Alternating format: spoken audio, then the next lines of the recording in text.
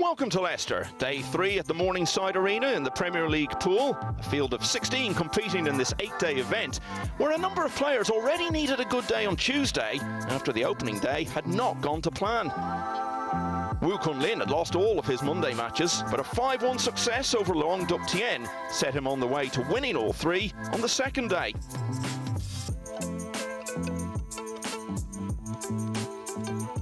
Chou followed on with 2 matches in a row, losing to Chieh-Yu in a hill-hill finish, and then holding on in a nervy climax to see off Chieh-Yu by 5 racks to 3.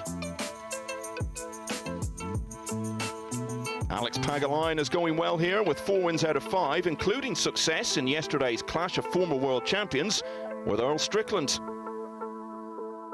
Conrad Juszczyszyn made it to 4 wins out of 4 by beating Melling, but then lost all of his next 3.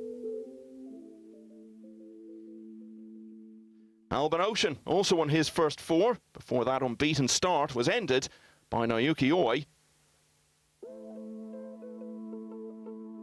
The Japanese player in a very good position, and so is Francisco Sanchez-Ruiz, 4 wins from 6 so far for the world champ.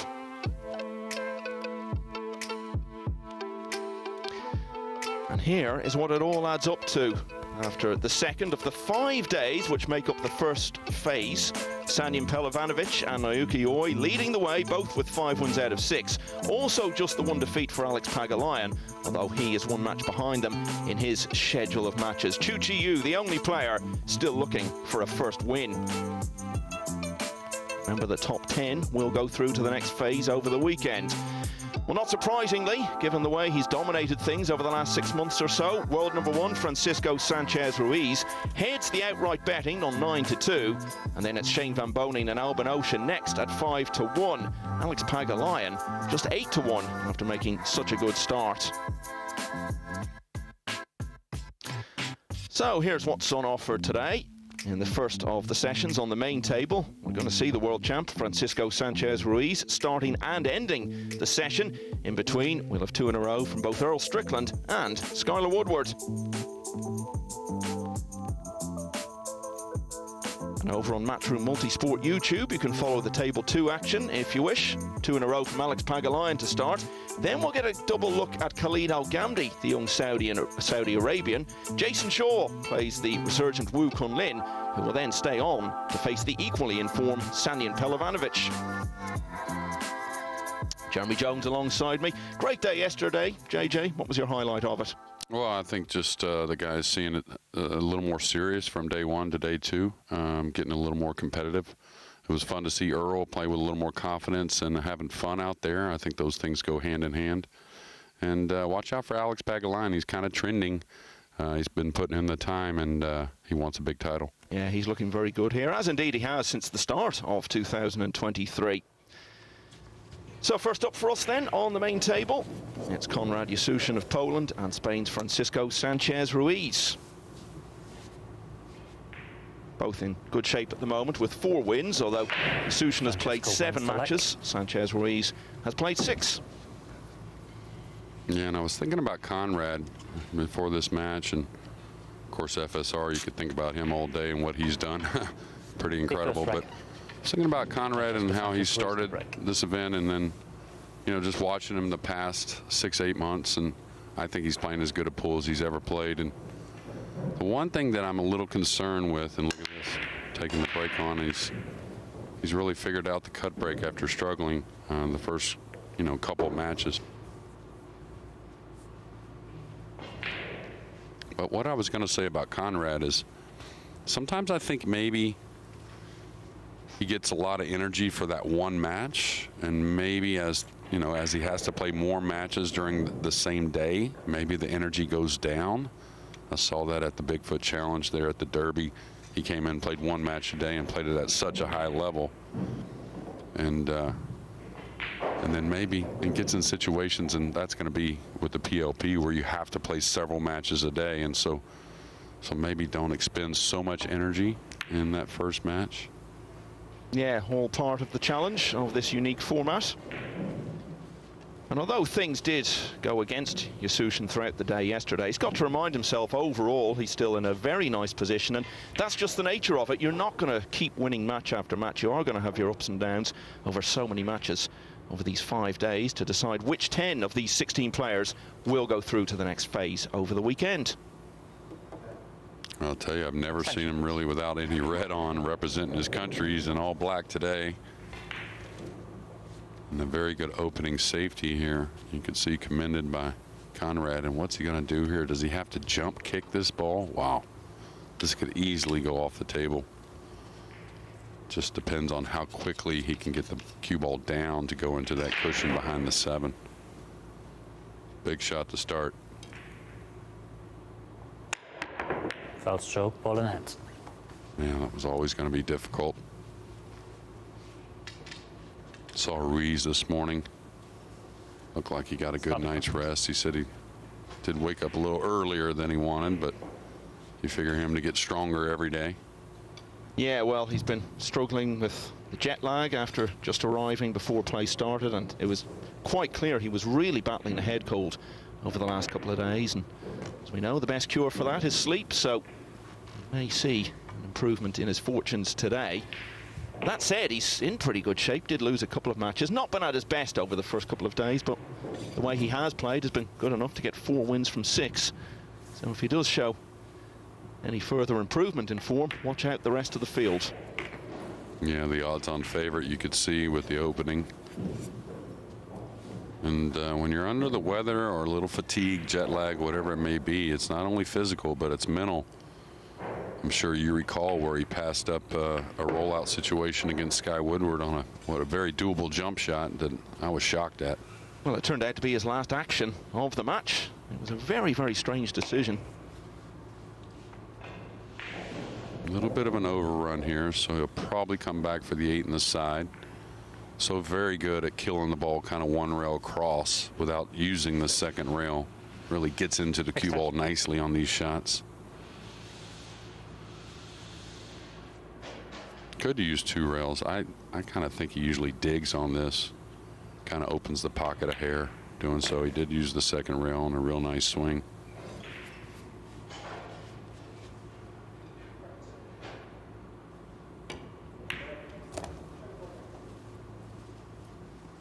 Looked ominous when Juszczyszyn gave up ball in hand. And with the simplest of 9s to finish, Sanchez-Ruiz takes the opening rack. Just looking at the table, what we've been talking about is how many wins out of the 15 it's going to take to get through to the next phase. Now, last year, we saw a couple of players tie for 10th place on 6, and it came to a racks count back. So that's what we've been saying, that you're going to have to get to at least 6 to have a chance. But looking at the table now, you look at 10th place. It's 3 wins already, and that's after only 2 days out of 5 in this phase. So it may be the case that 6 won't be enough to even get you in the running. And really now these players have to be looking to win perhaps 7 of their 15 matches to get through to the weekend phase. Over on the other table, Alex Pagulayan has won the opener against Long Duc Thien. Pagulayan looking to make it 5 wins out of 6. Long has already played 6 and only won 2 of them, so he really needs to step things up.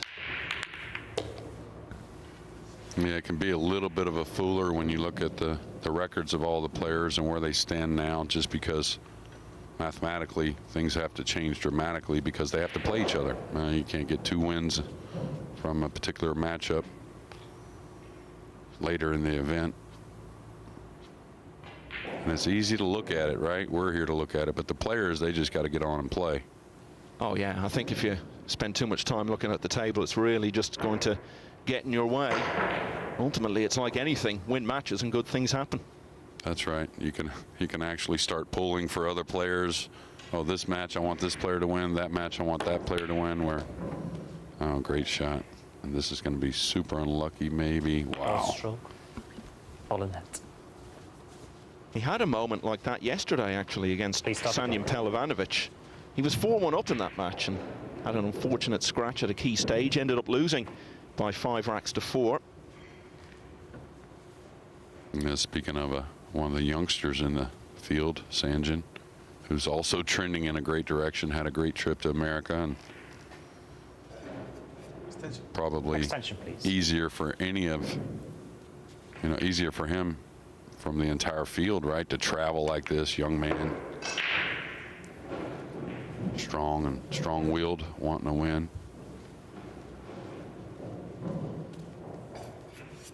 Little top spin here.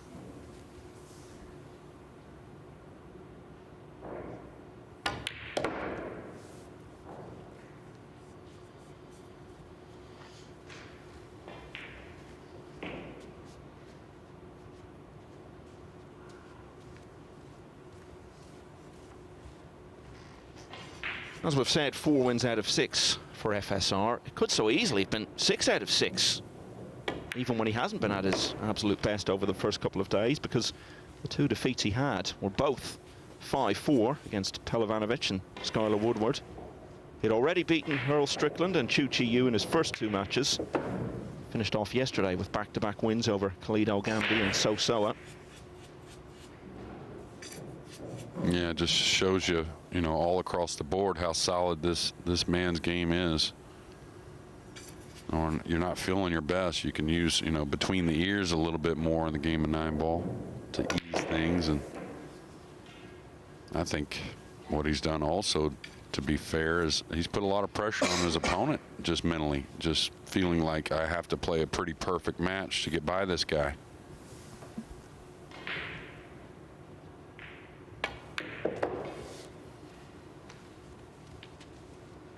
Well, very similar story, really, to the opening rack. Handed an ideal opportunity and has taken care of it from there. Sanchez Ruiz into a 2-0 lead. And Alex Pagulayan over on the other table has also just gone 2-0 up against Long Duc Thien.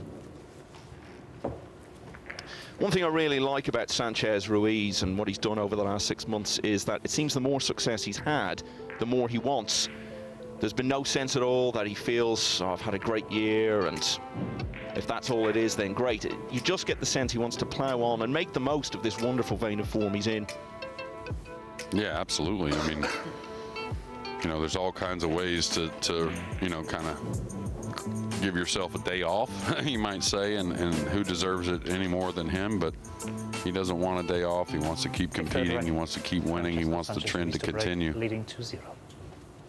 Because you never know how long a run of form like this is going to last, how well you're going to be feeling this good, how long you're going to be feeling this good. Well, in pool for a long time, and I think this is going to change now a bit, but, first was by far the most important thing. I mean, you can make good runs in other sports and things are noticed, and playoff runs and whatever, top 10s in golf and stuff like that, but in pool, winning is the one that's the most noticed and is by far.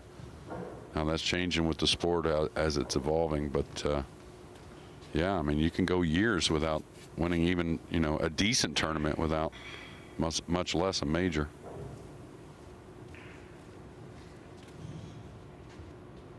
And I'll tell you, if the players are paying attention, I would be paying attention to the way this guy's breaking the balls, bringing the cue ball in from the corner of the box a little bit, keeping the same stroke he usually uses from the corner of the box. It's just not working here. But he's made an adjustment that seems pretty perfect so far. Interesting shot there, and going up and bumping the 5-9 open. He's so confident, a lot of players would pull this ball with some spin. He may as well, but he may drag it in lightly. Okay, he shot it how I thought he would. As we've been saying, he's come here straight from the US, and he was runner-up in the World 10 Ball just a few days ago to Eklund Kachi. Took that title for the 2nd time. Yeah, another player that I think has played well for a good year or so, back in his game. That being Eklund Kachi.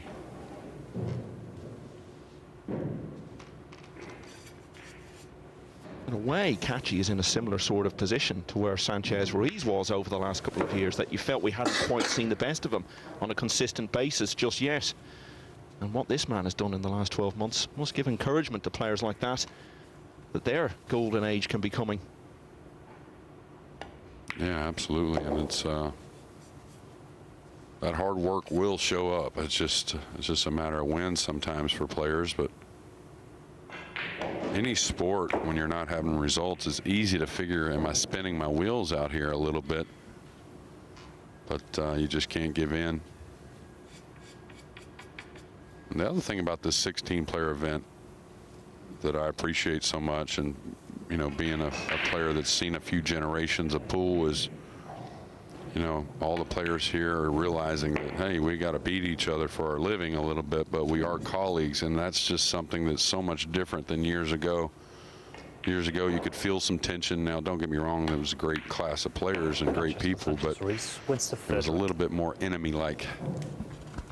Well, that's the first break and run of the match, and it's looking pretty ominous here. Francisco Sanchez Ruiz has raced into a 3-0 lead.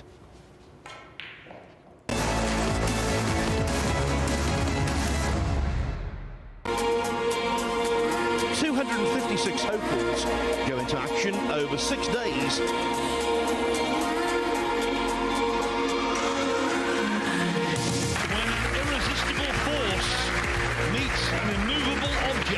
Something has got to give, but nothing is given yet.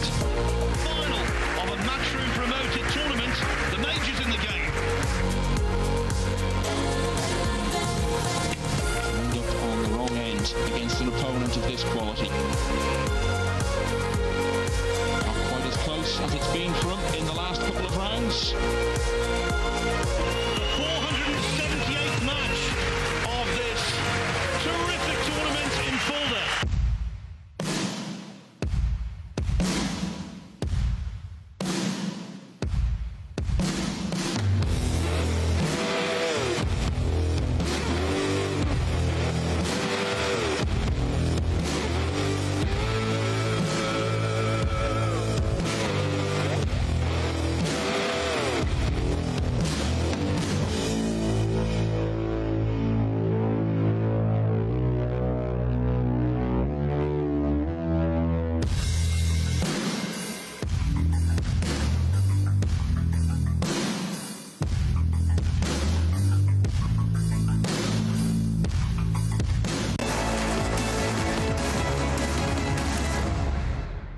Even without being at his very best, Francisco Sanchez Ruiz had won 4 of his 6 matches over the first 2 days. So far this morning, we're seeing form much more reminiscent of what we were used to getting from him throughout 2022. He is now leading 3-0 as Conrad Juszczyszyn breaks in the 4th. Very nice break off there as the two going to agree. The 3-8's very ugly, though. The thing is, when a match isn't going your way, you kind of have to regroup a little bit with this format, even mid-match, because games count. Even if you don't win the match, games are important. And there's going to be a fortunate or, you know, and an unfortunate player or two that decision is going to come down to racks 1, or the differential, rather. Yeah, well, that's what we were saying earlier. Last year, that was exactly what happened. There was a tie on matches 1 for the last place in the second phase, and it did go to the racks countback. Yeah, may play the safety here, trying to knock the 2 away and put them underneath the 4 a little bit. Surprising, he's going to play the safety on the 3, maybe even the cross-side bank if it's playable. Looks like the safety behind the 4 is very doable, just chipping off the left side of the 3.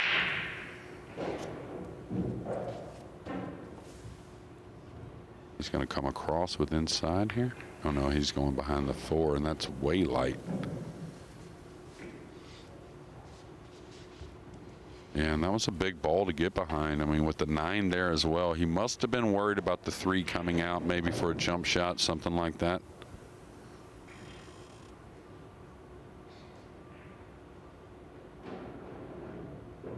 Little disgust there from Conrad, maybe carrying in, you know, from yesterday's, you know, his run that wasn't near as good as day 1. Yeah, total contrast. Won all 3 on Monday. Won his first on Tuesday as well, but then, as we were saying, lost 3 in a row. And we're all in close finishes, though, so no reason to be too disconsolate about things. Still in good shape.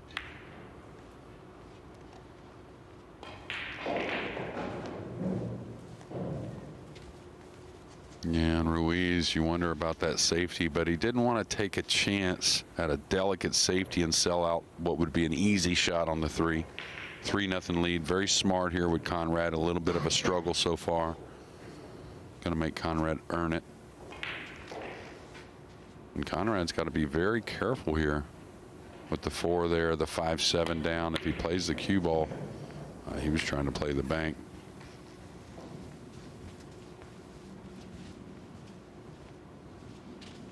Take on a long shot on a 4-ball that was over the lower right-hand corner pocket. Looks like he's going to attack on the 3, maybe go 1 rail into the 9. I doubt he slow rolls it.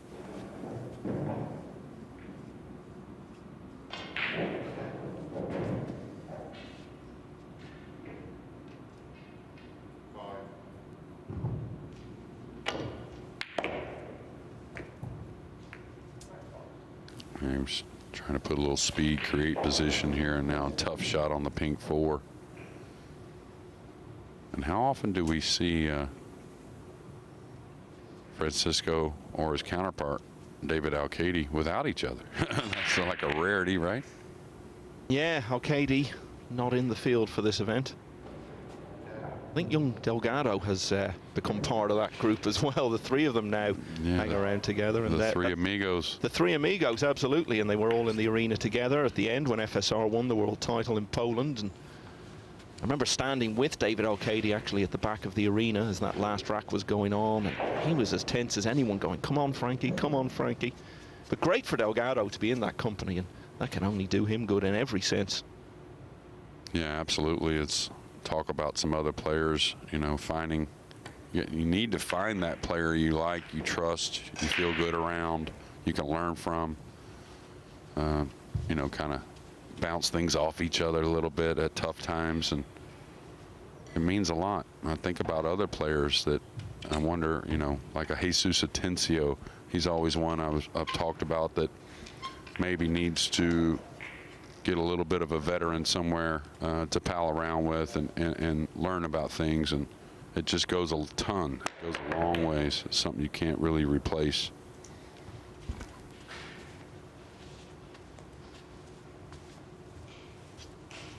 They're turning round a bit over on the other table. Long Duc Thien was 2-0 down to Alex Pagaline, but he's now at the table with a chance to lead 3-2.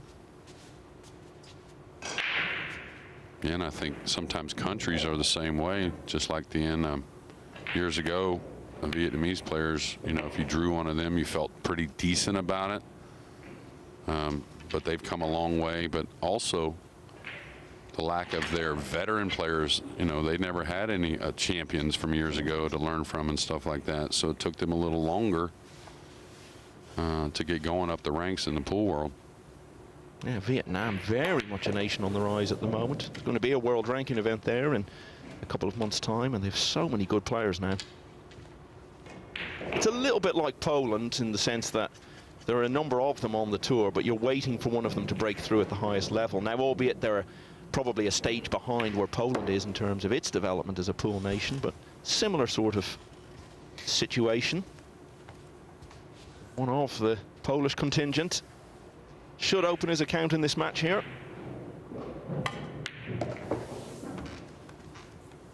And actually kind of playing a little slower around the table now after a 3-0 deficit. Conrad can really get going sometimes. And he's trying to figure out, do I want to pinch this? Do I want to stun it over? I would pinch it probably, being the lefty. He can reach it easy. Wow, he did stun it over. Nice shot.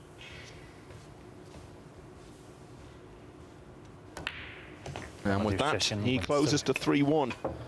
29 years of age, Conrad Juszczyszyn, currently 19th in the world rankings, and he has been a few places higher than that. Been around for some time, and I think his highlight of last year, certainly in terms of the big standout events, was getting to the quarterfinals of the European Open. He ended the run of Khalid Al-Ghamdi there, also beat John Morra then in the next round, and faced the eventual winner Alban Ocean in the quarterfinals, who beat him quite comfortably. Also got to the quarters of the World 8-Ball last year. And already this year he's been runner-up to SVB in the Bigfoot Challenge at the Derby City Classic. Had a good run at the Las Vegas Open just a couple of weeks ago, got to the last 16. A tournament that was won by his compatriot Victor Zielinski. Sanchez reached the break, leading by 3 legs to 1. 3-1 then to the man from Spain. Yeah, Zielinski's won that event 2 years in a row, I believe. Yeah, that's absolutely right. And you can see him pulling the cue ball in about a ball and a half width, keeping about what his comfortable, normal cut break stroke is. And he's gotten a lot of shots after the break for about 18 months straight, it seems. But that's just part of it. You have to finish the job, and that's been the most impressive from FSR.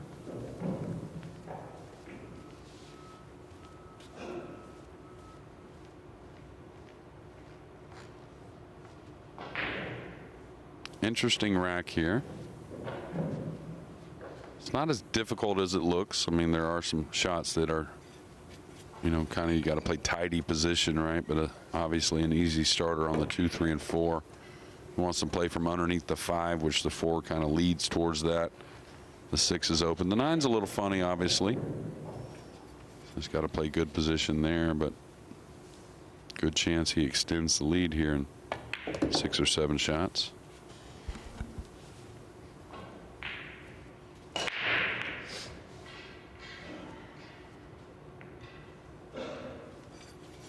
It was a dream year for him in 2022, and you could see it just happening in stages. He himself has spoken often about how important it was to win the Derby City Classic right at the start of 2022. That gave him a lot more belief, and then we talked about his great pal David Al-Qaedi, and the team spirit that those two had swept them along to victory in the World Cup team event, and he carried that belief then into the individual events which followed. Most notably, of course, the US Open. A lot of close finishes along the way, including the final, in which he beat Max Lechner 13-10, and being part of the Mosconi Cup success as well. All of these things added to his sense of belief and confidence. He's carried it into the new year with that success in Poland. Even since then, he's been doing well. Got to the final of a Euro Tour event in Estonia. Was beaten by Mohamed Soufi, the man who he had beaten in that World Final just before that. As we've said, a good showing at the World 10 Ball, so no sign of any let-up whatsoever so far in this new year.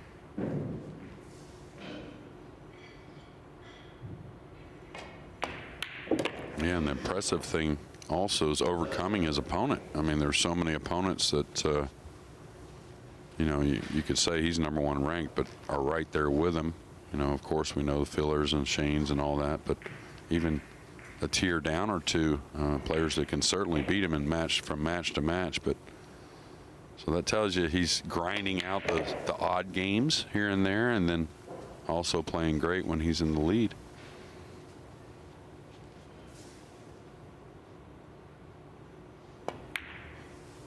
So for the second time in this match, Sanchez Ruiz has run out from the break, and in doing so, he gets to the hill at 4-1 against Conrad Juszczyszyn, who is now staring at the prospect of following 4 straight wins to start his campaign, with 4 defeats in a row to follow.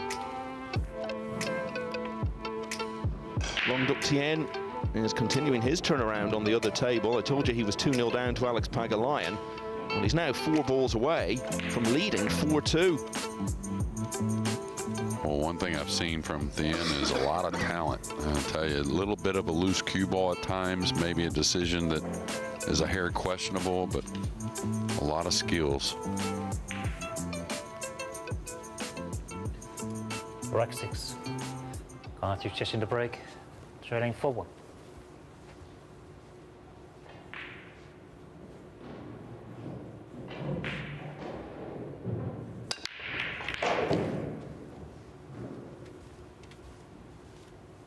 Foul stroke, ball in net. You know, it's one thing, you know, to look at your record.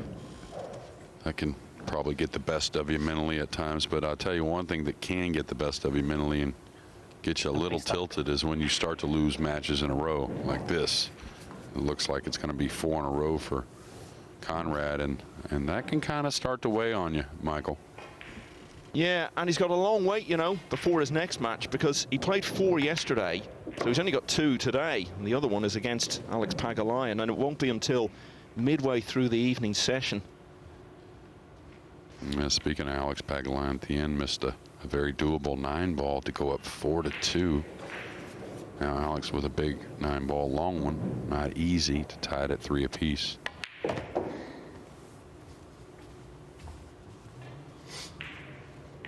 Yep, Pagulayan has now potted that. So 3-all on the other table. Sense these could be the last moments over here. Yeah, it just needs to get the cue ball somewhere near where it's at now. Come aggressively at the 5. Some work from the 7 to the 8, back to the 9, but you gotta like his chances. And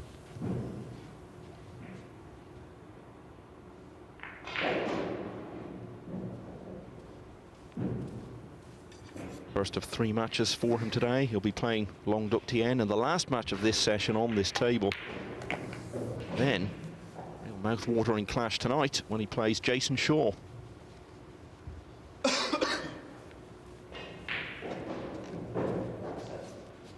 now looking to play the 7 in the lower left corner, not really work the cue ball too much for the 7 in the side. I think a smart play. Probably just lay a hair underneath the 7. That way you can draw back for the 8 easily. Ooh. Should be okay. Should be able to get past the side. That's all that's needed.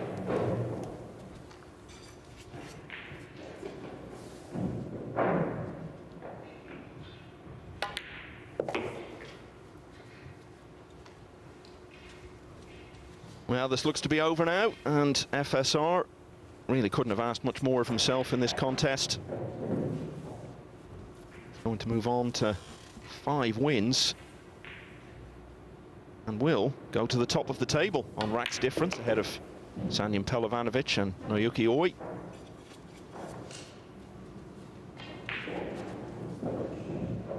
Yeah, too many ball in hand surrendered for Conrad here, and FSR did the job. Yeah, he's been very clinical and pouncing on those situations. He's won by 5 racks to 1. We'll see him again on the main table at the end of this session. Next up, it's 2 in a row for Earl Strickland. That starts against Wu Kun Lin in a few minutes' time.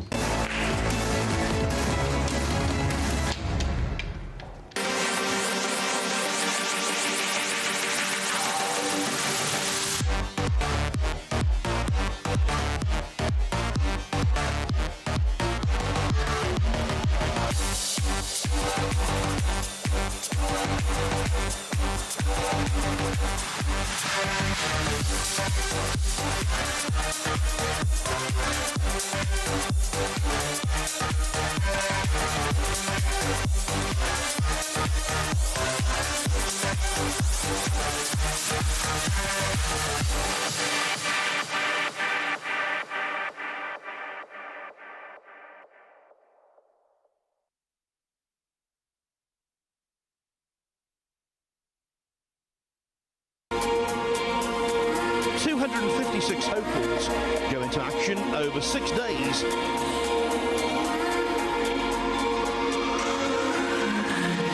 When an irresistible force meets an immovable object, something is got to give, but nothing is given yet. Final of a matchroom promoted tournament, the majors in the game.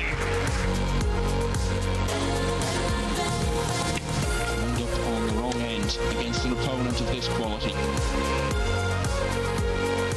Not quite as close as it's been for him in the last couple of rounds. The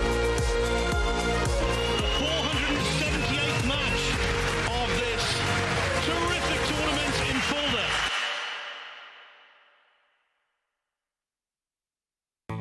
The Diamond Paragon Pool Table. Diamond tables are designed and manufactured from the highest quality, sustainable hardwoods, utilizing world-renowned designs. Diamond tables are unparalleled for playability and durability. After all, they are designed by players for players.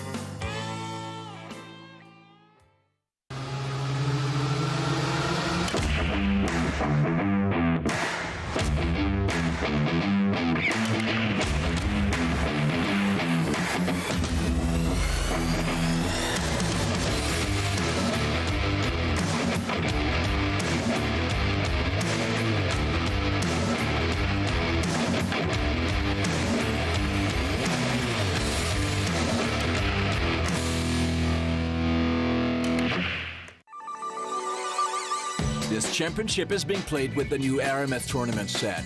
Featuring a unique molecular structure, it guarantees razor-sharp precision and unsurpassed longevity. Unquestionably the best pool balls in the world, this set is available in a TV and a value pack version, as well as in the new My Aramith range of ball and cue cases. Now you can bring and play with the best ball set everywhere you go. My Aramith, bringing new dimensions to your billiards experience. Of the Kazoo, champion of champions!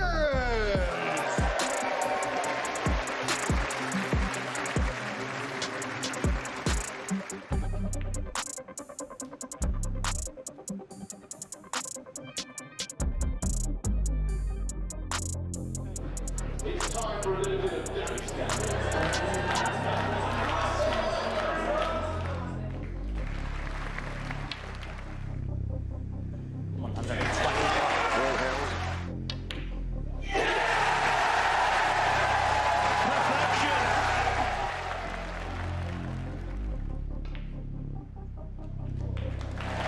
Ladies and gentlemen, let's hear it for your champion of champions, Ronnie the Rocket O'Sullivan!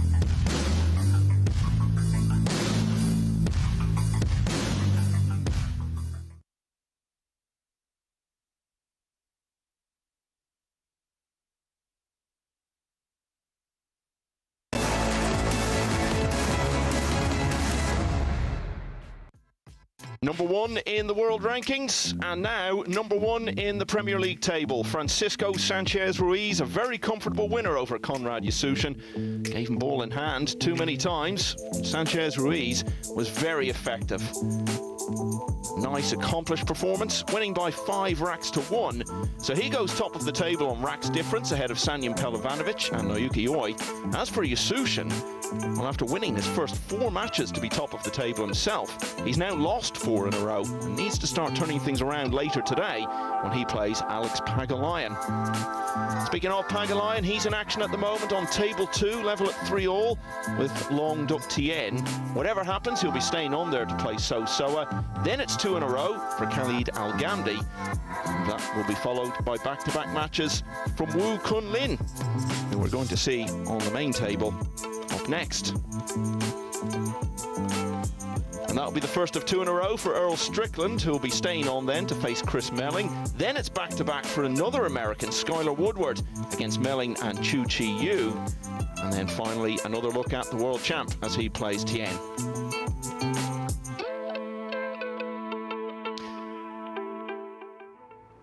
So here we go then. Earl Strickland has entertained us greatly over the first couple of days, and he's not doing badly by any means. As it stands at the moment, he's only just outside the 10 players who will go through to the next phase, currently in 11th. What have you made of him so far, JJ? No, I liked what I saw yesterday. Like I said, playing a little more confidence at times, I thought. Picking up the speed at times. Hitting the ball a little cleaner and enjoyed it, it seemed like. Even with his frustrations on the break shot, which we'll see if he's remedied anything there. He's going for his break cue. Huge match, though, for Earl to start day 3. And he lost a couple close matches, right? Lost, I think, Chris Melling, Hill in the opener. So not in the worst of positions, even though he's outside that top 10. Yeah, that was against Ocean. No, that's right. That's right. It was Ocean. He plays Melling later today. Excuse me. Yeah, but you were absolutely right. It was a close one. It finished 5-4, and a couple of his other defeats have been 5-3. Foul stroke. Well, a little unlucky. Probably didn't hit the one exactly how he wanted. Did get the one down, but now gives up ball in hand, which has been the theme here on table 1 so far in day 3. Start the clock, please. Cue ball got smacked in the face there and dropped in that corner pocket. Touchy little ball in hand shot, the 2 hanging, but position on the 3 very difficult.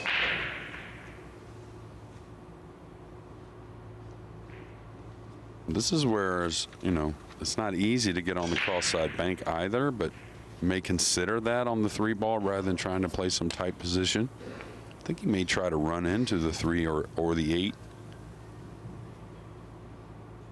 I'd come 2 rails on the back of the 8 myself. He's going straight into the 8. Oh, the 8 may help him here and open up a pocket that wouldn't normally be there. A little kiss shot off the 8 with the 3. Should be one he attacks on, coming across with the cue ball. You can hit this a few different ways. It's all about the speed. You can clip it thin. You can hit a little thicker and let the 3 go through the 8. I think I would check to see if the 4 passes between the 5-9. Looks like that's the speed to come across that agrees with the shot.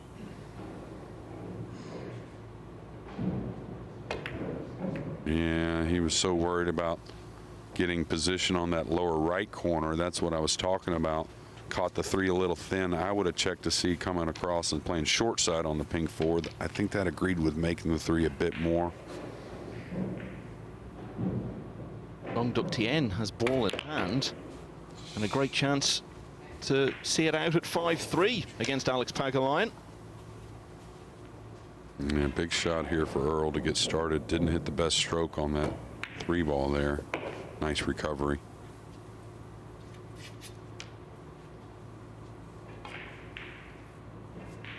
Just as he did on the opening day. Strickland finished yesterday on a winning note. 5-3 success against Conrad Juszczyszyn. So 2 wins out of 6 so far.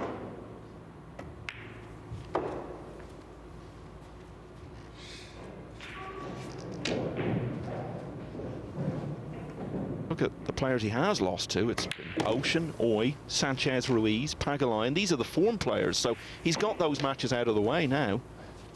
Still very much in contention to get through to the weekend.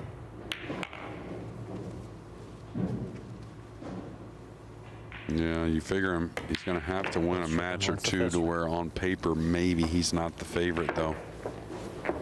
Sure, and this could be one of them because Wu Kun Lin is coming into this on the back of 3 wins in a row. Yeah, I would say the odds put Wu Kun Lin a little favorite here. Let's just have a look in on table 2. I believe we're going to have a glimpse of Long Duc Thien, who was 2-0 down in this match against Alex Pagulayan, but is a couple of balls away now from winning 5-3. Going to break. And it looks like Thien is just getting more comfortable as the days go. A lot of talent. And so he's on the 9 now, and that'll be 3 wins for him after 7 matches, and that puts him in reasonably good shape if he can maintain that sort of ratio. He'll be right in the mix.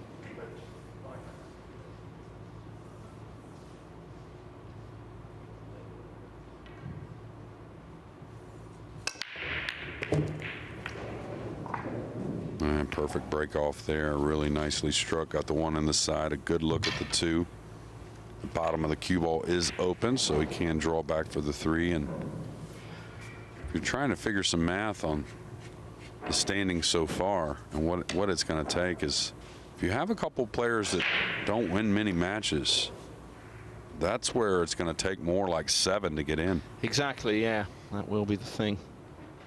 There are a couple of players down the bottom who are struggling for wins. The 2 lady players, Chieh-Yu and Chou, only 1 win between them. And then Al-Gamdi is struggling for wins as well. He's only got 1 win from 6. So yeah, you're absolutely right. If it stays that way, then that is going to raise the bar and probably will take 7 to have a chance of getting through. Looks like the 3's a hair thin. He'll just come between the 6 and 8 with the cue ball. Could try to draw it, I guess. I don't really see the point. A little high left just brings you one rail, gives you a nice angle on the 4 to get to the 5 easily.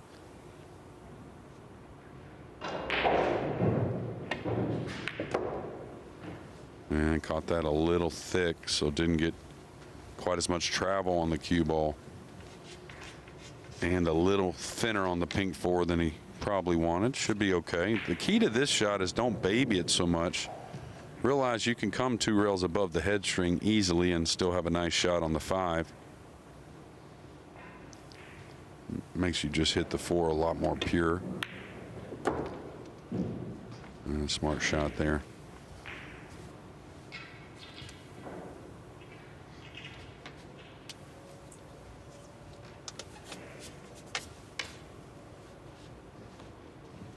You can see him sizing up a 6-9 combo, so he should lay on the side rail near the side pocket.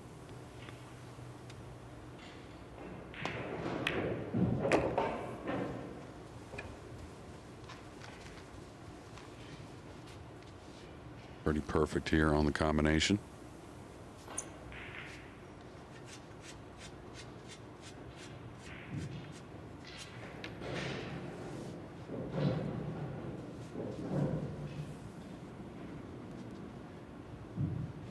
Depending on the speed, could pocket the 6 in the opposite corner.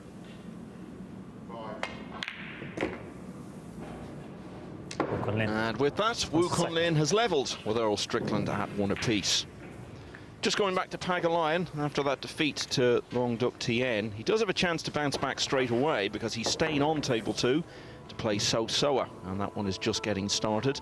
All the table 2 action available to follow throughout the week on Matchroom Multisport YouTube. And this match, the first of 2 in a row for Earl Strickland. As you were alluding to earlier, Jeremy, he'll be staying on here to play Chris Melling in the next match. I can tell you Imran Majid, veteran British player, will be joining us to do some commentary throughout the day. So great to have him on board on this Wednesday in Leicester. 1-1 here.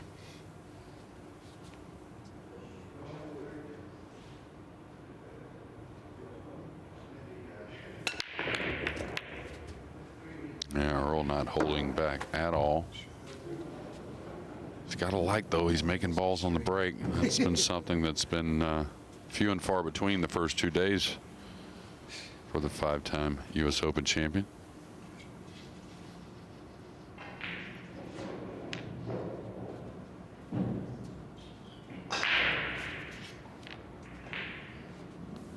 He's kicking at this, taking a chance at maybe the 9-ball or the 7.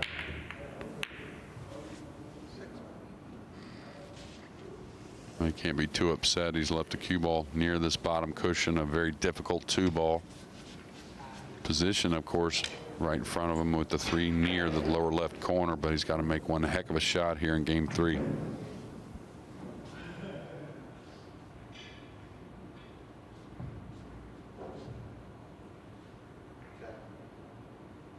Extension, please.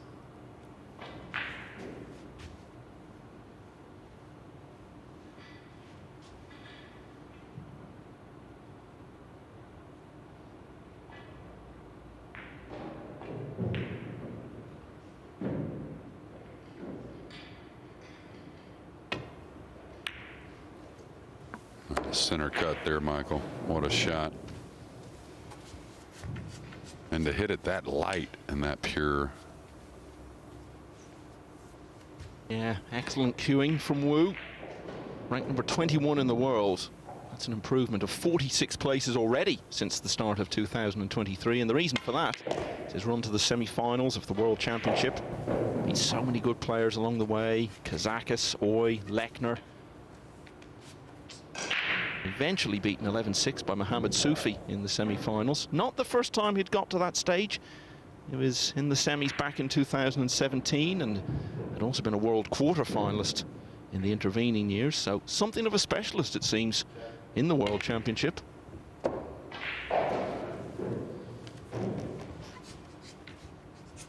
And it seemed leaving off right from day 2 where he played so well and wasn't totally necessary, but it seemed kind of very needed at the time after losing all his matches on day one.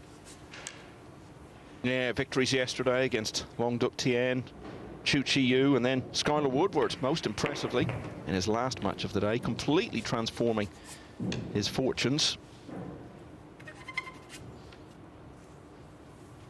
Yeah, I talked to Skyler last night about his last 2 matches and said he missed a 9-ball in a combination against Wu. He felt good about the way he played. Just a couple shots got away and played really well against Shane. Just the break shot didn't work out, and Shane, of course, did what he normally does. Wu Kun Lin lost the opening rack here, but he's won both since then, and he leads Earl Strickland 2-1.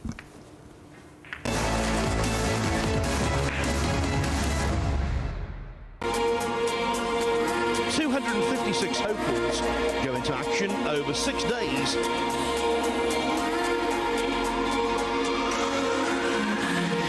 When an irresistible force meets an immovable object, something has got to give, but nothing is given yet. Final of a matchroom promoted tournament, the majors in the game. Long Duc on the wrong end against an opponent of this quality. Not quite as close as it's been for him in the last couple of rounds. The 478th match of this terrific tournament in Fulda.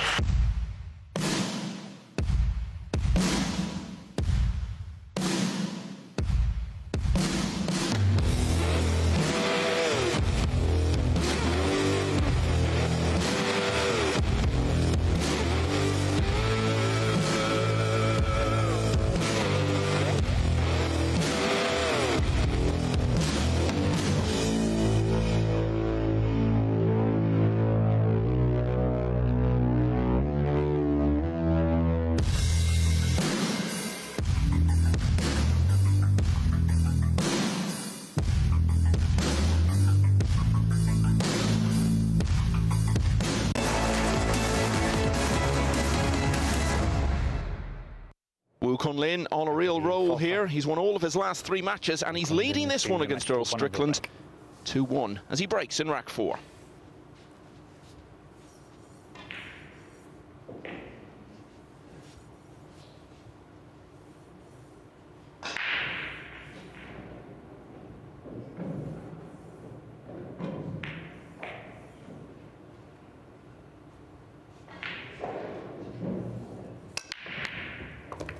Foul stroke, ball in hand.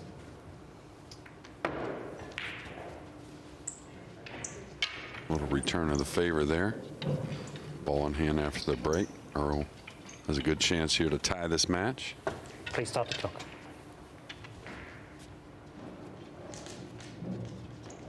And that's the one the players will kind of put on themselves when they come one rail across in that side pocket. Where's the clock at, right? Can't. Pardon? The clock's not visible. Sorry? The clock's not visible. No, it's not, unfortunately, no. Well, there's something to be making a point about, isn't there? Now he's talking about the clock not being visible. They do get a call from the timekeeper. Doesn't seem to bother him up until now. No, and I'm kind of curious because Earl's played pretty quickly overall.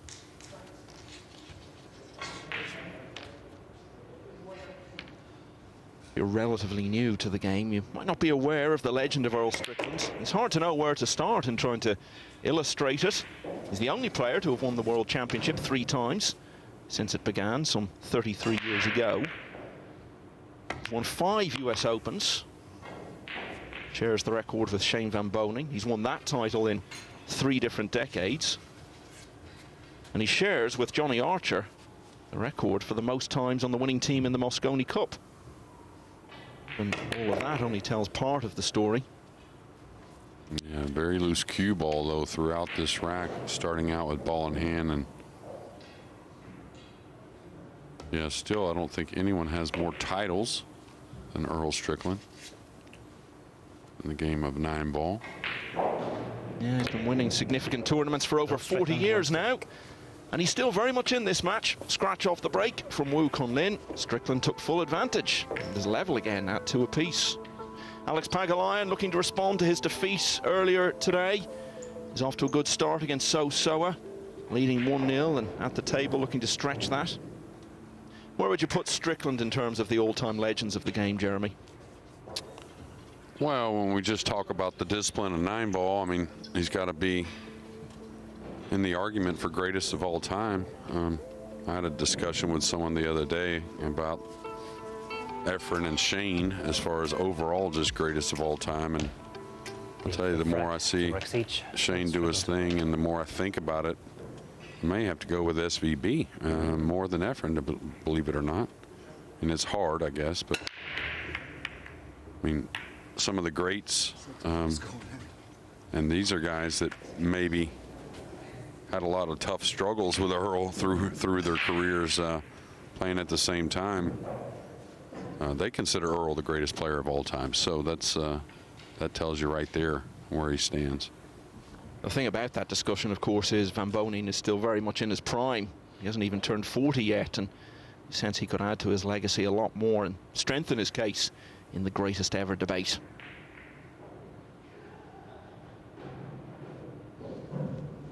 Push shot called. Yeah, the more you watch Shane, or at least for me anyways, it kind of dilutes the break shot that he was so dominant with, that of course was a huge helper, but you know, Johnny Archer was the same. I mean, Johnny kind of revolutionized the 9-ball break from the side rail and won so many tournaments with it, but still didn't do what Shane has done throughout his career. So please play again. Just incredible class of players, and I think it's going to go up. To be honest with you, I think it's going to get better and better. You think the likes of Ocean and Filler, who are much younger than Van Boening and clearly have many more years ahead of them, could force their way into that debate as time goes on? Yeah, absolutely. I think it's going to be tougher for them just because of the class of players and how many there are, and great shot there. Earl even commended that one, and I think, like I said, it is going to be more difficult for them. That's just like what FSR is doing right now, how incredible that is to do it with the class of players we have, and not just that they're so much better than players years ago. I don't think that's really the case. Just so many more of them. There's another player who, if he keeps going the way he is bound to enter that conversation. Sanchez Ruiz. He's made 2 great shots. To have to make another one here, and only reason being he's a little flat, a little straight. So he may have to go forward to the short side on the 4. Or really hit this with a lot of power to try and get to the left side of the 4 here. He's attacked both the 1 and the 2. You'd figure him to do the same here.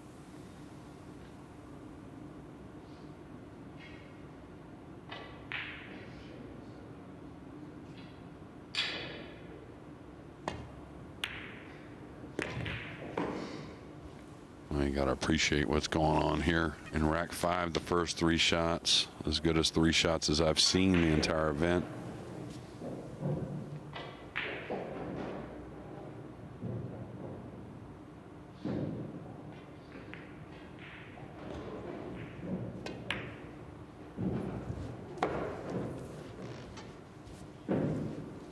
Talked about this great double that Sanchez Ruiz has done over the last 6 months, winning the US Open and the World Championship.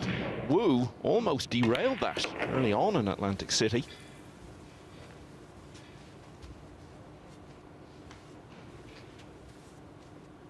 Pushed FSR to 9-8 in the last 32.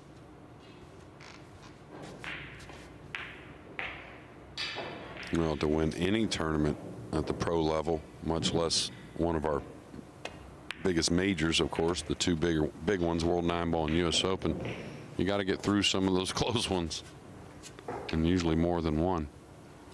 Sanchez Ruiz had plenty of them that week.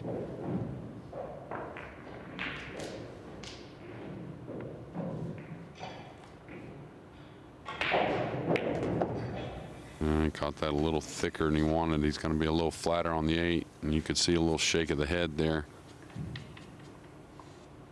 He's going to have to most likely draw the cue ball here. On the slick table, the players, if they have the choice, unlike sometimes your room table, they're going to use more of the draw stroke.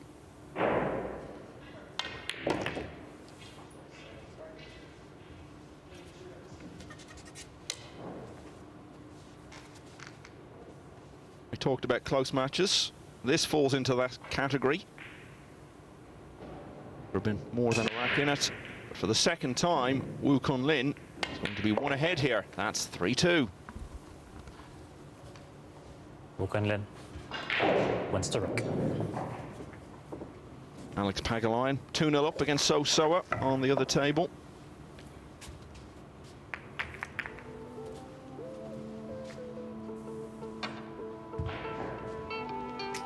Just a reminder of what's coming up here on the main table. Strickland will be staying on to play Chris Melling, who in turn will stay on to play Skyler Woodward, and that'll be the first of 2 in a row for Woodward, as he then faces Chieh-Yu. And then Francisco Sanchez Ruiz, who at the moment is top of the table after his win earlier today.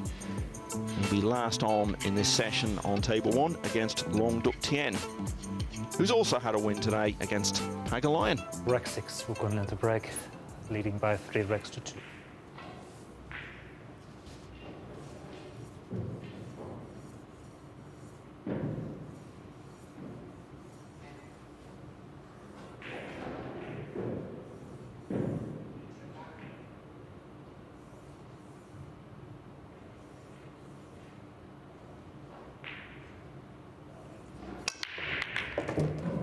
Ooh, watch the 9 now. Getting a bit excited there, but still a pretty good outcome. Yeah, very good. A little bit of a tester because he's near the cushion. Probably doesn't want to slow roll this. Got to put a little speed to go to the rail and back out for the 3, but gets this 2 down. You can see 3, 4, 6 near each other. The 7 hanging with the 8 near and the 9 over the side. Should get the job done if he gets the 2 down and extend the lead to the hill.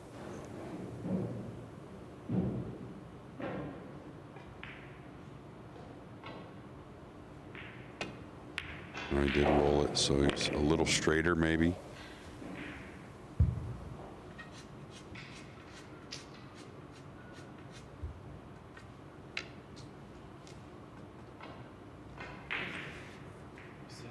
Extension, please. Very smart here, not trying to overdo things. He realizes he can come up above the 4, hit the 3 a little more comfortably, you might say.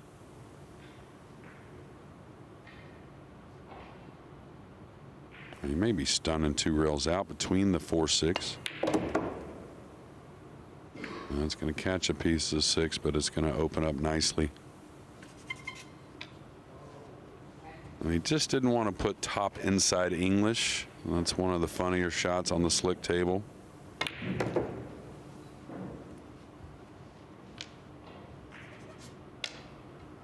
We talked all about Strickland's CV of success. In terms of titles won for Wu Kun Lin, biggest so far, probably the Las Vegas Open back in 2021. Was recently back there and got to the last 16 this year. Yeah, he played great to win that title as well. Just super steady.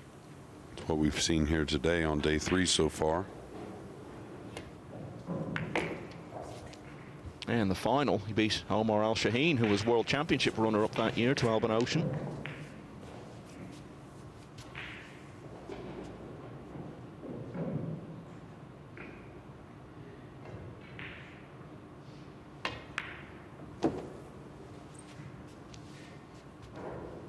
Nobody has been more than a rack clear at any stage of this match until now. Wu Kun Lin gets to the hill at 4-2. Cheers, mate.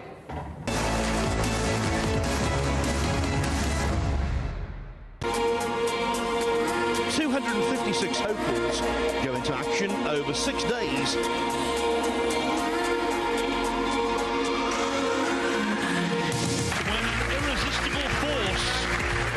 An immovable object.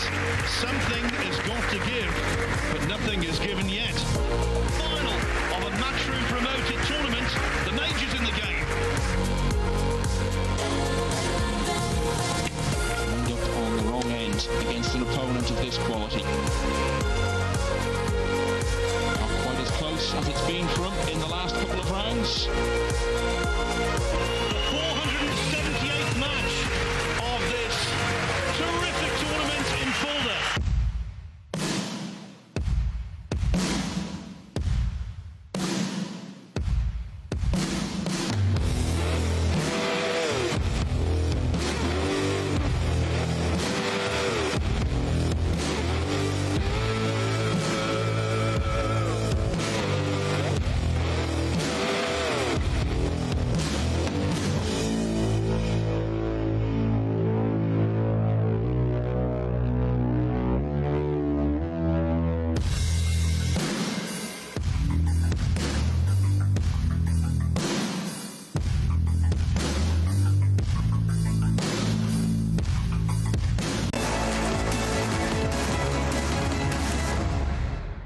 Good times these for Wu Kun Lin. He's won all of his last 3 matches in this Premier League, and if he can take one more rack, he's going to win this one as well. Can Earl Strickland do anything to stop that from happening? He's got to win 3 in a row.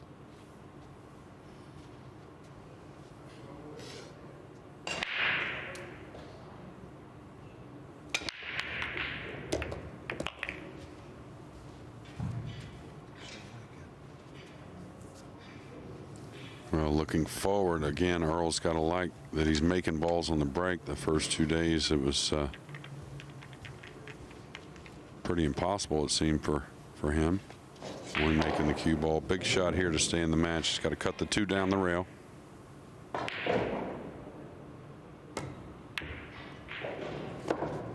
Caught the point with the cue ball, so it's going to go forward just a little bit. But it's kind of like the way he hit the 2, though.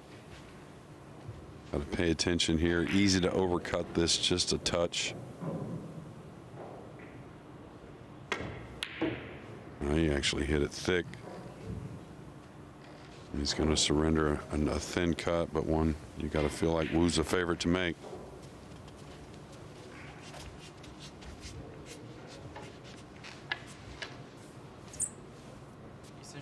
Extension called. We were talking about this yesterday. There are signs of rust from Strickland at times. He shows flashes of how well he can play, and he just breaks down and can't see it through. But I know he is planning to play in a lot more of the big events this year, so it's going to be interesting to see as he tries to regain tournament sharpness whether or not his fortunes improve as 23 goes on and he becomes more of a factor again.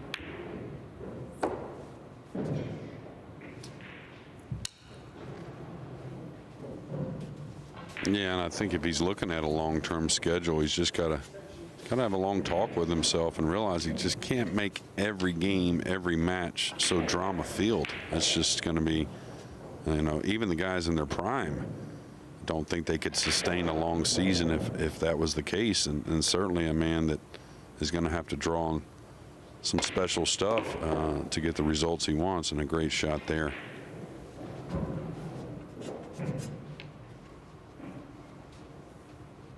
And now in prime position to just go forward here on the 6, getting on the 7, just wants to avoid straight in.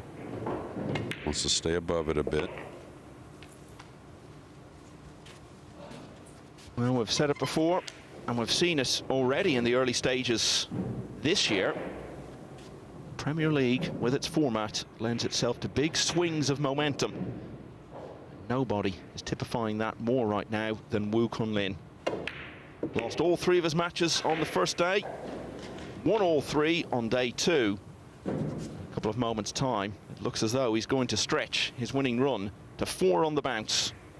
Strickland was still right in the match at 3-2 down. But Wu Kun Lin put the break and run in the next rack to get to the hill. And with this 9, he's finished the job. Wu Kun Lin defeats Earl Strickland 5-2. That's 4 wins in a row for him. Strickland will be staying on to play the next match on the main table against Chris Melling. Carl Boyes and Alex Lely will describe the action in that one in about 5 minutes' time.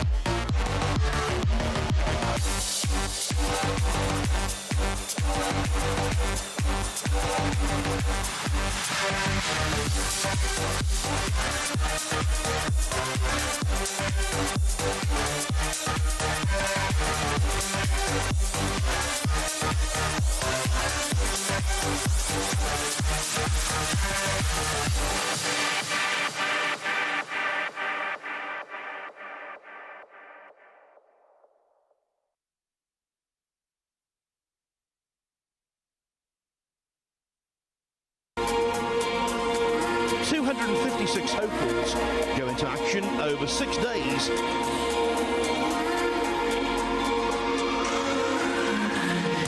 When an irresistible force meets an immovable object, something has got to give, but nothing is given yet. Final of a matchroom promoted tournament, the majors in the game. Long Duc on the wrong end against an opponent of this quality. Not quite as close as it's been for him in the last couple of rounds. The 478th match of this terrific tournament in Fulda.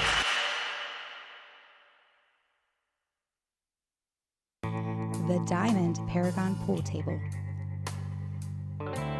Diamond tables are designed and manufactured from the highest quality, sustainable hardwoods, utilizing world-renowned designs. Diamond tables are unparalleled for playability and durability. After all, they are designed by players for players.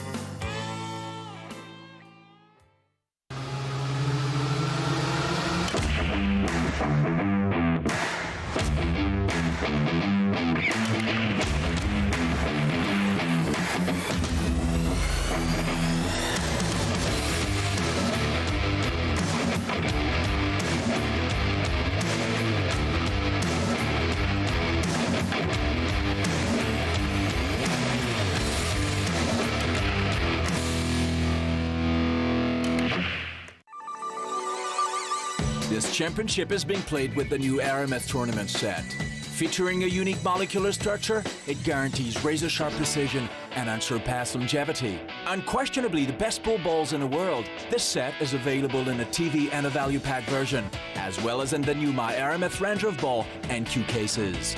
Now you can bring and play with the best ball set everywhere you go. My Aramith, bringing new dimensions to your billiards experience. Of the Kazoo Champion of Champions!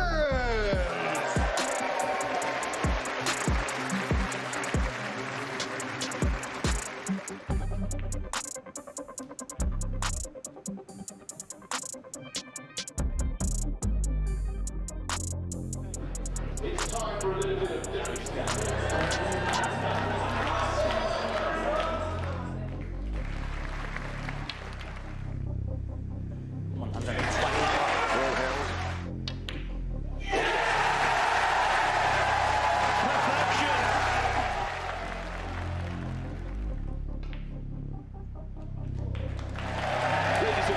Let's hear it for your champion of champions, Ronnie the Rocket O'Sullivan!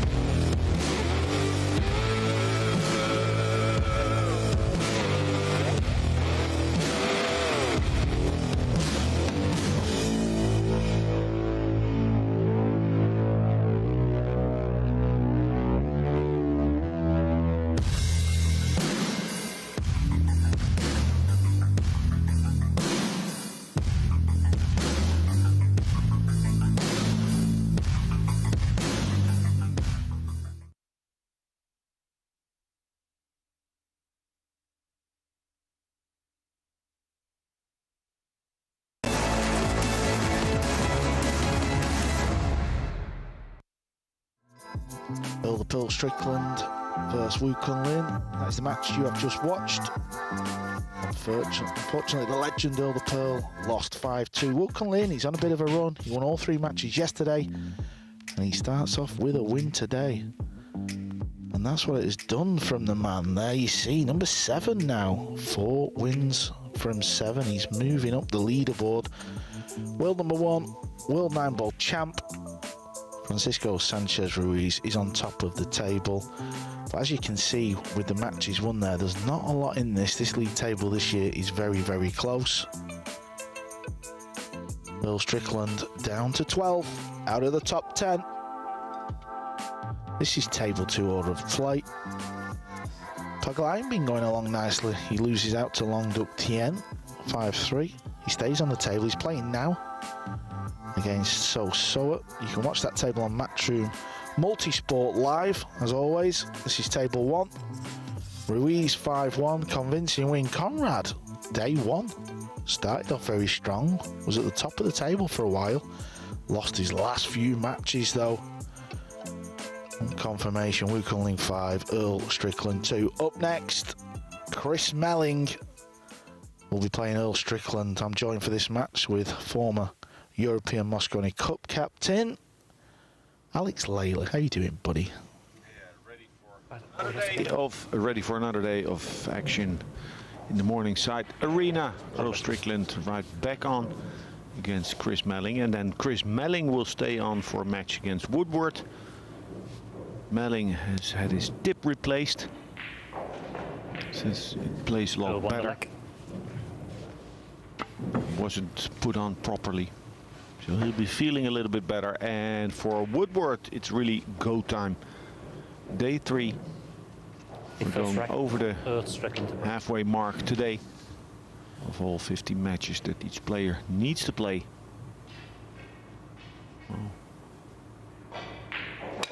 Yeah, also the man breaking Strickland loses the cue ball thin. This can happen. It can find the corner. It's all goal time for him as well. Just 2 wins from 7. So these really are must-win games now. Here's another look. Start the clock, please.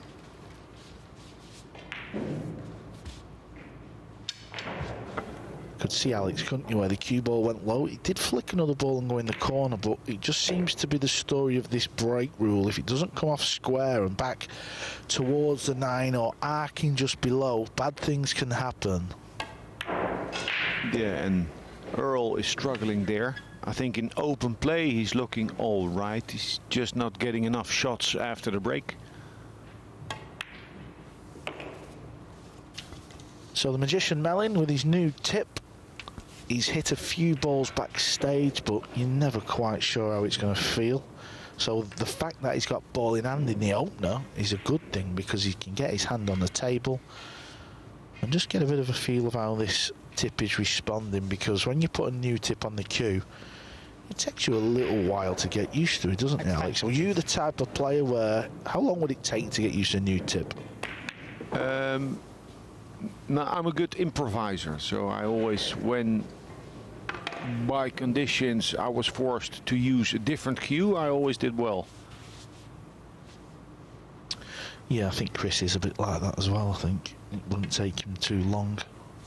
Such a great potter of the ball, obviously. Nice cue action. Stays very still with the old snooker background. That's always going to stand you in good stead. But he has underhit this one a little bit, so got to take a bit of care here, because he's crashing into the 9.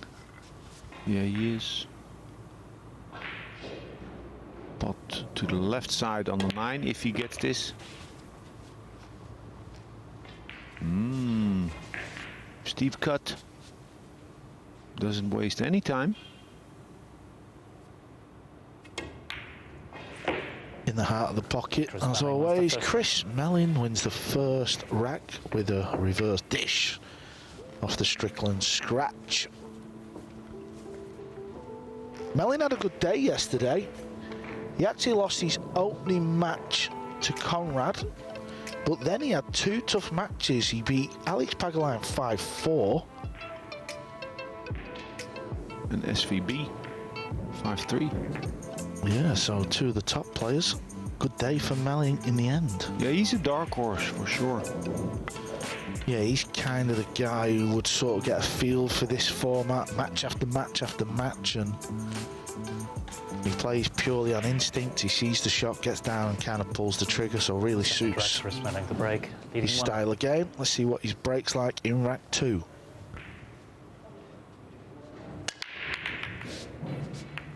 Held back on the speed there.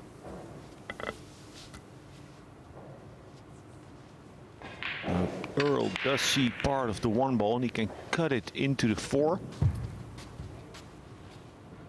Certainly makeable, that 4 ball, but his cue ball would fly around the table, difficult to control.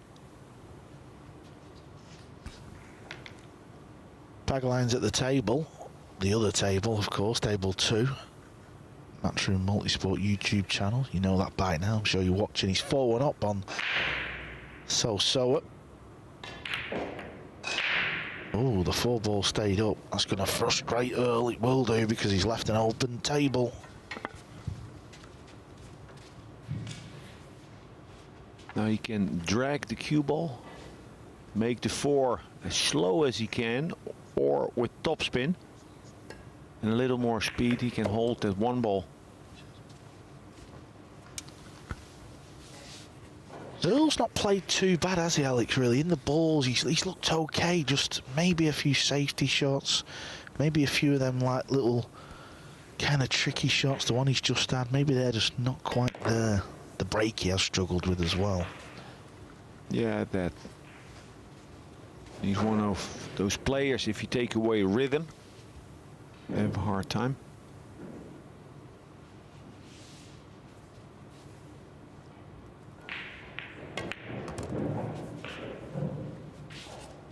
Would have liked to come up a little bit further. This is, he can get there, he can certainly get there, but 2 rotations more and it would have been a lot easier.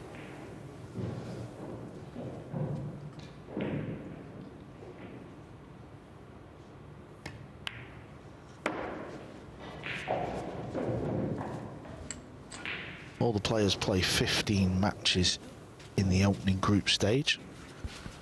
So we're kind of approaching the halfway point now. So certainly if you're below 10th place, you've got to start winning matches. There's still time, of course. Yes, and for some players that can work. It can be a trigger. Some players need a trigger. Some people need a deadline to perform better. Pagalian yesterday was undefeated for a while. He's still only lost 2. He's 4 wins from 6. These 2 balls will be 5 wins from 7, so he's going along nicely. The Lion.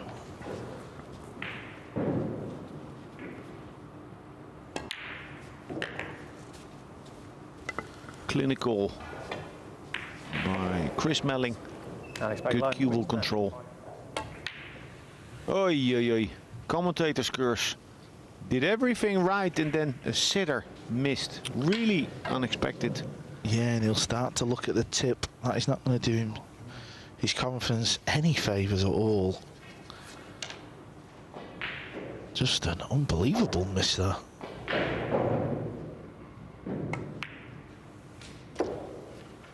If you play with a different tip, you can play shots a little bit differently, where it's more sure to make the ball. And what I think happened is that he was very aware and cautious on all those shots up till the 8 ball.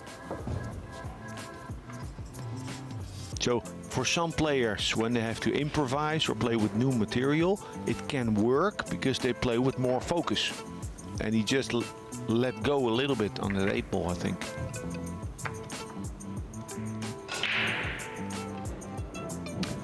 Well,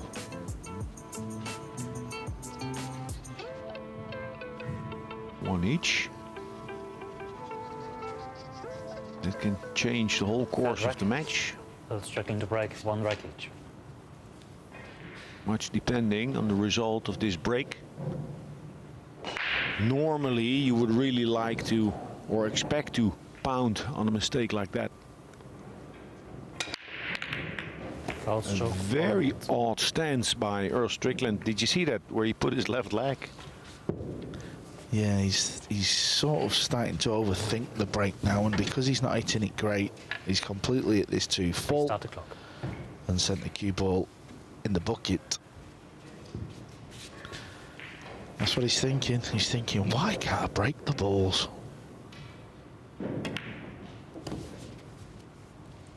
Coming up on table 2 next, we've just seen Pagaline with the win. Albin Ocean, he's playing Khalid Al Ghamdi. It's on table 2 coming up. Ocean sits at 8th, but 4th place is on the exact same points, so joint 4th really. And there's little between those top 10 players. It's also because in the lower ranks you have 3-4 players with few wins, with 0 or 1 win.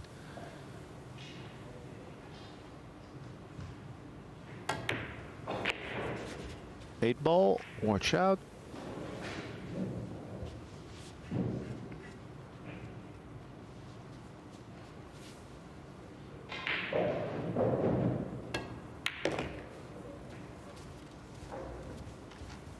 A little bit of steering there with the skewing. But there's a good enough angle on the 6.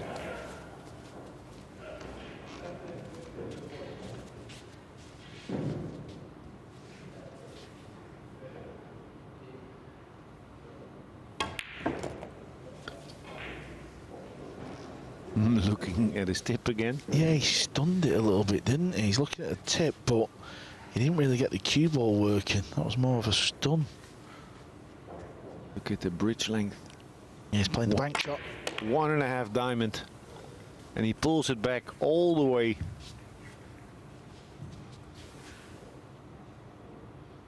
Good bank. And a good out after Earl Strickland's scratch on the break. So, rec 4, Melling to break with a 2-1 lead.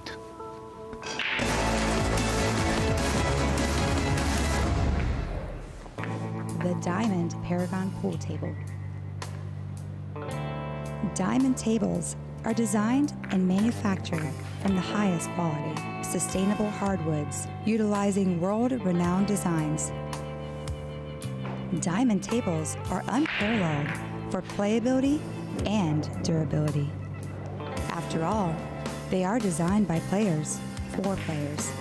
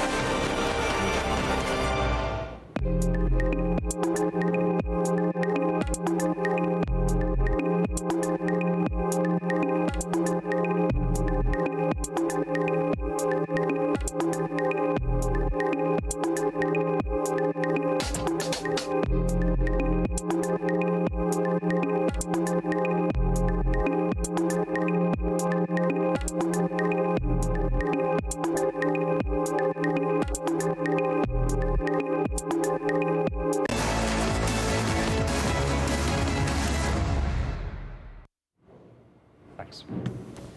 The fourth frag. Chris Melling is leading the match 2-1 and good break. Two of the biggest shot makers on the pool table are battling it out here. Melling 2-1 break. Took some pace off the break. And it's a dry break, but no shot for Earl. It's going to be a push. Got to be careful because it looks like there's a combination over with the pink and the brown 7, so I don't know about this format or this game. I'd rather play placement ball. At least I get to show you I can shoot. He's having a tough old time, Earl Strickland. And He's letting everyone know. After the break, there's no clock. There is a clock, but 60 seconds. Yeah, and the clock is ticking, Earl. Push. Push out called. Your choice, Chris. What do you do, Carl? I think I would give this back. Well, he's down quick. Surely he can't see enough of the ball just to play a stop shot.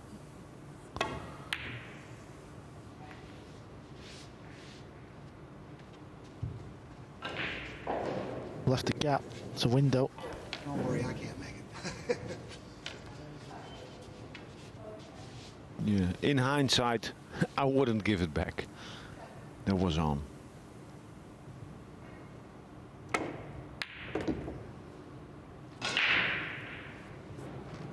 Now, the challenge for Chris Melling is to stay focused and on the game, because it can be distracting what Earl's doing.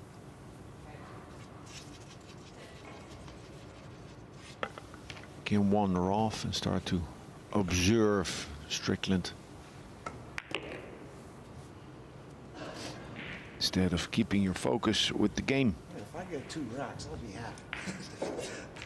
That won't look as bad as 5-1. Sees enough of the 4. Just come out 1 rail.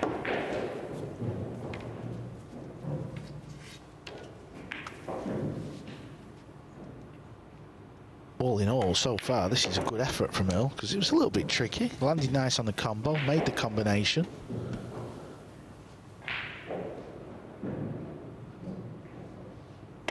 Yeah, and the complaining, the talking. It's something we've seen him do over the years. He's trying to talk himself into some form. Right, Alex Pegelein, you joined us and you've played a gazillion times against Earl. Yeah, hi guys. You know how that works. I think he does it on purpose to get him going, you know what I mean? So I'm not really sure.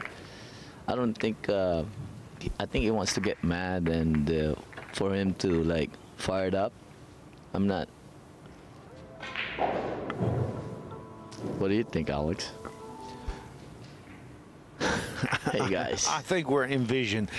No, I think that's how it works. I think you have done the same over the years. Like there's like 2 Alex Pegeleins that I could see, like the very introverted, quiet one, super focused, or the extroverted one, joking, being interactive with the audience.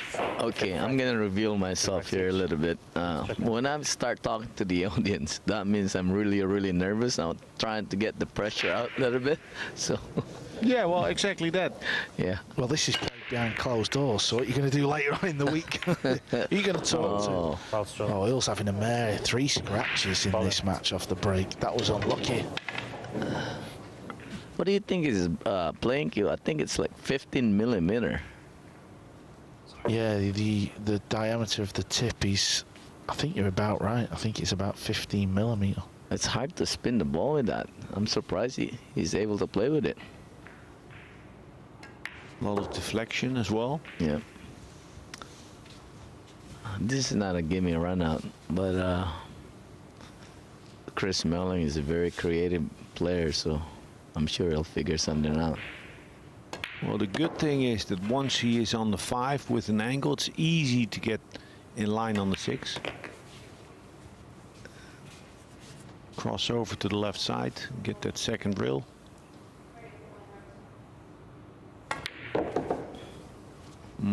Was straighter than it seemed. So now it's a little bit awkward. Can get really close to the 6.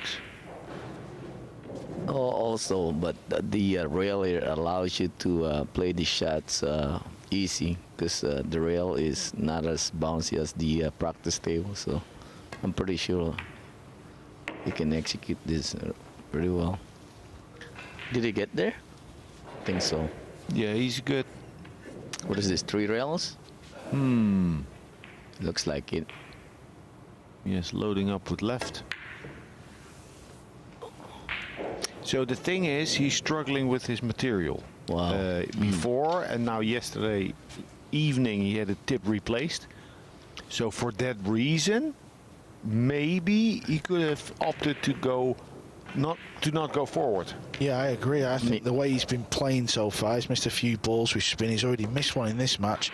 I think he should have gone the other way, even though it may not be, in your eyes, Alex, the right shot. Well, I agree on you guys. When you have struggling with your equipment, I think the best thing you could do is to put less siding, we call it in Canada. So anyway, it's another rack to Earl Strickland. Alex, you sat in second place. I don't know how that happened. 5 wins from 7. Tell us how you're playing. Where's your game at? You must be feeling good. Yeah, I've been playing pretty good lately, so I want to ride the wave, you know, so just taking care of myself lately, so, and mind and body. You know what they say, you feel good, you play good. Well, it's not always the case, but most of the time that's the case. And if you look at your actual game, what you do at the table, technically, is there anything you're trying to figure out, or is there something that you have figured out? Well, I think this format here, 30-second shot clock, might help my game a little bit. It forces me to play a little bit faster instead of trying to analyze every little things. But I'm not really used to it yet, but it's coming. Okay, yeah. Well, Chris scratched and made the 9 on the break, so it's give ball in hand up to the Pearl. The balls are sat nice. The 8 ball's in a lovely spot for the 9, so huge chances for Earl. Must win, really, you feel. Ooh, oh, he almost messed that up. One thing about Earl, he's a very quick thinker, and really, you know, if you watch his decision making, he's very intelligent.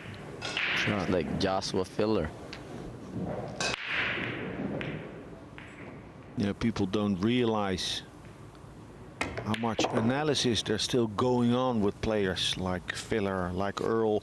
I'm thinking of Tony Drago in the past. Yeah, they are genius. Yeah, actually, yes, they are. They're genius. I mean, to make it look so simple when they're on, that's really hard. Yeah. Complaining, sighing, poofing. Chasing the finish, isn't he? What about the wrap, the pink wrap? My color.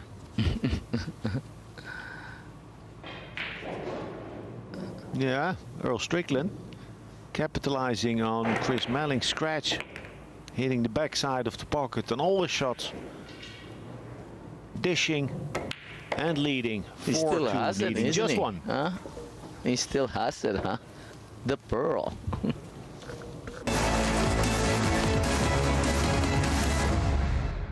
The Diamond Paragon Pool Table. Diamond tables are designed and manufactured from the highest quality, sustainable hardwoods, utilizing world-renowned designs. Diamond tables are unparalleled for playability and durability. After all, they are designed by players for players.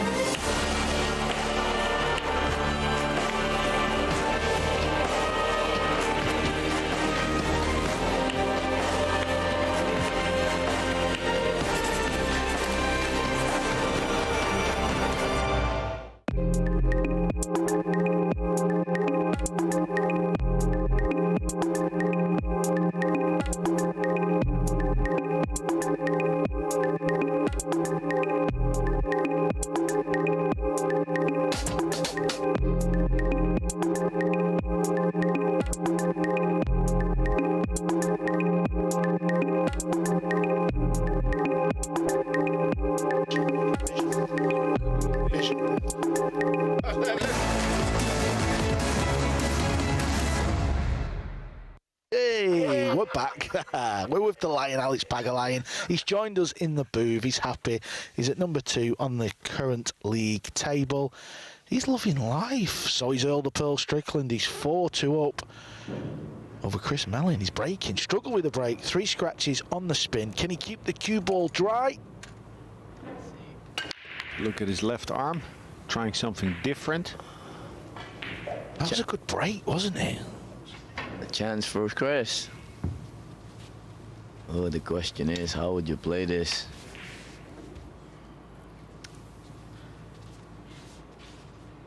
And from the 1 to the 2 is open. 3 rails, that bump the 3 maybe? Yeah, I like that. Oh. Missed the mark. Now you can hold it there and play a tight snooker behind the 7. I like that. Oh my God, what's going on with Chris? What's going on? Maybe his head's gone. Too much doubt about his tip.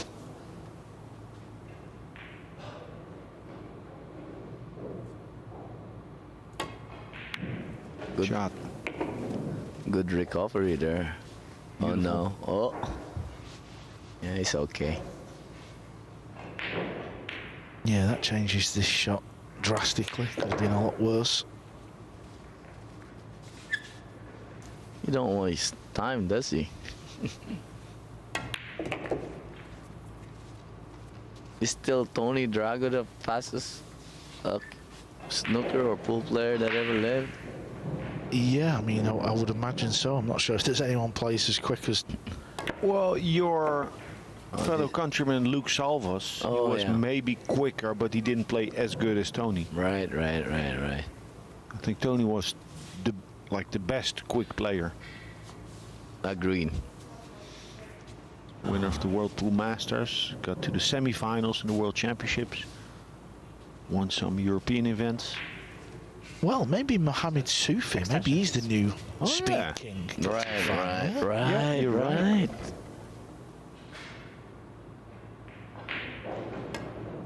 It's a big shot coming up.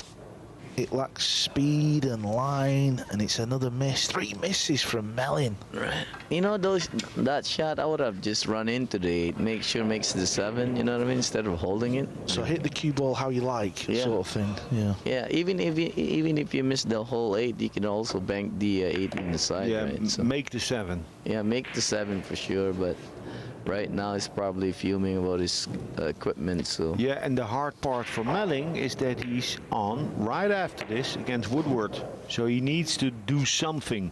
Take a real quick timeout. Strickland wins the rack. Yeah, he does. So that means he lost 4 now. Yeah, Melling stays on 3 from 7. Earl joins him 3 from 8. We're going to take a short break. Melling stays on the table. Up next, he will play Skyler Woodward. Hey guys, thank you guys for having me here, and lovely to be here. Thank you.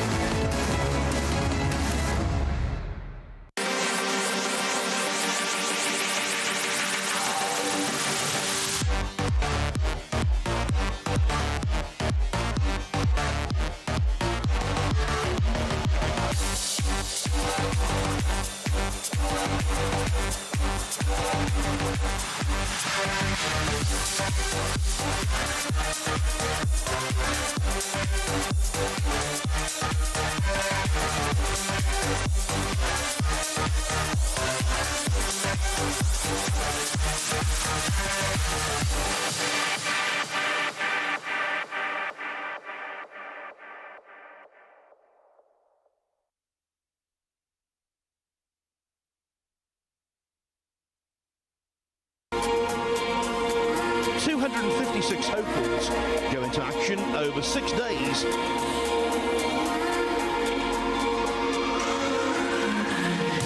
When an irresistible force meets an immovable object, something is got to give, but nothing is given yet. Final of a matchroom promoted tournament, the majors in the game. Long Duc on the wrong end against an opponent of this quality.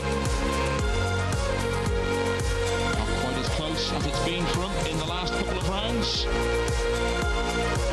478th match of this terrific tournament in Fulda.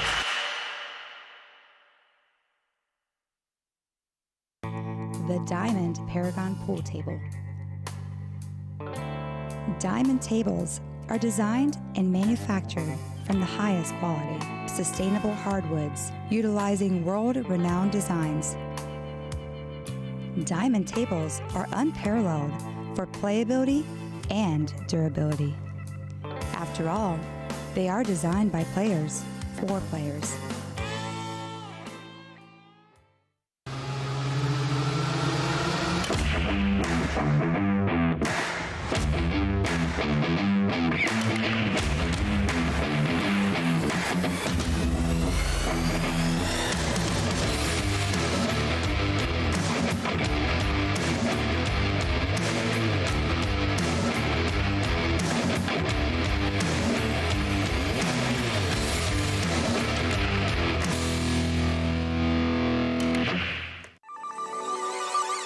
This championship is being played with the new Aramith tournament set. Featuring a unique molecular structure, it guarantees razor-sharp precision and unsurpassed longevity. Unquestionably the best pool balls in the world, this set is available in a TV and a value pack version, as well as in the new My Aramith Ranger of Ball and Cue cases.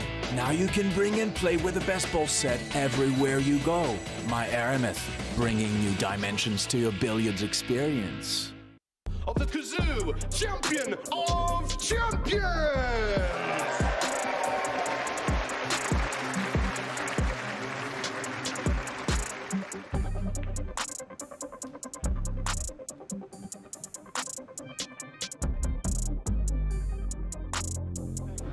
It's time for a little bit of damage down.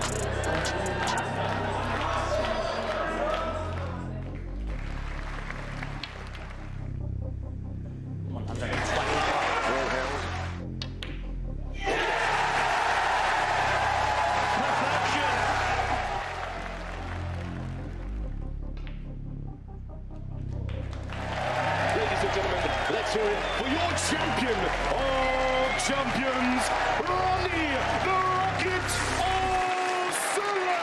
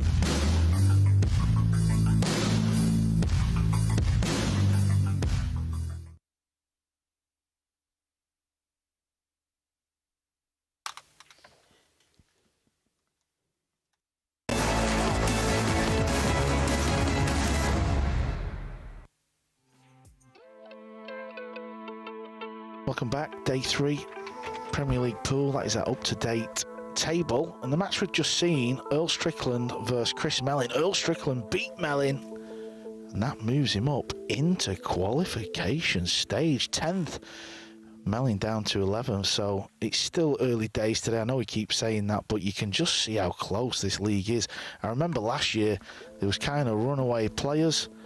Not this year. This is going to go right down to the end. This is going to be fun. Ruiz, the world number 1, the world Nineball champ, sits at the top, joint with Pagalayan. Pagalayan we've just had in the box. Table 2 order of play. That match is actually in play right now. Albin Ocean against Khalid. Albin's 3-2 up. Khalid's not had it all his own way this week, so that's a big match for him. Pagalayan won a match and lost a match. Table 1. No, the world Nineball champ 5-1 over Conrad. Wu Kun Lin doing all right, won his last 4 matches. Melling lost to Earl. Melling stays on the table. Woodward's about to play Melling, back-to-back matches. then we'll finish up with the world number one, the world champ. Joining me for this match, we've got Imran Majid. Imran, how you doing? Hi, Carl. Pleasure to be here with you. Sat in the box with the box office boys himself. Are you ready for this? Are you looking forward to watching Melling versus Woodward?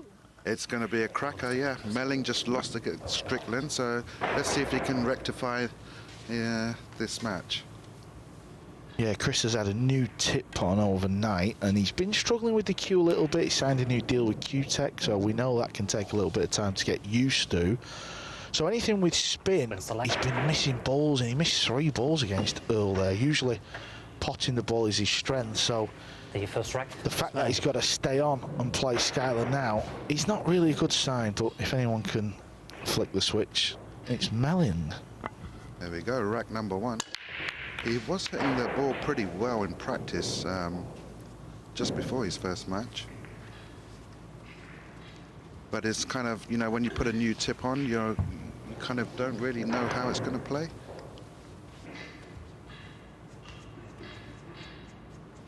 Dry break gives Skyler a push out, I would say. It's very tough to jump this shot. Called.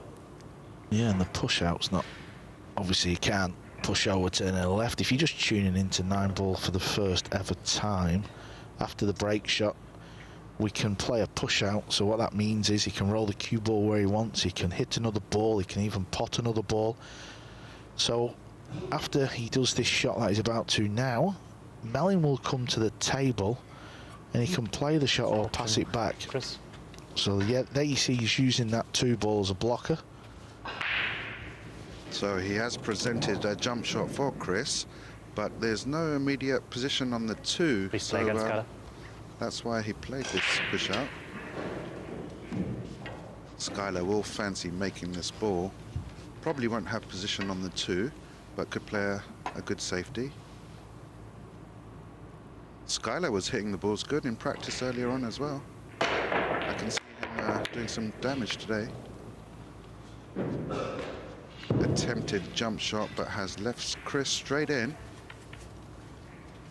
Chris has just come off a loss against Strickland, so needs to pull his socks up.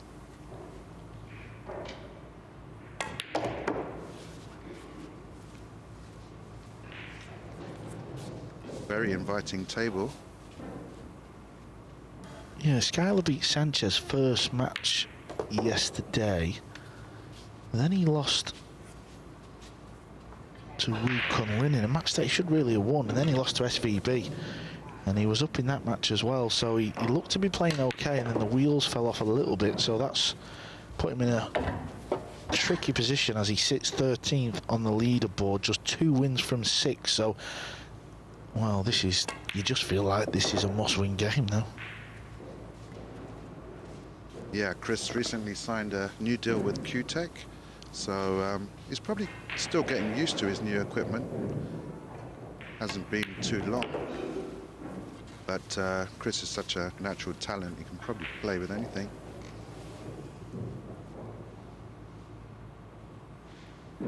Really trying to get into the cue ball. You could see the spin off the left rail, pulls the cue ball back up.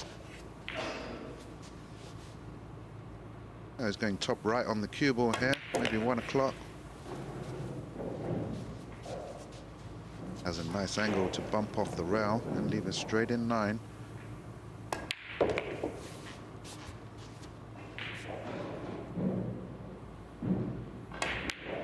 Just like that, the opening rack goes to Melling. Imran, have you been playing much? You still put the cue together and battle away, don't you?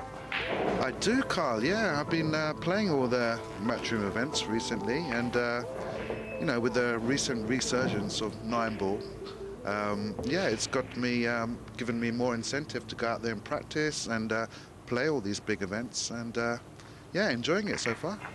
So I presume you've got your name down for the UK Open and all the big Open events moving forward? Definitely, all the Open events, and yeah, might even venture out to Vietnam or Singapore later on in the year for a couple of Matchroom events out there.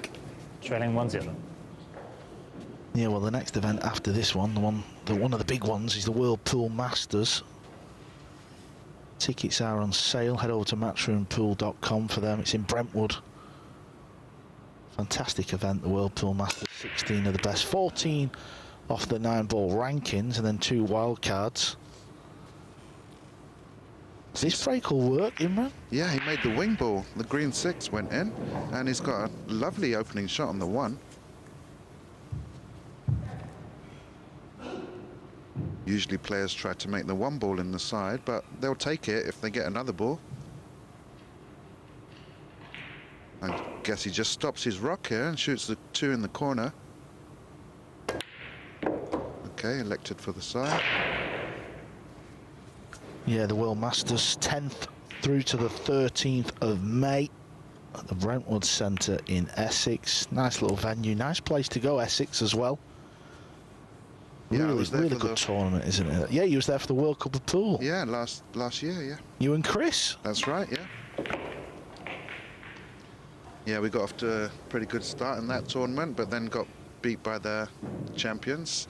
It was Spain, who played absolutely awesome in that event and were kind of untouchable. Yeah, and Skyler played with SVB at the World Cup. They lost in the semi-finals to the runners-up, Singapore. So no stranger to this type of arena. Glad to see the Masters go back to 16 players as well.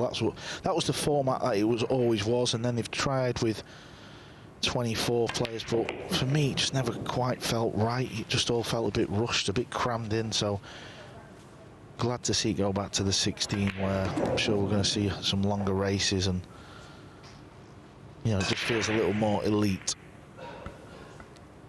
Skyler making light work of that rack. Clinical run out to level up the match. Yeah, Melling's on 3 wins from 7. Skyler's on 2 wins from 6. So you just feel like if Melling, who's sat in 11th place, wins this match, 4 from 8, well, that's an extra 2 matches on Skyler, and we're at about the halfway point now. Last year, Skyler went on a mad one. I think he won about 8, 9, 10 matches on the spin, so he's capable. He's that type of player, isn't he, Skyler? But he's got to start doing it now.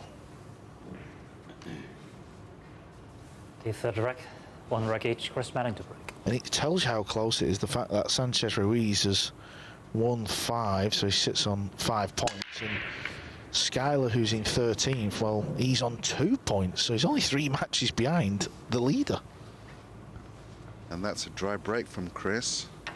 I don't think Skyler can pop the 1 ball. Looks like the 4's in the way, but could take on a combination. It's kind of off angle. Let's see what he does. Yeah, Chris had a lot of dry breaks against Earl as well, so he's not quite hitting the break how he wants at the minute as well. And this would do Skyler's confidence the world of good, a win here, because he stays on this table. And he stays on to play Ladies World 9-ball champ Chieh-Yu, who's yet to win a match. So he's on the verge of maybe winning back-to-back matches here.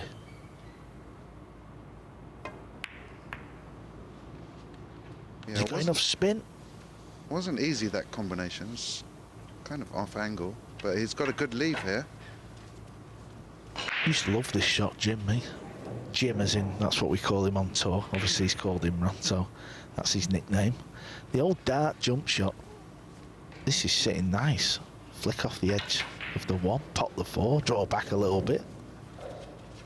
Let's see what he's got. He likes these type of shots. He loves to go viral on YouTube, does Melling? He does, yeah. He thrives on these kind of...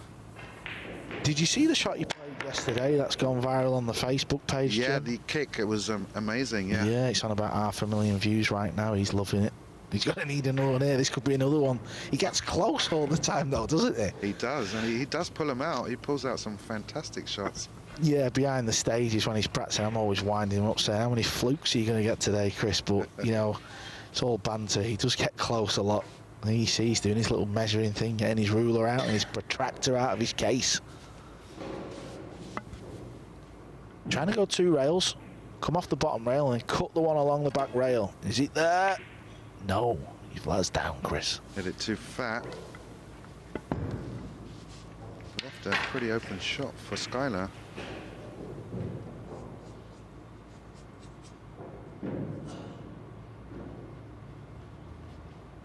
don't think he had much room there to get in behind the one ball. On table 2, if you are watching, if you're not watching, Matchroom Multisport YouTube channel, Albin Ocean. He's actually in 8th place, but he's on the same points as 5th place. He's playing the young 17-year-old SVB Junior Open champ, Khalid Al-Galmandi. But unfortunately, Khalid is just 2 balls away from another defeat. He's only won 1 match, the junior. I thought he was going to do better than that this week. Extension code. But this is great experience, isn't it, Imran, for the young man? Definitely, yeah. To be at such a young age and play some of the best players in the world on a massive stage, what more could you ask for?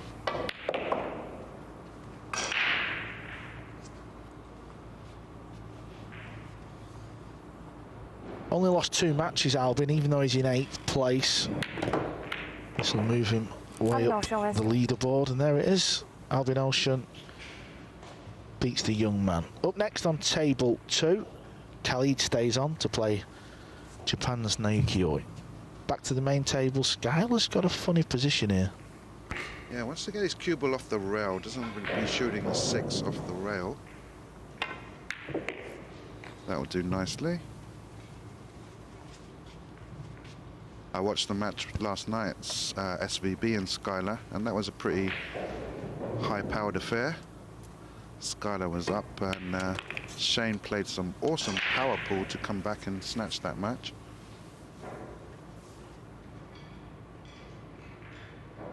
I have been glued to my screens watching the first couple of days of this event. I love the format.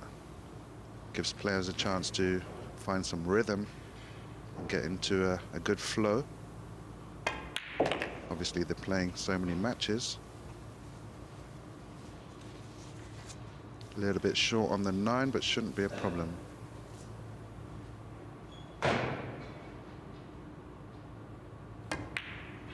Yeah, he's made it out of the pocket. It was a big shot. As Imran said, he landed a little shy, but he'll be delighted to see the 9 ball disappear. Skyler Woodward 2, Chris Melling 1.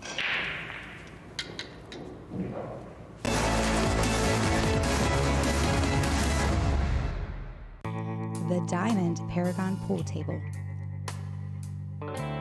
Diamond tables are designed and manufactured from the highest quality, sustainable hardwoods, utilizing world-renowned designs. Diamond tables are unparalleled for playability and durability. After all, they are designed by players for players.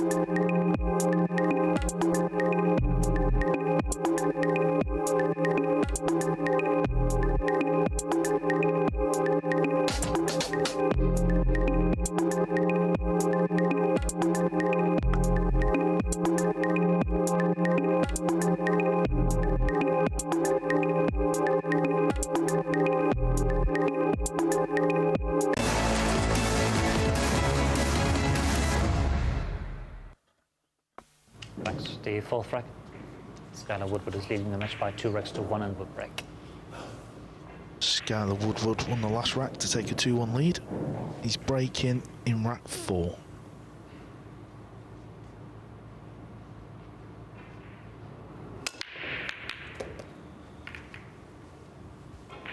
Could really put the pressure on Chris if he breaks and runs out here. He has got a long shot on the 2 ball. I think it passes the 5 ball. Pretty good break, made the 1 in the side, lost the cue ball a little bit, but that's probably the nature of this break. You are going to lose the cue ball now and then. Yeah, and the shot he's faced with, the fact that he's just got to roll the cue ball through, he knows he's got to pop this ball, because you feel like if he misses it, you would leave Chris in. So there's an added pressure on this. Tough shot coming up. Got 100% commit. He's all in here.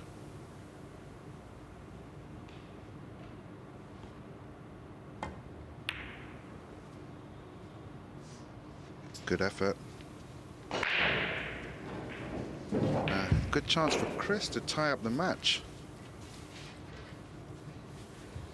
Yeah, he was faced with a shot there where it was all or nothing. It wasn't far away. These are tighter pockets than what we were used to in previous years. 4 1/4 inch. So nothing's a gimme, really.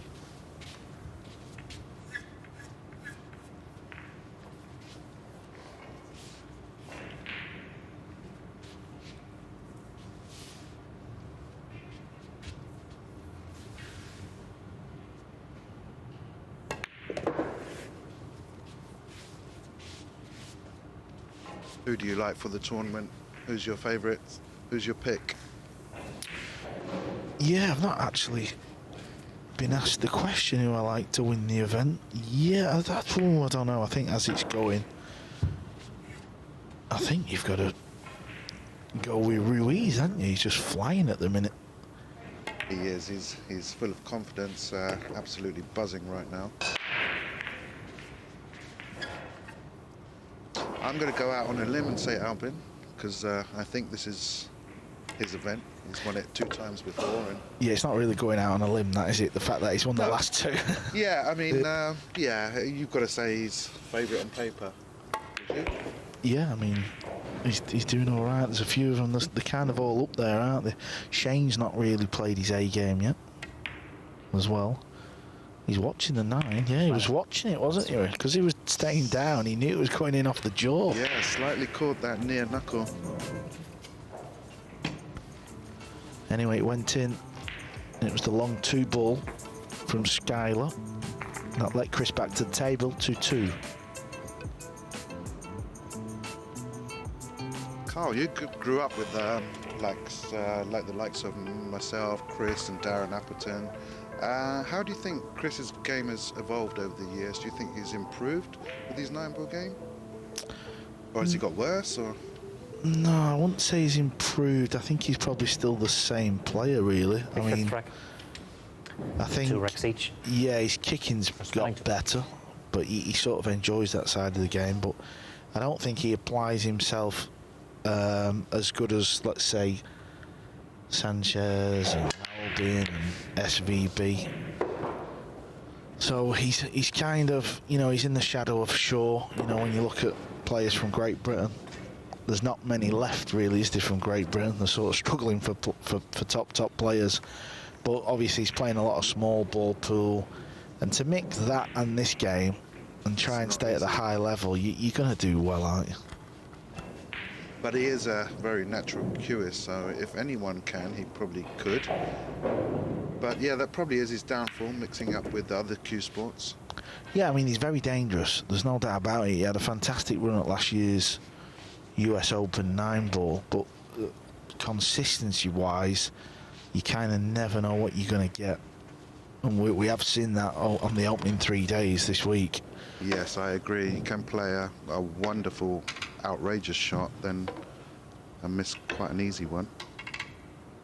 I think in the big majors, I think if you were to ask like Ruiz, SVB, some of the top Asian players, Ocean, I think if they knew they was going to play Melling in, let's say, the last 16, I think they would be happy with that.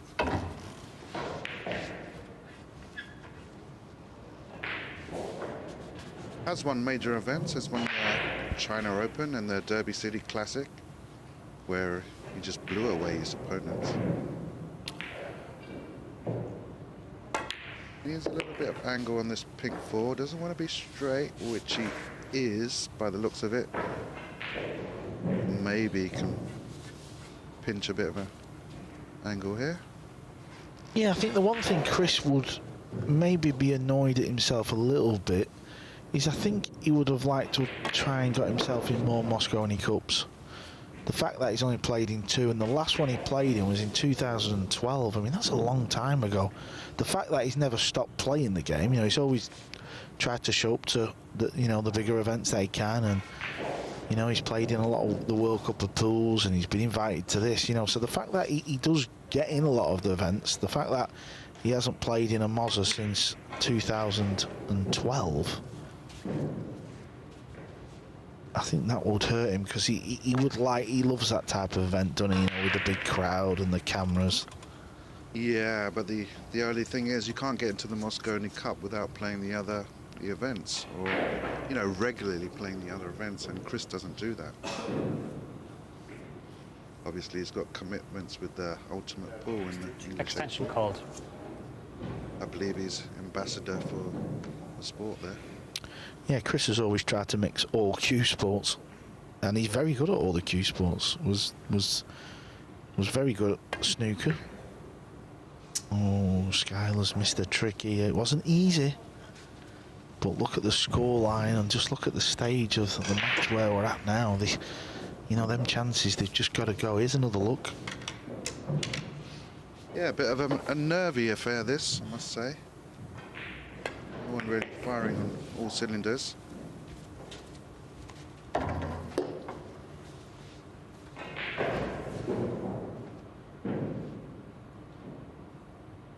Naoki always took the opening 2 racks on the other table.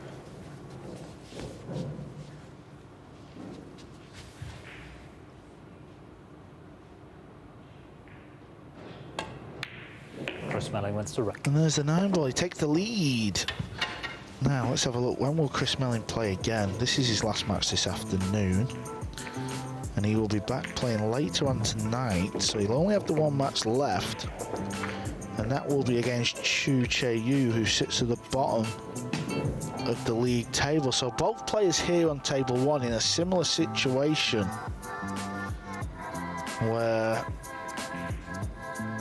Skyler Wood will stay on this table to play the Ladies World 9-ball champ, and Melling will play the Ladies World 9-ball champ later this evening. Very fitting on International Women's Day, Imran, today. Rack 6, Skyler Woodward is trailing by 3 racks. Yeah, I don't know if that's an English thing or is it an international thing. I would say international. Okay, let's go with that then. Skyler Woodward makes the 1 in the side. The cue ball was actually tracking into the side pocket as well, following the 1. Unfortunately, hasn't got a shot on the 2 ball. It was a decent break.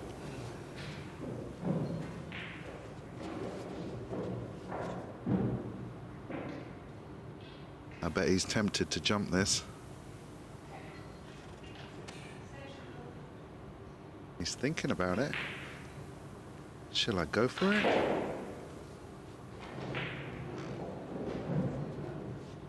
Likes to attack the Skyler.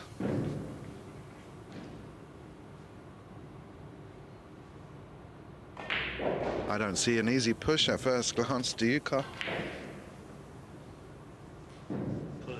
Push out called. Well, he's spotted something. You always have to tell the referee. Looks like he's rolling up here, and he doesn't want to leave the potting angle. Even if he did leave the potting angle, it's not going to be easy getting on the 3. But Chris is definitely going to fire at it.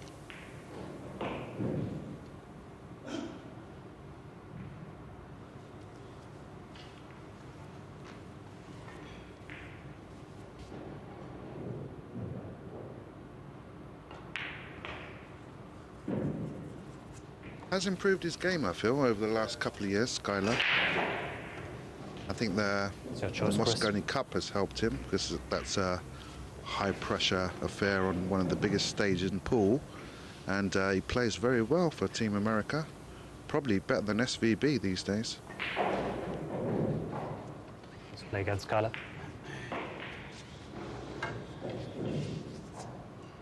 So what's he got here? He's got some sort of... He can clearly bank the 2-ball back up table past the 5, but then that's very difficult to keep it away from the left pocket. He can also bank it in between the 8 and the 9. Is he going to bank it off 2 rails and send the cue ball over to the right? I think he's playing your first shot, yeah. But I'm not sure if he was going for the bank or wanted to play safe.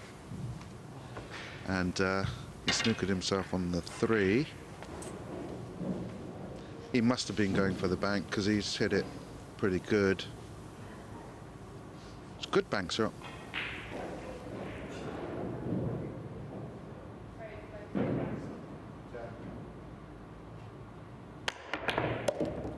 Oh, that was unlucky. Great jump shot. Scratched as well. Yeah, he's just trying to find something, isn't he? He played the bank, hooked himself. Yep, he made the ball, but you can't really control the cue ball on that. He looks a little unlucky, but he was always going to be in a bad spot, and you can see how he's feeling.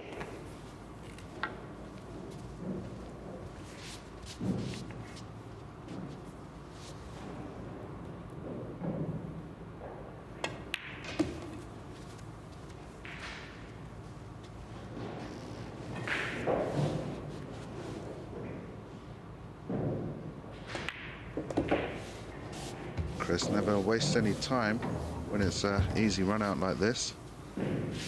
Always a fluent player.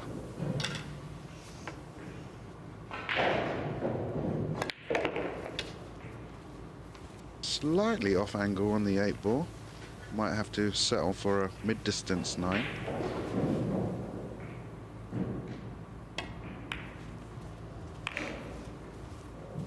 Yeah, where the last 3 balls were. This is not where you wanted the cue ball. Wow. And that's what can happen if you play a mid-distance 9, then an easy one where you can't miss. Yeah, you can't take it for granted. No, as you said, Imran, he just didn't get into the cue ball on the 7. That meant the cue ball was running away and left exactly where you see now. And I know you're thinking, how's he missed it? But when you're behind them 9 balls, you can hit that bottom rail. Oh, There's this is turning into a nightmare for Woodward.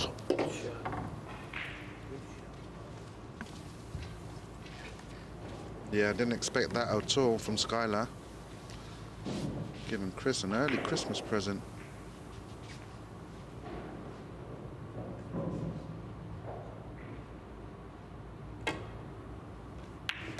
Well, from the second time of asking, Melling pots the 9 on how big is this rack going to be. Melling 4, Woodward 2. Back after the short break.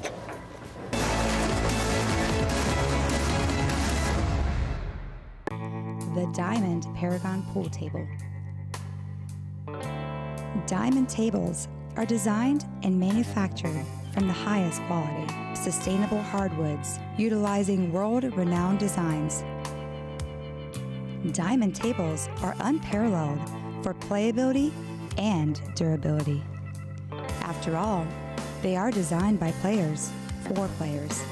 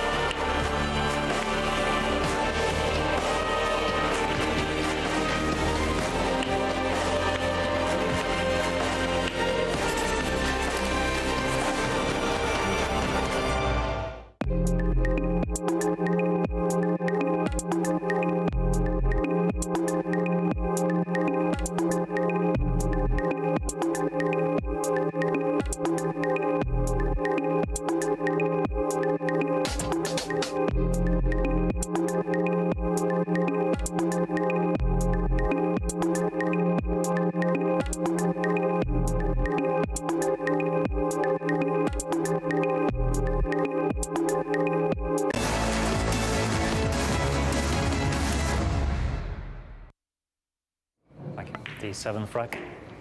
Chris Melling is breaking underhill, leading by 4x to 2. Well, it's 4-2 to Chris. There would be an argument for saying it could be 3-3. It should be 3-3. Melling misses the 9. Skyler misses the 9. The rack goes over to Melling He's on the hill and breaking. That's a good break. Has he got a shot on the 2? He's got some kind of shot, but here comes the 6th ball. Has it hooked him? No, it's not. So he does have a shot. Not easy. Yeah, that was a very good break by Chris. Very controlled. Didn't lose the cue ball at the back of the stack, which happens quite a lot with this breaking format. Got to bear down on this one. It's not easy off the rail.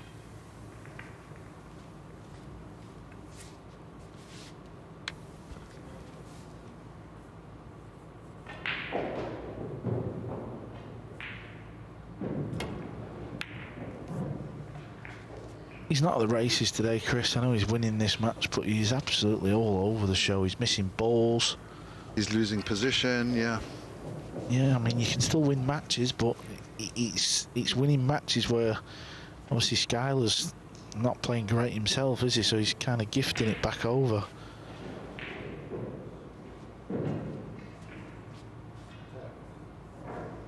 Yeah, I guess it's Chris adapting to his new equipment. Because with his other cues or playing equipment before this, he was playing a lot better pool. Yeah, and the fact that obviously once you start to miss a few, and you miss a few with side spin, then it's going to just get in your head even more. Yeah, it's definitely going to play on your mind. Good safety shot by Skyler. Don't think Chris has got an edge. We'll have to kick this. Extension called. I don't see a clear-cut route at first glance to hit this 2-ball, so Chris has gone for his bag of magic tricks. Well, he's going 2 rails in between the 9 and the 7, trying to pop the 2 in the left centre. Foul stroke. Legal contact, ball in hand. No highlight reel shot this time. It was fairly close, isn't it? Look, what's the line it takes? Just flicks the 9. It was going to hit the 2. That shows you how precise it needed to be. I think he might have overcompensated for the slide there. Obviously, players have it in their mind that the table is going to slide because it's a new cloth. And sometimes you can overcompensate. And the table will get less slidey as the tournament continues day after day.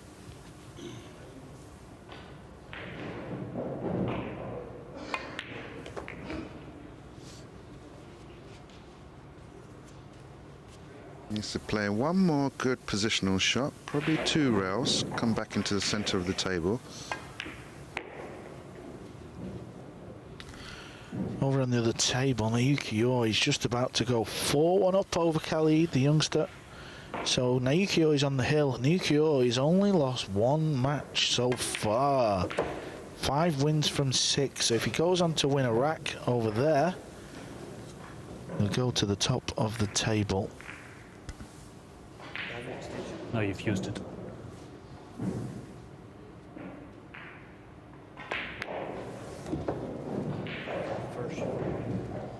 Yeah, I was talking to Chieh-Yu this morning while he was practicing. He said, "Oh, good to see you, Imran. How far do you live away from Leicester?" I said, "A couple of hours." And I said, "Oh, Chieh-Yu, how far do you live from Leicester?" He goes, "About 3 months away." Skyler Woodward. Always a good laugh and joke with Chieh-Yu. Melling had a chance off the break. Wasn't easy. It was one of the little tricky cross-table shots where you've got to roll it. And that gives Skyler Woodward the chance. Kelly's just made the 9 on the break over on table 2. That match is 4-2 to Oi. There you can just see.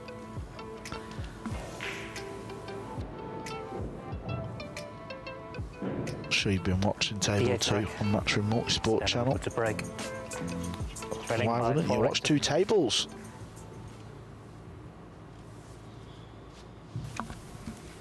Needs a break and run here, does Skyler. Get the confidence up for the last rack and keep Chris in the chair. Can he make a ball? Yeah, he's made. Oh, 9 ball was close. It was close. And has he got a shot? Maybe. Just can get to the potting angle of the two. If not, it's a very easy jump. There you see the 9-ball nearly dropping. And that is something that the players go for. They try and kiss the cue ball into the 9 to try and make it into either side or the corner pockets. That is a tactic employed with this breaking format.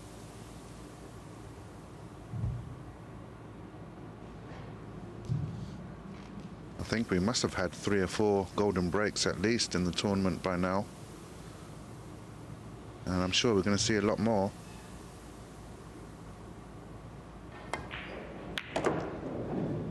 Not the easiest run-outs with the 5 and 7 clustered up together.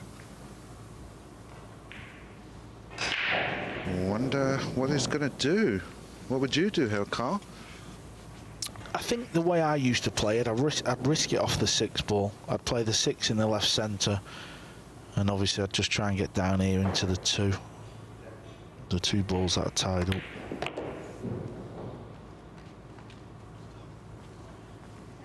That doesn't look like it's going to be an option now, does it? No, but it does look like he's got a little bit of an angle moving forward towards the 5-7. I'm not sure if he can miss the 9 though. He's playing it with some inside, it looks, so maybe he can catch the bottom rail and come into them. That's what he tried. Spin didn't grab. Yeah, I mean, that shot was never on. He's lost the plot there. Yeah, maybe on the slick equipment, that shot's very difficult. So probably looking for cover here.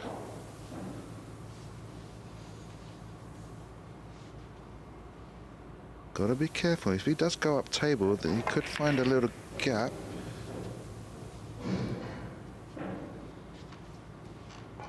Okay, contained the situation pretty well. Yeah, I was looking at the wrong balls then, actually. I had a bit of a brain freeze for a minute there. When you asked me which to break out, I said the green 6, didn't I? Yeah. I was looking at the wrong ball. It is early, Carl. It's been a long 3 days.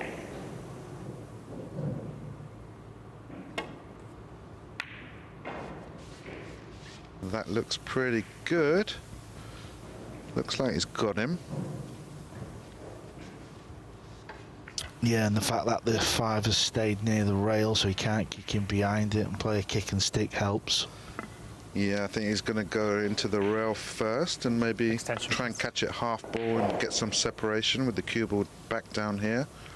That's what he's looking at. Can't get behind it, so half ball hit would be fine. Got to get the speed right.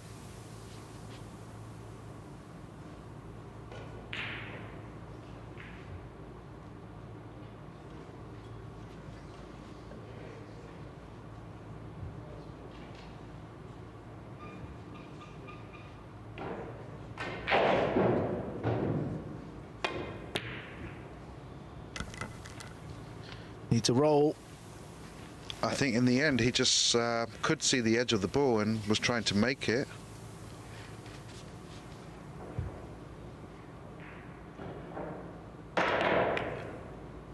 And has presented the match on a plate for Chris Melling. Not the best of matches so far. I've seen them play a lot better.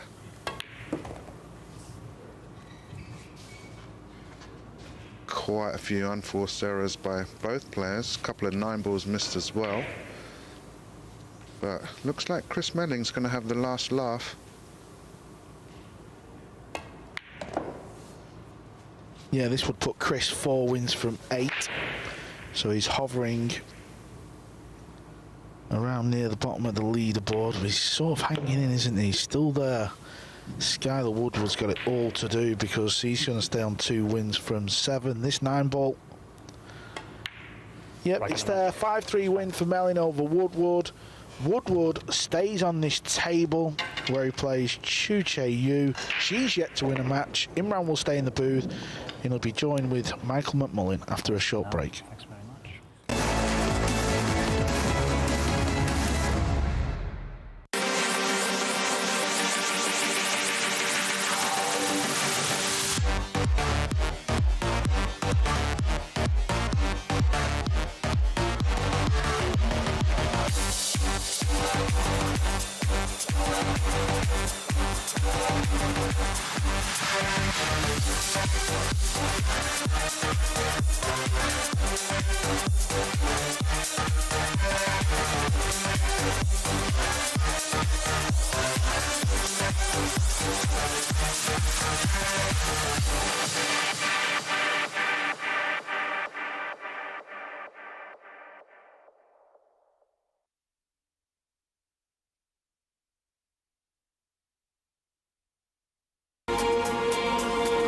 256 hopefuls go into action over 6 days.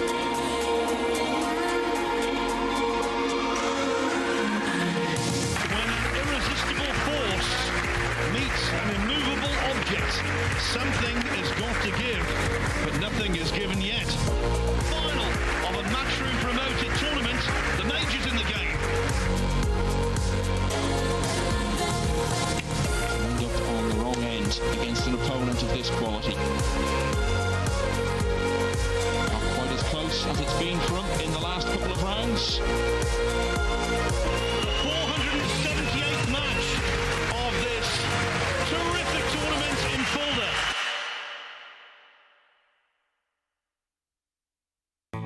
The Diamond Paragon Pool Table. Diamond tables are designed and manufactured from the highest quality, sustainable hardwoods, utilizing world-renowned designs. Diamond tables are unparalleled for playability and durability. After all, they are designed by players for players.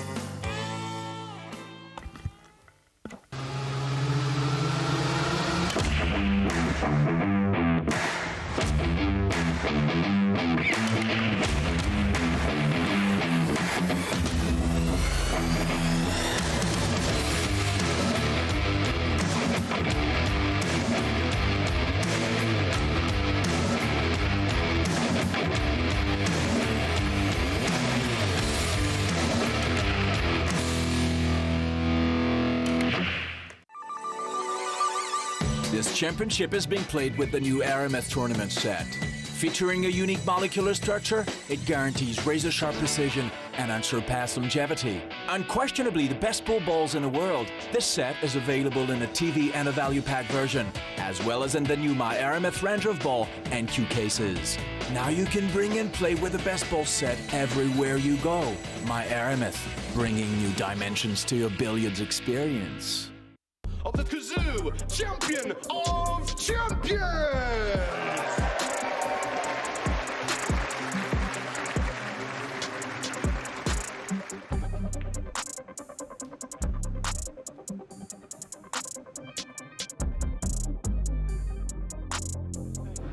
It's time for a little bit of damage standard.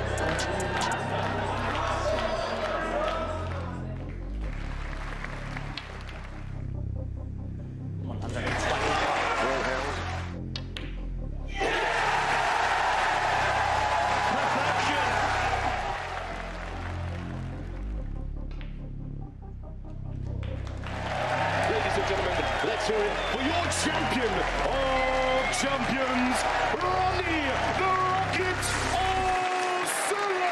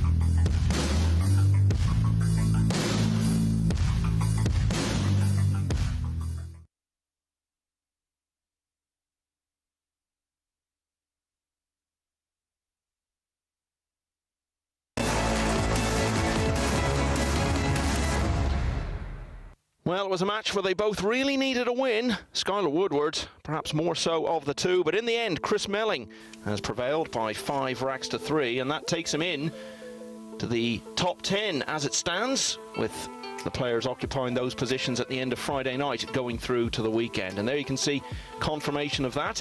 It's Naoki Oi out in front though, 6 wins from his 7 matches. Francisco Sanchez-Ruiz and Alex Pagulayan just behind him. Down the bottom of the table, Chieh-Yu, still the only player looking for a first win from this field of 16.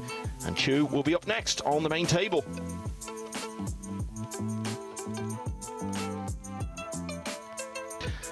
Over on 2, they're just getting started between Jason Shaw and Wu Kun Lin.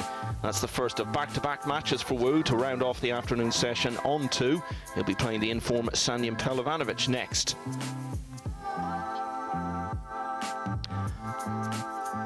And here on 1, also a couple of matches to go. Chris Melling with 1 win and 1 defeat in the last couple of matches. Earl Strickland having lost to the rapidly improving Wu Kun Lin. And Francisco Sanchez-Ruiz, who we've already seen win on this table today, we'll be seeing him in action again on table 1 in just a little while. Imran Majid alongside me. Imran, what did you make of that previous match in which Melling got a really important win over Woodward? Yeah, Melling got the win. Wasn't the most highest standard of matches, you could say. Both made quite a few unforced errors. There was a couple of 9 balls missed each, but Melling got the win in the end. Players, when you're ready, please lag for break. Yeah, he missed quite a few unexpected balls, but he's been having real problems with his tips, so I think he'll be particularly pleased to get the win, given those difficult circumstances. Chieh-Yu wins the back. So Chieh-Yu will get us underway. As I said, she's the only player still looking to get a win from this field of 16. She and Soa, the other female player in the field, currently occupying the bottom 2 positions. Bearing in mind, you're probably going to have to win 7 matches to get through. She's only got 9 left to play. It really is looking a long, long shot now. But let's see how she gets on here. But she was practicing before the match, and she was hitting them good in her practice. Was breaking well, as you just saw, making the 1 in the side consistently. So I feel she's got the breakdown now, and she could go on to win her first match. Winner of the Women's World Championship in Atlantic City back in January. She actually beat Soa, who I mentioned there, in the semi-final, coming from 6-2 down, actually, to win 9-7. And then an amazing result in the final against Alison Fisher. She won 9-0. Wow, that takes some doing. Nice opening shot there.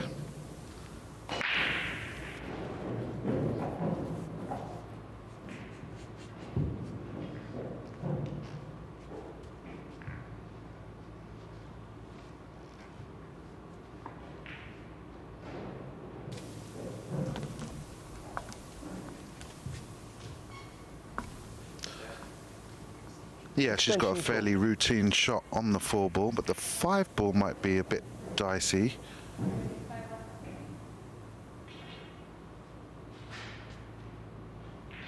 It looks like to me she should play this in the top pocket and stop her cue ball there, and the 5 ball could go either directly or off the 7. Well, she's played to go into them, and I wouldn't really advise that, but that's what she saw. She played on the instinct there. Now in a spot of bother.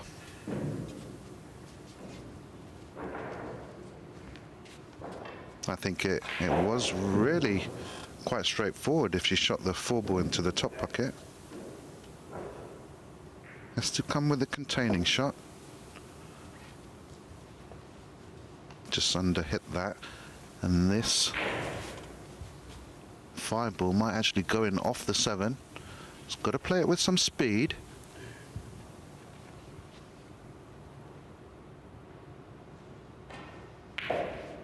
I think if he catches the 7, half ball or quarter ball, that ball's going straight into the side. Just like that. Well executed.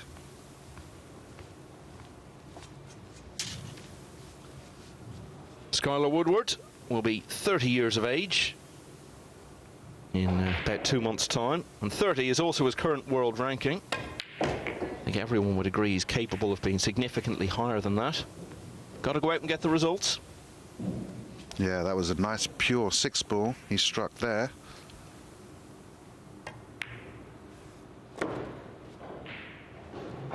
an absolutely perfect position on the 8. Roll this forward.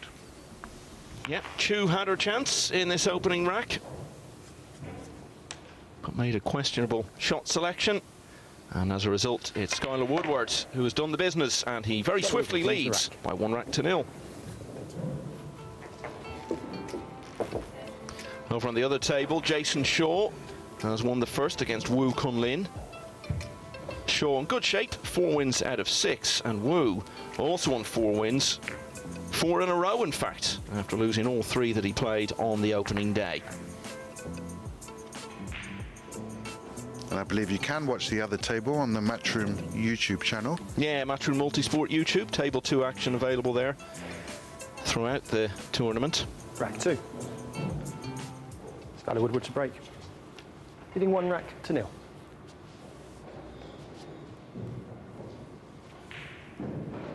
Seems a bit more at ease in this match, Skyler. And what a lovely break that was. Very unfortunate not to get a shot on the 2. But was an immaculate textbook break, I should say. Switch out call. Such a feature of this game, though, isn't it? The break is so important, and you can, as you say, in this case, hit them perfectly, and you're always relying on a bit of good fortune falling your way. That's the nature of the break, yes. Especially with this new break format, it's a lot more unpredictable. And we get to see both parties shoot a lot more. Elected to play the jump shot there. Your choice. Pushed out into a jump. I'm pretty sure she'll take this on.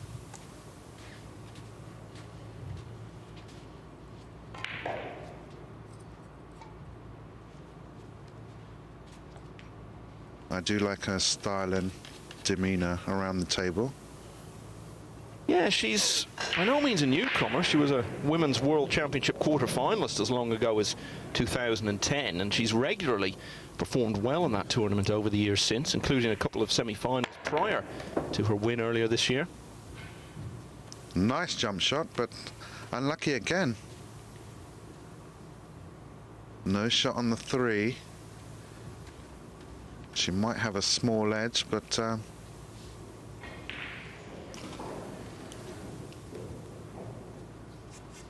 I don't see any attacking option here. There could be another case for a jump, 3-4 combo. Okay, she's found a smart solution. I'm not sure if she's got the hook though. That was a great attempt, but the speed control was slightly off. May have given Skyler an opportunity here.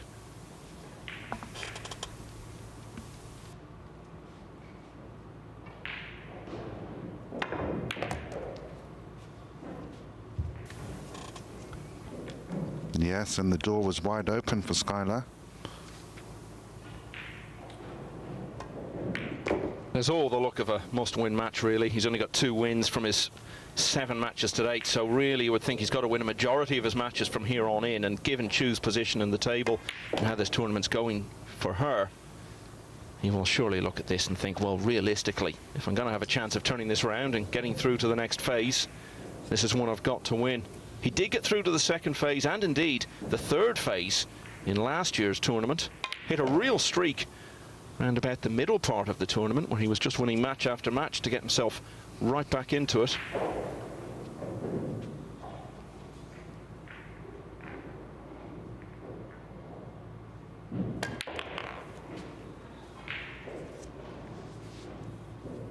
So, great break, bit unfortunate from it. Wasn't able to see it out from there, but through a brief exchange of play, he got the chance to win the rack, and he's taken it very effectively. Skyler Woodward leading by 2-0. Same story over on the other table. Another Mosconi Cup MVP of the past, Jason Shaw, is also leading 2-0 in his match against Wu Kun Lin, who's looking for his 5th win in a row now. And still one more match to come on the main table after this one, don't forget, and it will feature the world champion Francisco Sanchez Ruiz against Long Duc Thien of Vietnam. I think at this stage, Imran, Chou is not going to be thinking about trying to get through to the next phase. It's just got to be about coming away from here with at least one win along the way. You don't want to have that humiliation of losing all 15 on your CV. Definitely. She's just trying to make her overall standing kind of a bit more respectable, you would have thought at this stage.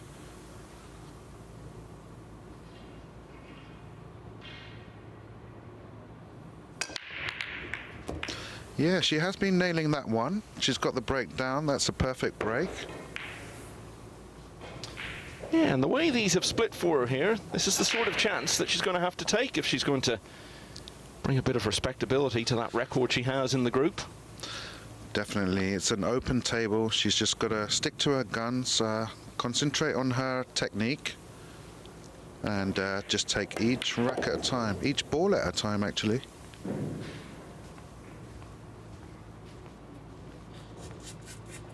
I mentioned she won the Women's World Championship in Atlantic City in January. She's also the current holder of the World 10-Ball title. She won that in Austria back in September. Beat Kelly Fisher along the way. Now, any tournament that you win where you have to beat Kelly en route, you know you've earned it. Definitely. That was a nice shot she just played here. Just had to nip into the cue ball, had to get into it quite a lot to maintain position for the 5. Very good position on 6. Just roll it forward.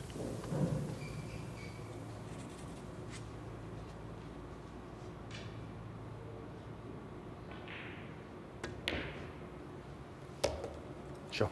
She got a slight kick there. Oh, yeah. The cue ball just stopped in its tracks. Yeah, we could almost feel that in here. Should still be okay, though. Yeah, she's got a pretty natural angle to come over for the 8.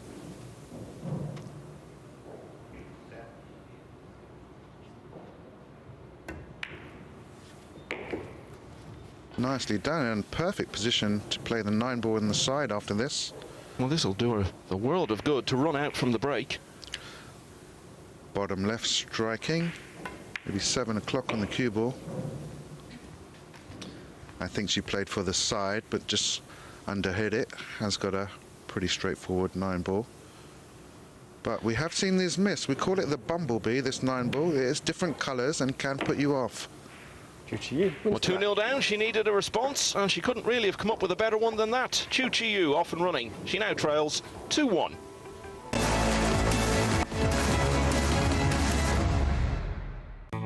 The Diamond Paragon Pool Table. Diamond tables are designed and manufactured from the highest quality, sustainable hardwoods, utilizing world-renowned designs.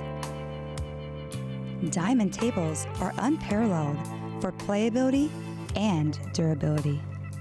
After all, they are designed by players for players.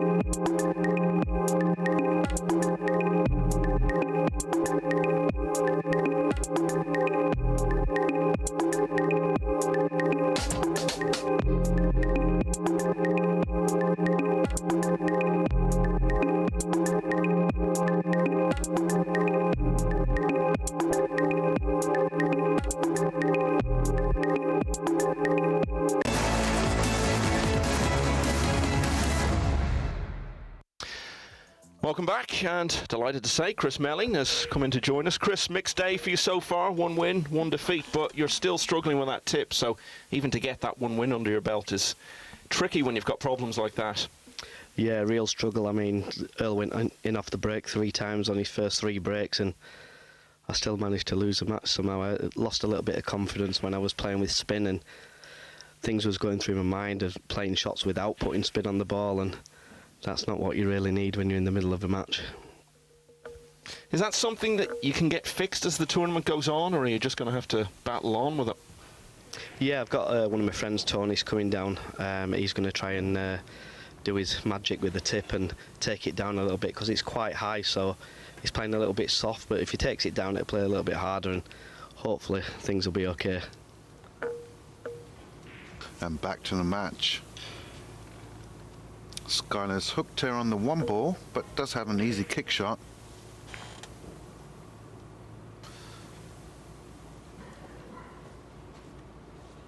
Now he's just having a look at the 1, what path it's going to take.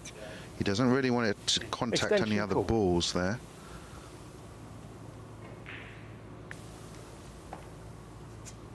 A little bit of a tricky shot. He's not 100% sure where this one's going to go. Oh wow, what a cue ball we got there, Chris. Yeah, it was a nice controlled kick shot there from Skyler. He's very good at them shots, and he's very good at banking the ball, so you don't really want to be leaving him them kind of shots. Yeah, from Kentucky, isn't he? The home and hotbed of bank pool.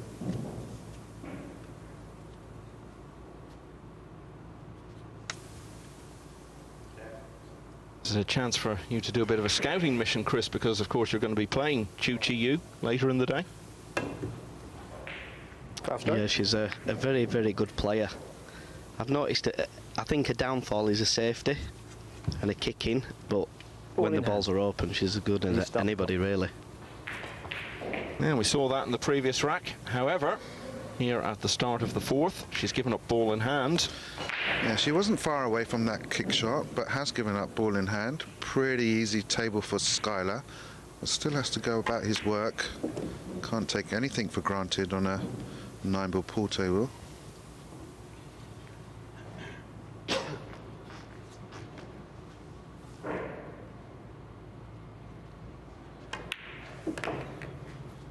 Best known for his Mosconi Cup exploits over the years, but he's had some notable results from an individual point of view. Won the Derby City Classic back in 2019. He's been a World Championship quarter-finalist a couple of years ago. Was runner-up at the Turning Stone in January of this year and only narrowly lost to Jason Shaw. Yeah, definitely, Mike. I think the Mosconi Cup has helped him and has helped him evolve as a player, and now he's arguably one of the best in America, and actually probably performs better on the Mosconi than SVB. Yeah, he struggled with the Mosconi early on. He didn't seem to settle in, but once he did, he had those 2 wonderful years with the back-to-back MVPs. Now, when he's playing in the Mosconi, almost seems like he's just shooting in his backyard. It's a ball in hand, proving decisive, and Woodward is 2 clear again, at 3 racks to 1. It's also 3-1 over on the other table in favour of Jason Shaw in his match against Wu Kun Lin. Both of those players on 4 wins. Shaw's played 6 matches, Wu has played 7. Are the players looking much at the table, Chris? Because we're spending a lot of our time in here trying to figure out how many wins it's going to take.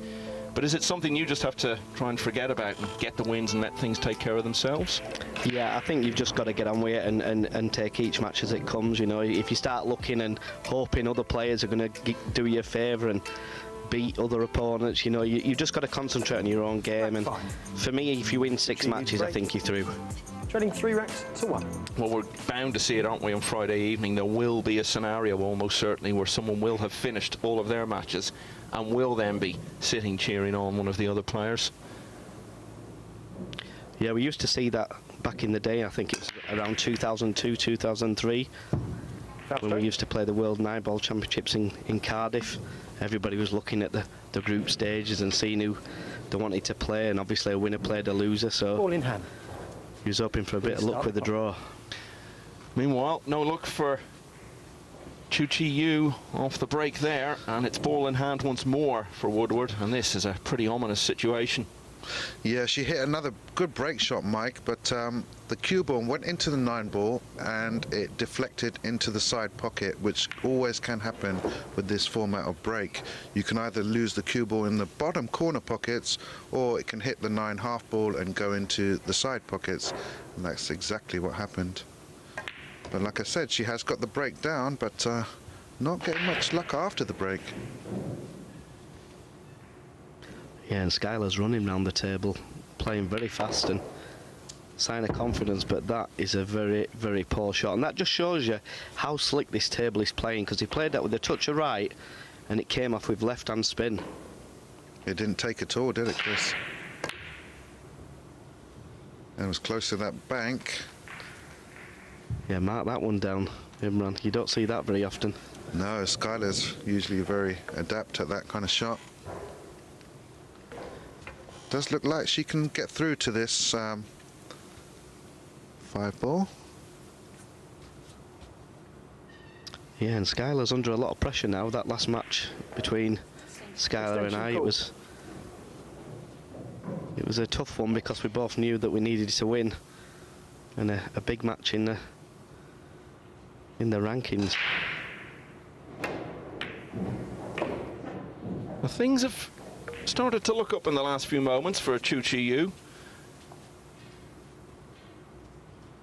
I was looking at the prospect of her opponent breaking on the hill at 4-1, but now she has a chance, unexpectedly, to get back to only one behind.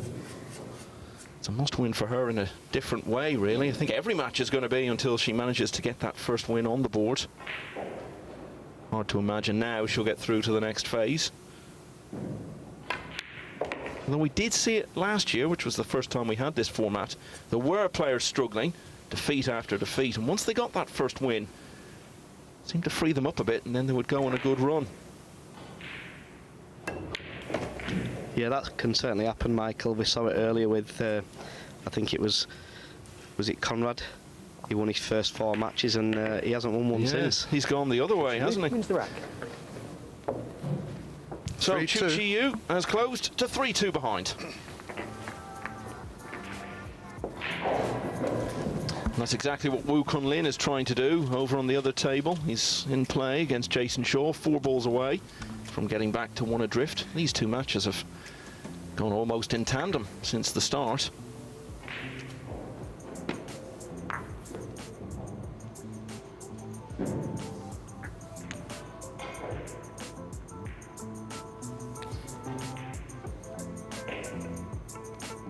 Talking about Chieh-Yu and her world 9-ball success back in January. Rack 6. Since then, she's had a quarter-final run in the Las Vegas Open, so racks to 2. continuing the good form. She could do with producing some of that here and maybe getting a bit more good fortune. She's 3-2 down, still very much in it. Mr. Woodward needs a good one here, but is the 3-ball going to drop? Yeah, just about, and he's got a shot on the 1. 6-8 cluster, mind you. He's going to have to deal with that sooner or later. Yeah, that was a nice break there from Skyler. Controlled the cue ball well.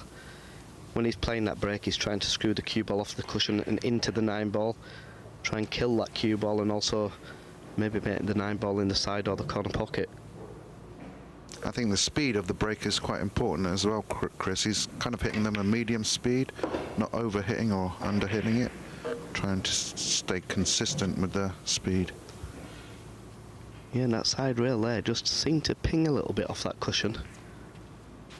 Watch this second cushion, how much it bounces. It did take a bit of a flyer, yeah. Good recovery shot.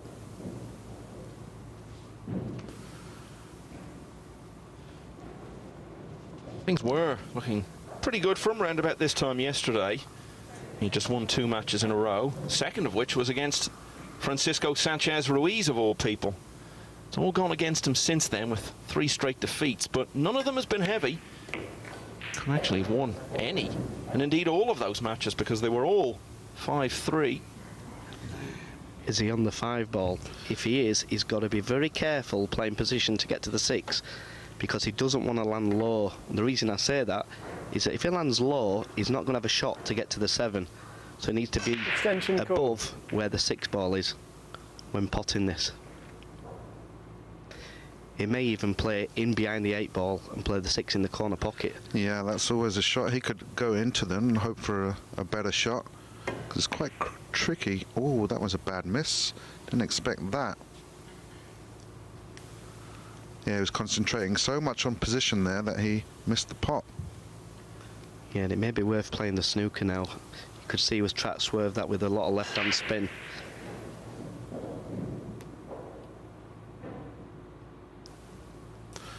Looks like she might be able to get through. Okay, plates to contain the situation. Not a bad shot, but you think she's going to be in trouble after this one. Skyler's going to bank the 5 ball past the 9 and try and get the cue ball in behind the 6 and the 8. That would be the correct shot, but what is Skyler thinking? I think that's the only shot. He doesn't really want to split them here. Yeah. Perfectly played there with a lot of left-hand spin on the cue ball. Not easy to judge that one. Don't be surprised if she jumps this ball and makes the 5, because she is very good at these shots.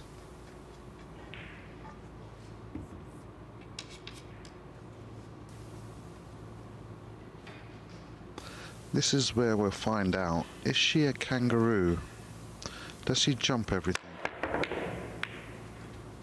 She's flipped it in the side pocket. Oh. Nearly.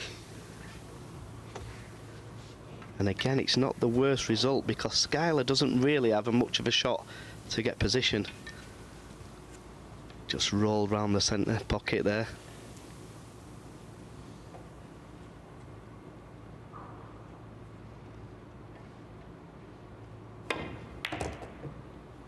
Oh, he did this great. Wow. What a shot. And I tell you what, if he's straight on that, that is so unlucky.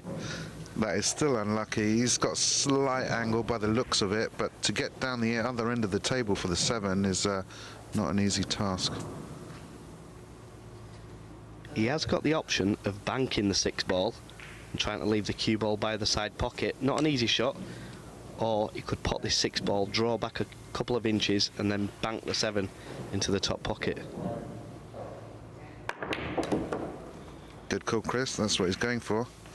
He's not going to shy away from this bank. The man is from Kentucky.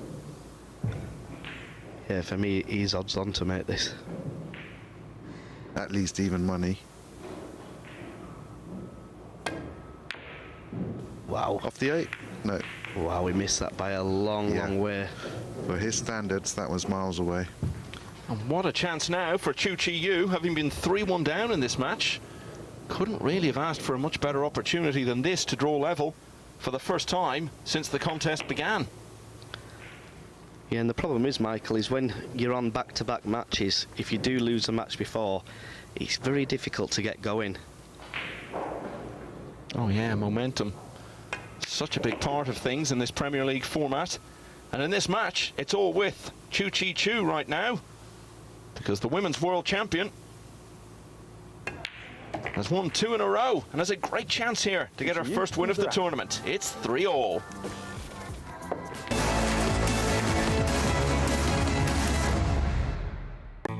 The Diamond Paragon Pool Table. Diamond tables are designed and manufactured from the highest quality, sustainable hardwoods, utilizing world-renowned designs. Diamond tables are unparalleled for playability and durability. After all, they are designed by players for players.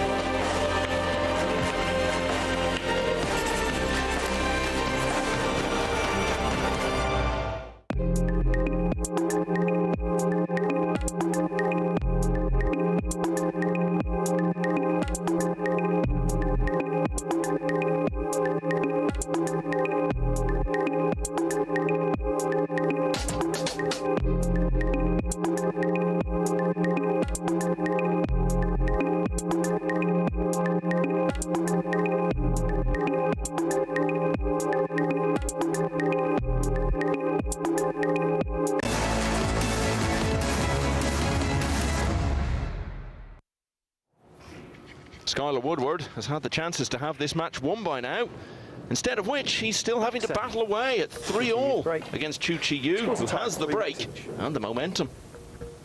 Yeah, it'd be nice to see Chieh-Yu get her first win. I think I'm rooting for her, and everyone at home's rooting for her. We all like an underdog to win, especially when you haven't won a match. Yeah, Good break. What a gap she's left there to get the 2-ball. I'm not sure if she can cut this ball in. It is very thin. She'll just be very happy to see the ball. I think she can cut this in. Can she control the cue ball though? Yeah, and reaching it might be... reaching it's fine. She can cut it in. Cue ball might be going around the world, but... yeah, she may be able to cannon the 3-ball.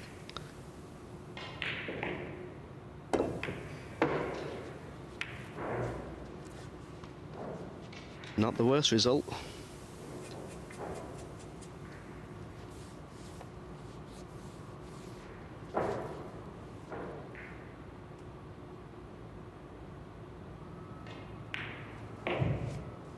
Yeah, nice to come away with a shot there. Didn't have to have this position on the 3-ball.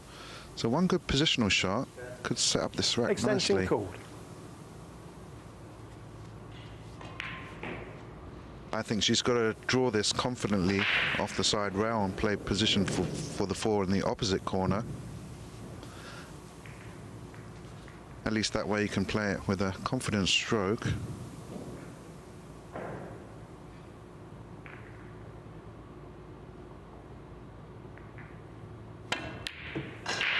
That's what she attempted. Wasn't far away. Yeah, and she's had a little result. Skyler could play off the 3 and make the 5 in the side pocket. Could possibly play the 3 into the 4 to control the 3-ball.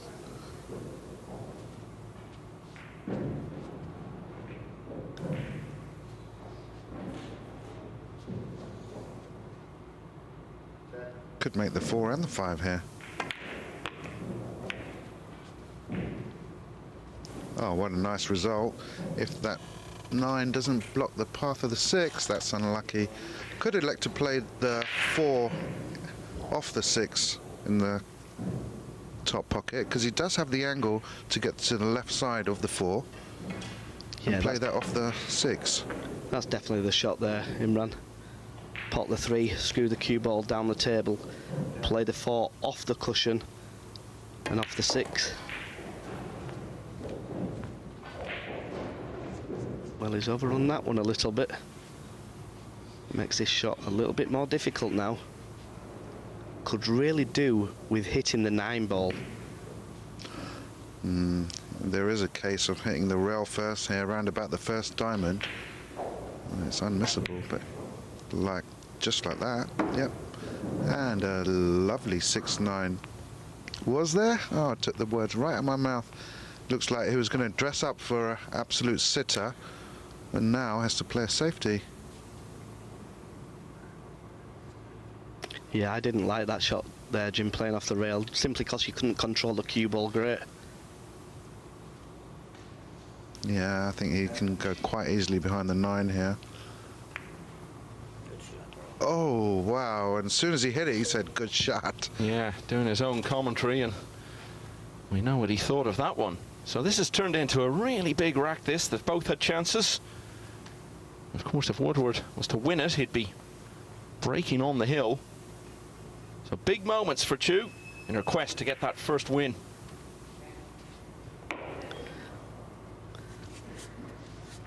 Yeah, and you have to feel a little bit sorry for Skyler. He's struggling out there, and I know myself over the past few days. She's not totally out of the woods, though, Chris. I mean, it's not totally easy to get straight in on the 8 here. She might have to leave herself a little bit of a cut. Just drawing it back slightly.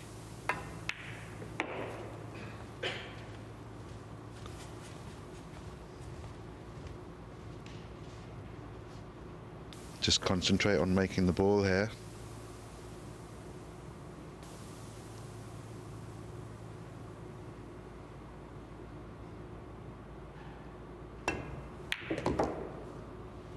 So Skyler Woodward led 3-1 in this match.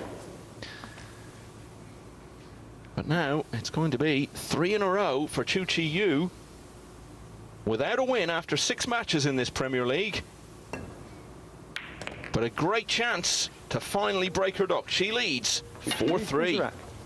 Meanwhile, over on table 2, Wu Kun Lin is hanging on in his quest to make it 5 wins in a row. He's taken rack 7 to close to 4-3 down against Jason Shaw. And he's at the table now, early in the next rack, looking to take that all the way.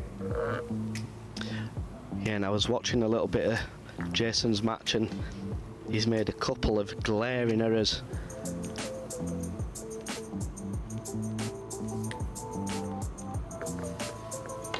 Yeah, Shaw in pretty good shape, 4 wins out of 6.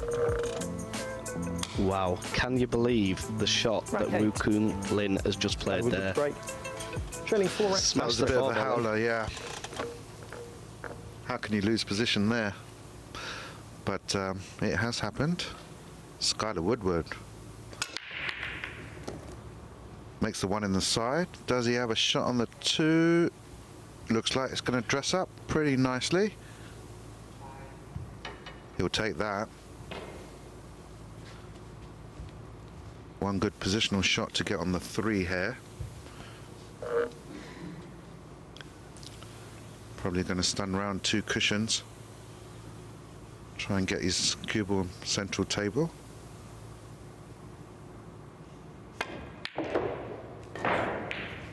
Didn't hit that at all as he wished.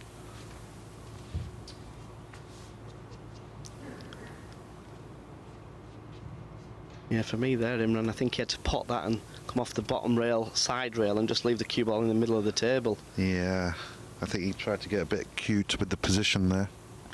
Extension. Yeah, and you can clearly see that he's not confident. And this game is so tough when you lose your confidence. Yeah, and in this format, it can happen in a way that doesn't happen in other events. Most tournaments, you don't get the chance to lose 5 matches, but taking all those defeats has really clearly dented his belief. And now, you have to say, this is a really good chance for Chieh-Yu at the 7th attempt to finally get a first win. That wasn't an easy shot, quite an acute angle Skyler attempted there. Seemed like he was a little bit on tilt from missing the last shot. Wow. Oh, she's overcut that. Didn't expect that. Well, you just have to wonder, was that a case of the fact that it's been building up so much? She's had 6 defeats out of 6 so far. Desperate to get that first win.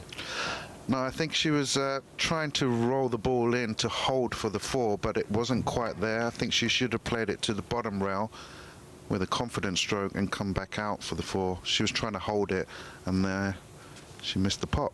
The problem there, Imran, is that yes, she's trying to hold it, but she's played the ball into the bottom side of the pocket. If you're trying to hold it, you play it into the top side of the pocket. Exactly, yeah. I think she had to stun the cue ball off the top cushion for me. Just bring it straight back down the middle of the table, and that could come back to haunt her. And this has given the man from Kentucky a lifeline in this match.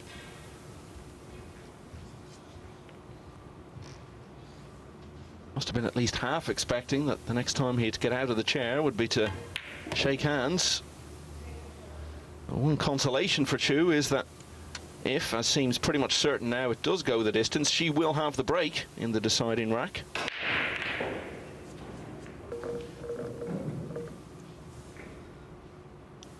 And just looking at the other table, Jason Shaw has just broke off at 4 racks each, and you could not put them in better position if you tried. Yeah, absolutely. Excellent chance for Shaw. Was 4-2 in front in that one. But back here, Skyler Woodward had lost 3 racks in a row. It looked like there was every chance he was going to lose this one as well, and the match. But he's taken full advantage of his reprieve, and he's levelled at 4-all. Skyler Woodward wins the rack. Well, Chieh-Yu is going to find this very hard to get over now if she doesn't get that first win at the 7th attempt after the opportunity that she had. Yeah, must be absolutely seething in her chair.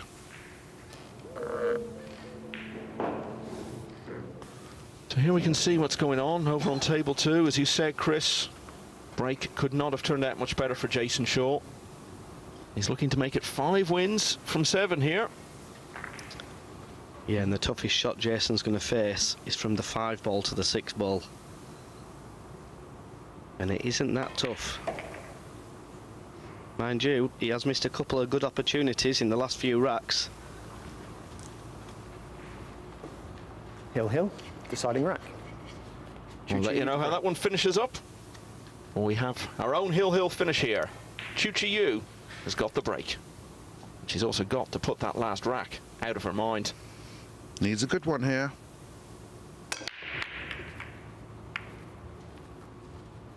I think she caught the stack too fat there, didn't make the 1 ball, and she had much better breaks in the latter part of this match.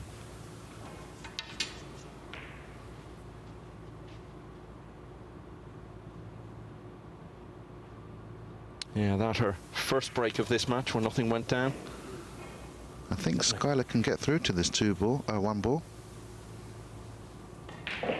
It looks like Jason Shaw is going to get the win. 4-2 up, as I said, against Wu Kun Lin. Got taken the distance.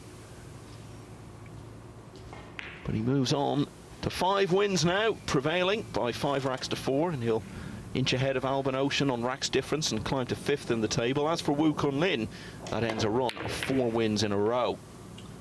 Wow, and Skyler has been very, very fortunate there. He missed that 1 ball by quite some distance, and he hasn't left the easiest of safeties.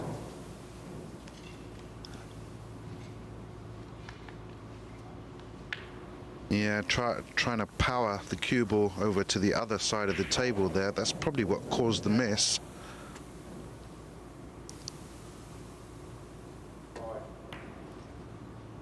This looks good if it travels. Nineball's going to come and act as a blocker, or has it travelled too far? I think it's gone too far.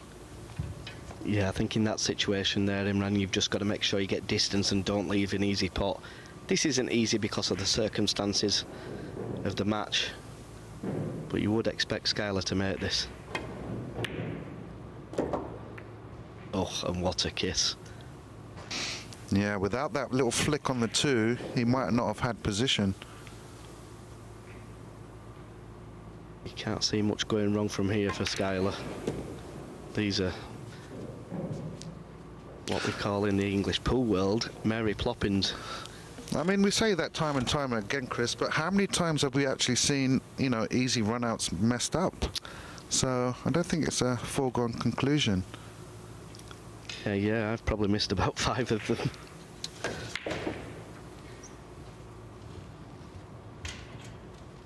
Perfect angle there on the 4 ball. The option to play off 2 cushions. I think 2 cushions is probably the right shot, but he's decided on 1. For me, if he plays 2 cushions, he guaranteed the angle on the 5. But he's okay there. Centre table is your best friend here. Or slightly left to the centre table. Absolutely perfect.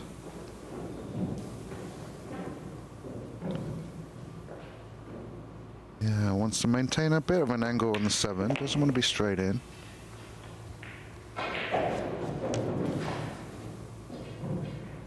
So it looks as though the wait is going to go on for Chieh-Yu into what will be her 8th match against you, Chris. She's still got another one to play after that today against Khalid Al-Ghamdi. But Skyler Woodward, after his back-to-back wins over Sanjin Pelovanovic and Francisco Sanchez Ruiz, had lost 3 matches in a row. And from 3-1 up in this match, he lost 3 racks in a row. But Chieh-Yu couldn't get the job finished. She had at least one good chance to do that. And Skyler Woodward has just got home. It's his first win in 4 matches. And it keeps alive a serious chance of getting through to the next phase. Skyler Woodward beats Chieh-Yu by 5 racks to 4. There's one more match to come on the main table this afternoon. It's the world champion FSR against Long Duc Thien. We'll have that for you in about 5 minutes' time.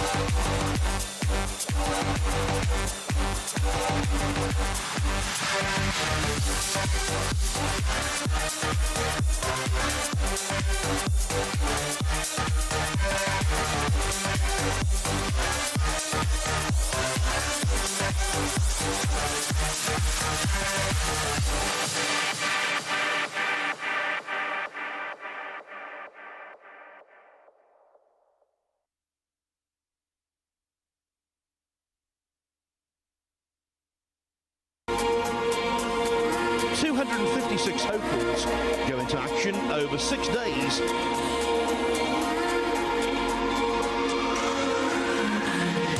When an irresistible force meets an immovable object, something has got to give, but nothing is given yet. Final of a matchroom promoted tournament, the majors in the game. Long Duc on the wrong end against an opponent of this quality. Not quite as close as it's been for him in the last couple of rounds. The 478th match of this terrific tournament in Fulda.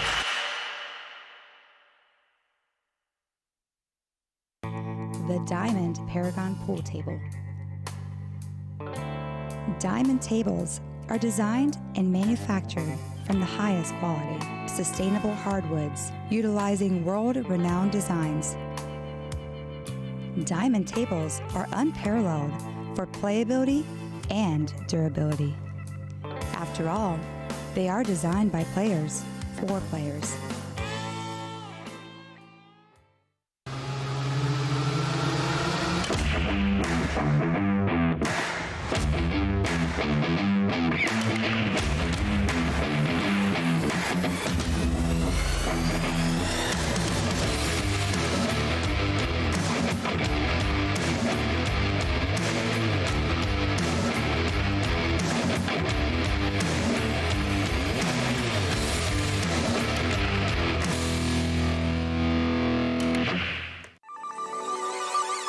This championship is being played with the new Aramith tournament set. Featuring a unique molecular structure, it guarantees razor-sharp precision and unsurpassed longevity. Unquestionably the best pool balls in the world, this set is available in a TV and a value pack version, as well as in the new My Aramith range of ball and cue cases.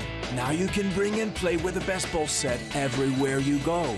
My Aramith, bringing new dimensions to your billiards experience. Of the Kazoo Champion of Champions!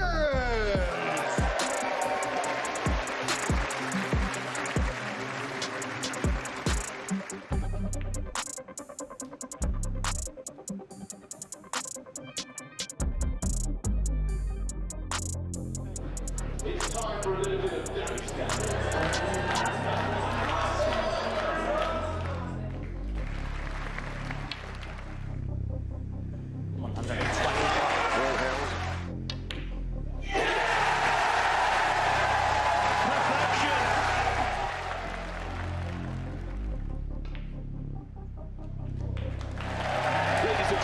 Let's hear it for your champion of champions, Ronnie the Rocket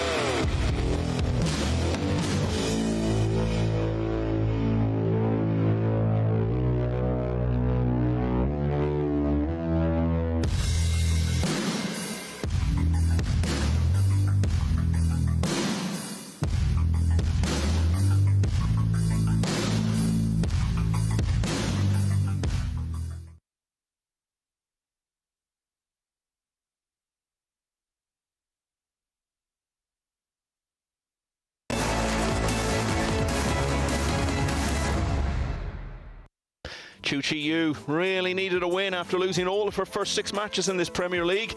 She had every chance to get it. From 3-1 down, she was 4-3 in front and had the opportunity to get over the line, but Skyler Woodward managed to get it done by 5 racks to 4. It was a win he really needed. And even with that, he's still outside the 10 positions you've got to be in at the end of this first phase to make it through to the second phase. He's on 3 wins out of 8. As you can see, Chou is still bottom and the only player still searching for a first win. And next up, it's the world champ, Francisco Sanchez-Ruiz, as he looks to go back to the top of the table. This is what's been going on over on table 2. Alex Pagulayan with 1 win and 1 defeat in his back-to-back matches. Khalid Al-Ghamdi's reality check continued with defeats to both Alban Ocean and Naoyuki Oi. And then Jason Shaw holding off Wu Kun Lin, who came back from 4-2 down to level. Shaw getting home in a hill finish there. He now has 5 wins from his 7 matches and is very well placed to make it through. Wu Kun Lin straight back out there to play Sanjin Pelovanovic. We'll keep an eye on that one. Meanwhile, here on table 1, we've already seen FSR. He played really well to beat Conrad Juszczyszyn by 5 racks to 1. Then mixed fortunes for Earl Strickland, 1 win, 1 defeat. Chris Melling bounced back from his loss to Strickland to then beat Skyler Woodward, who in turn had a good response to that by getting across the line against Chieh-Yu, but it was a very close run thing. Jeremy Jones back alongside me for this one. We're about to see the world champ, and he played really well when we were watching him earlier today. Yeah, he's just gotten stronger and stronger, it seems. Feeling a little better physically. I think he's been there mentally for the most part, and I wouldn't doubt just we see a lot of the same from FSR. Now, Thien, he seems to be getting better every match, and he's got a lot of talent. Yeah, Sanchez-Ruiz was really struggling with a head cold, but you can tell he's much better today. I know he got a good night's rest last night here in Leicester, so that will certainly have helped. And this is the last match of the afternoon session on the main table. Sanchez-Ruiz will be back on it later tonight. Francisco Sanchez-Ruiz. And this is one to really get you excited. He'll be playing Jason Shaw in that. But he's got this to take care of first, and he'll start us off.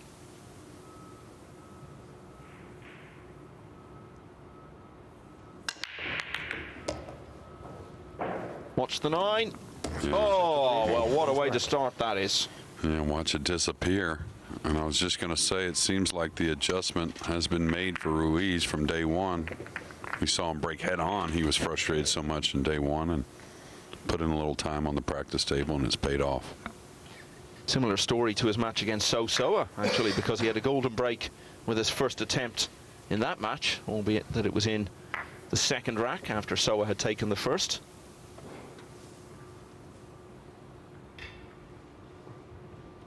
And I watched Thien practice quite a bit today and a little bit yesterday, and the more I watch him, I think we're going to see a lot more of him in the future, especially more of the bigger events he plays and Long Duc Thien to break. Being around the top players. And tell you what, we just saw a shot on table 2, or I did, that Sanjin, he jumped, banked the 3, and it got about a foot in the air before it went into the side pocket. I hope we get another look at that.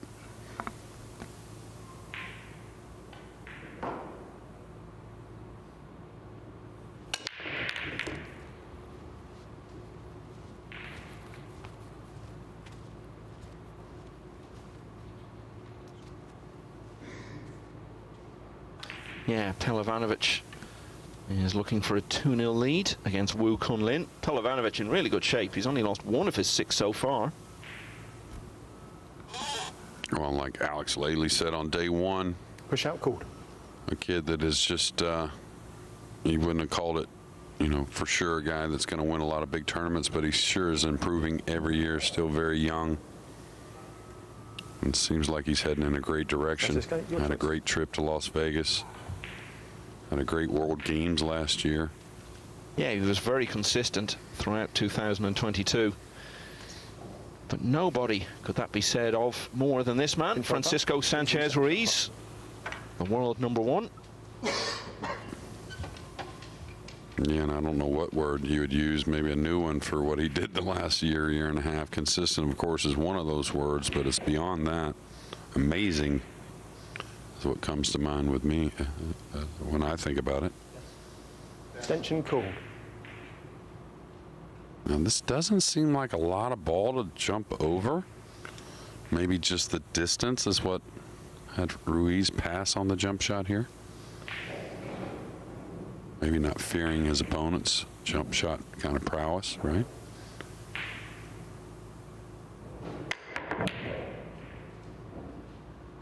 Nineball. Ooh. I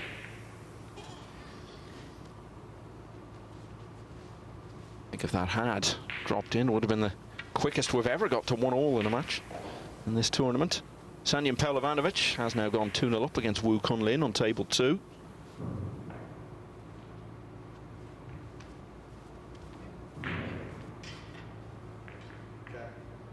Now he's looking, can he really shoot the 2 off of his left side of the 2, run the cue ball around the purple 5, back up behind the 8 maybe, and really contain the 2. Otherwise, you may see him go after this 9-ball. Actually, I mean, you doubt it, but you got to figure it's probably some type of chip shot on the 2, like I said, and run the cue ball upstairs. And he's going to spin this around the purple 5 in between the 6 and 5. Oh, he's just going to hit it lightly. Oh, great touch.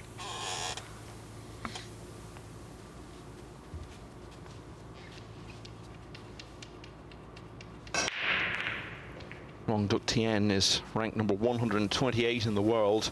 I think we all know he's going to get him a lot higher than that. Reached single elimination at the World Championship.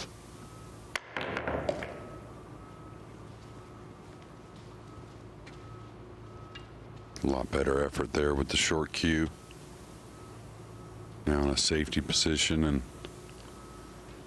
it's where he could just use the 7, thin the right side of the red. He could bank the 3 over and just kind of kill the cue ball behind the 7. That's the easy shot like this.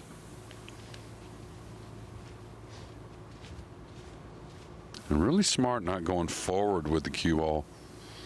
You know, your instinct is to go forward and lay on the rail, but then you open up the jump shot on the 3, and that's not an option here for FSR.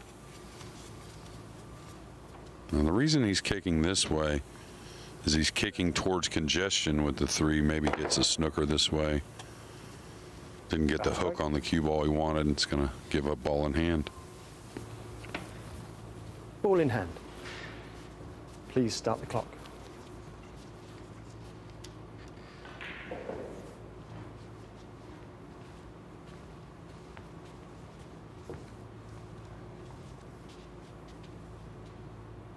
Interesting, he's going to draw into position here. Most players, oh, he's going to go for a 4-9. That makes more sense. Kind of just stunning down.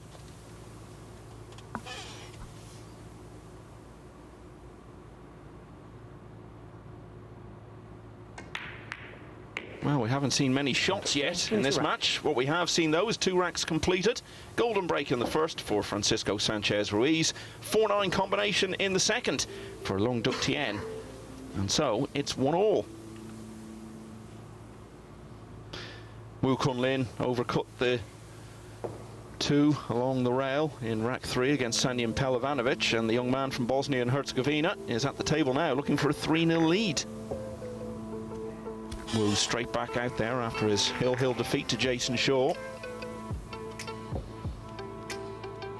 Yeah, and maybe the most dangerous player, in my opinion, anyways, in the event to, you know, get some confidence going, right? Young man playing well. Rack 3. Francisco Sanchez Ruiz to break. Scores are tied, 1 rack each. Well, his last break was golden. Let's see what he's got this time.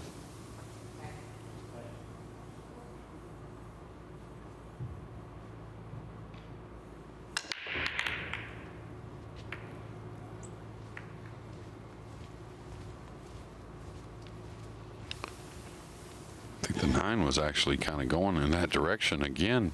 Just got kissed.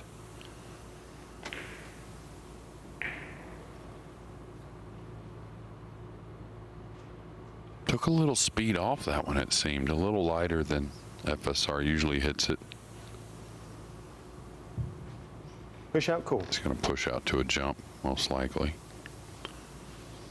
With the two pretty open, FSR's passed on a few jump shots. One yesterday that kind of baffled us in the booth, but may not pass on this one.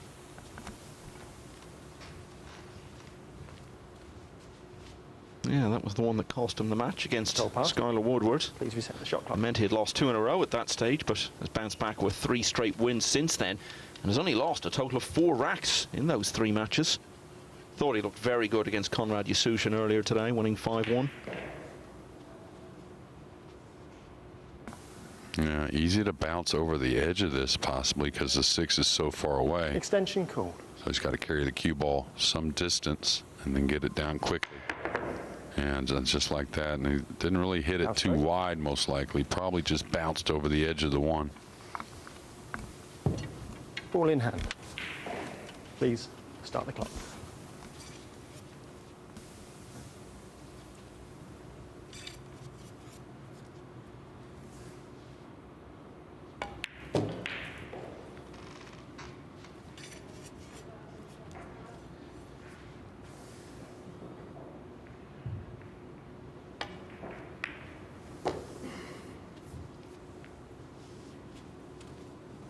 Bring the cue ball 1 rail between the 6-9. That'll offer a perfect angle to draw back for the purple 5 in the lower right. How many ball in hands has FSR had today? Quite a few, right? I was just thinking that.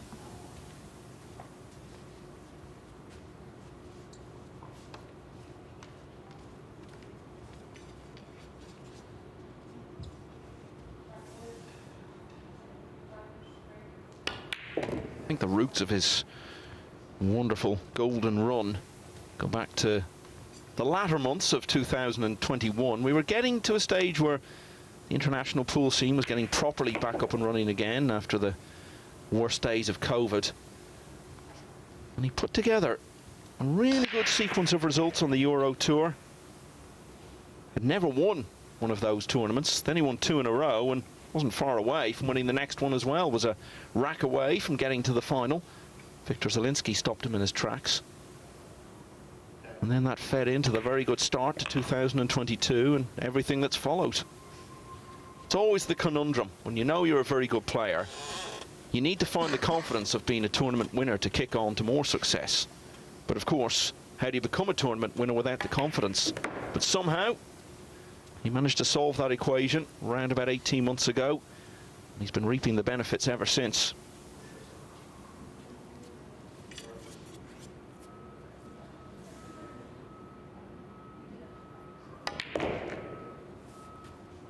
So the break was dry, but it mattered not in the end as far as Francisco Sanchez Ruiz was concerned. And for the second time in the match, he's won ahead at 2 racks to 1. Francisco Sanchez Ruiz wins the rack.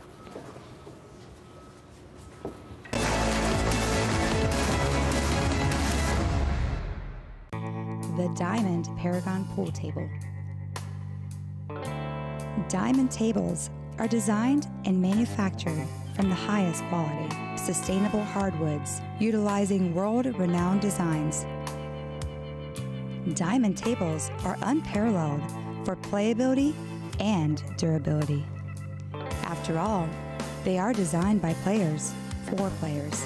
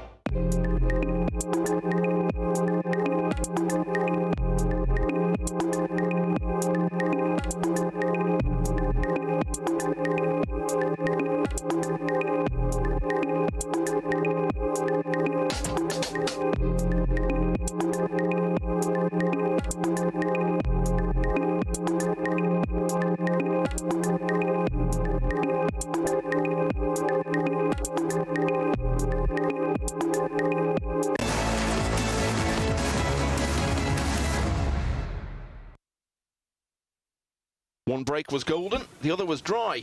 Francisco Sanchez Ruiz still ended up winning both of those racks.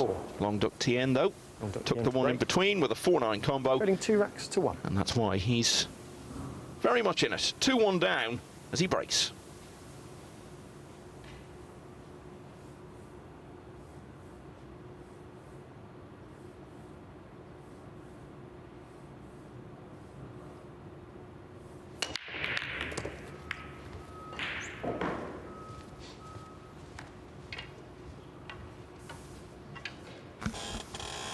Well, a nice starter here on the 2. A little funny, I think, to get on the 3.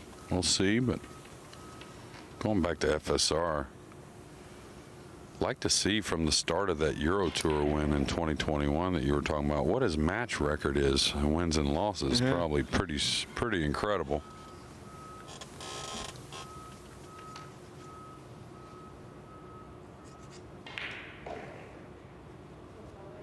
Yeah, like you said, 1-2 and almost got to another final.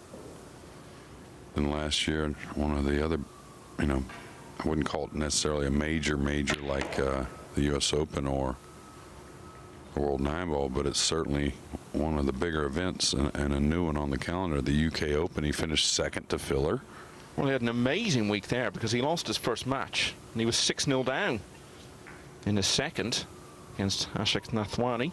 Turned that one around, though, to win 9-8, and it was the first of 11 wins in a row that he had, culminating in victory over Shane Van Bonen in the semi-finals. But was just outlasted, really, by Joshua Filler. It was close enough until Filler came through stronger in the end.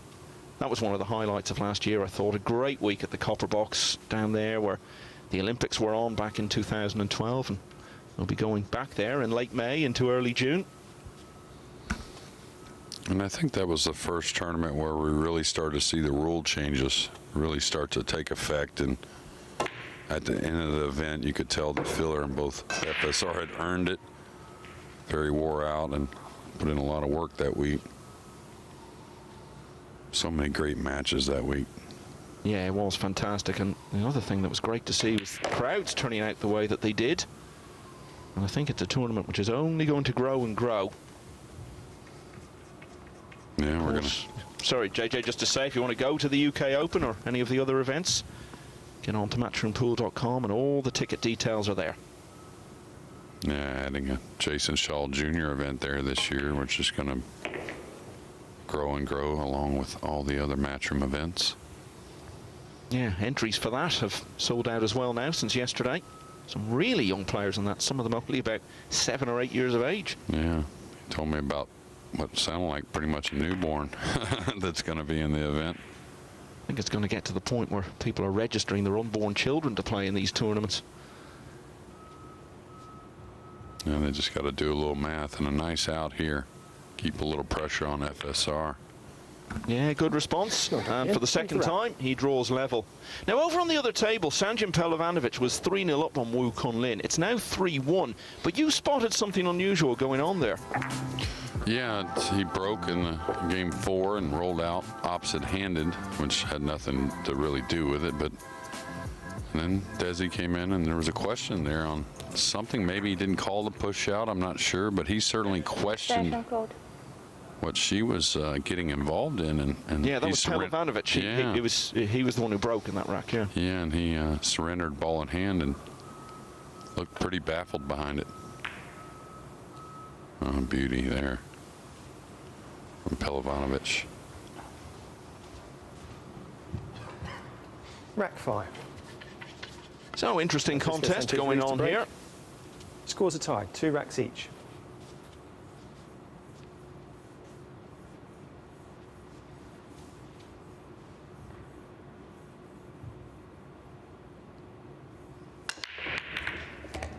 Yeah, that's more of the speed we're used to seeing. Is the 2 going to develop?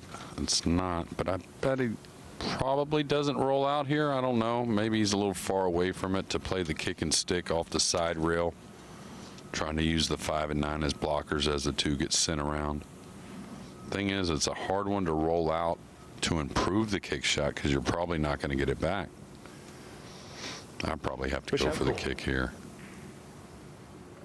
This is what And this is where the difference in maybe playing Thien versus some other players, maybe not knowing him as well and his capabilities. Certainly not going to roll out like this against Shane or Filler or Sky or so many other great players, because they're going to take this kick on.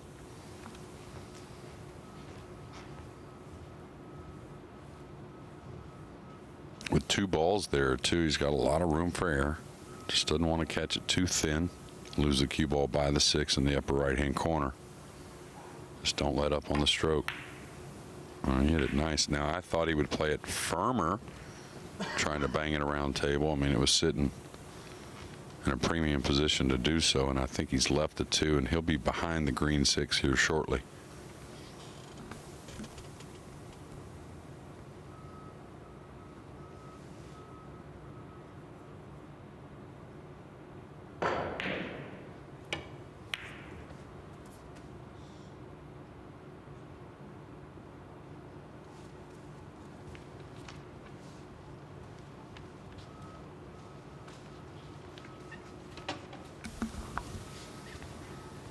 Pretty doable 2-rail kick coming across the 2 ball, trying to send the cue ball up towards the 5-9.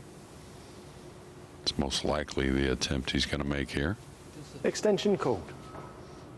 It's the type of shot on the slick table, though. We've seen so many players come across on the high side and not hitting the 2. We'll see where he aims. Yeah, he's aiming downward a little bit. If he puts a lot of left spin, he's not going to hit this ball. Yeah, that's no good. Foul stroke.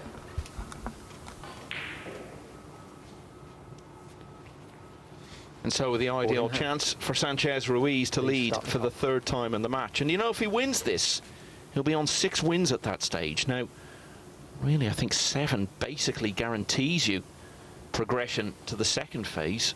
So at that point, it's almost as if he's turning his attentions to rack up enough wins that he won't need to do much in that 2nd phase to get through to phase 3. Last year, 15 was the mark over the course of the first 2 phases to then make it into that final day. All the wins carry forward.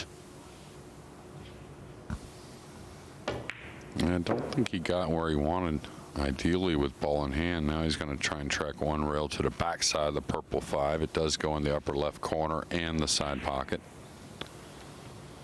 So this is just all a little bit of what I call it, use your talent, your speed control, coming 1 rail into position.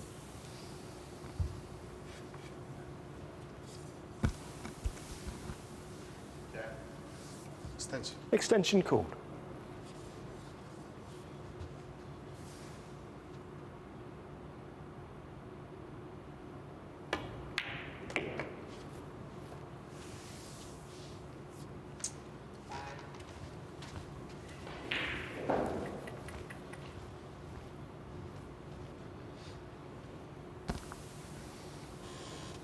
A lot of players would ticky off the right side of the purple 5 trying to use the 6. I think he'll go off the left and run the cue ball. That's more of the shot I like.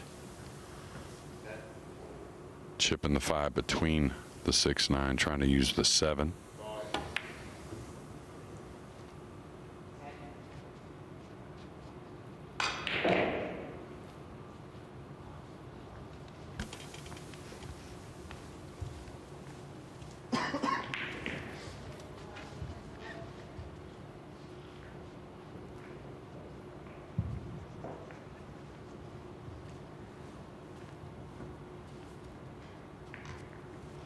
Sanyam Pelovanovic has put whatever that little incident was behind him to go 4-1 up on Wu Kun Lin.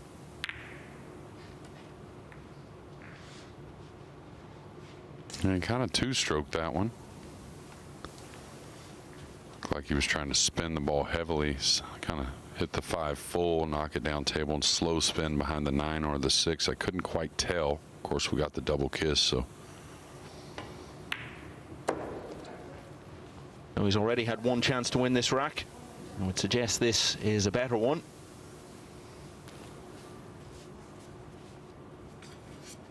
And another big part of winning so much is being able to, you know, pull on the reins a little bit when you make a little bit of a mistake and not force it from there. And that's a common thing. We see it in golf a lot of times.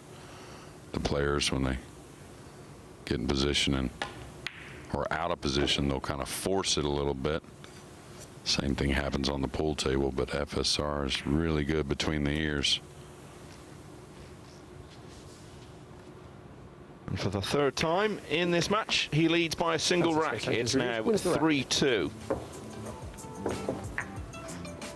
And just looking at Pelovanovic leading 4-1, if he was to win that match, then he would go top of the table. He'd be level with Naoki Oi on 6 wins, and he'd be ahead of him on racks difference. But of course, Francisco Sanchez-Ruiz could then leapfrog both of them, depending on the outcome of this one.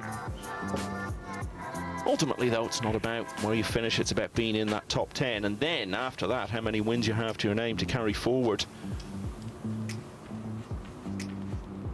Remember, 10 go through to the weekend. 6 from there will advance to Monday's play when a whole new round-robin section will start. But again, with all the wins carrying forward.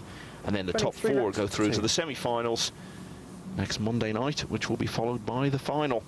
Alban Ocean was last year's champion.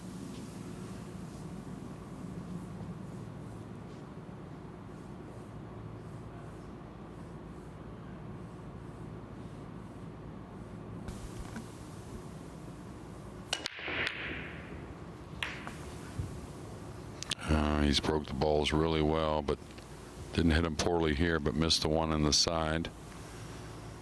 The 2's difficult. I'm not sure if the angle on the 1 really offers easy position on the 2, but FSR back at the table and a very easy starter on the 1.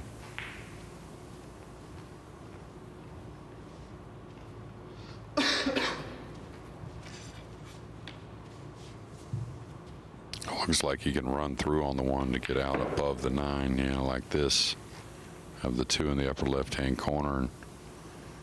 Not an easy rack, of course. He's got to do some work moving the cue ball, but he's in a good spot, that's for sure. Now he's looking to see, can I use the angle on the 3 to maybe draw the cue ball 1 rail back for the 4? He'd love to get straight on the 3, being able to draw the ball, but I'm not sure that's really offered with the 6 there.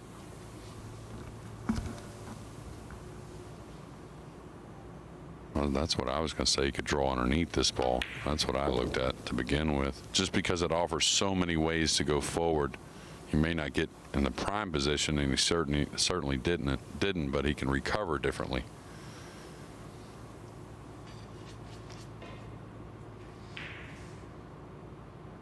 You have to go short side here, Michael. This is kind of awkward. Kind of go at the 8 with the cue ball.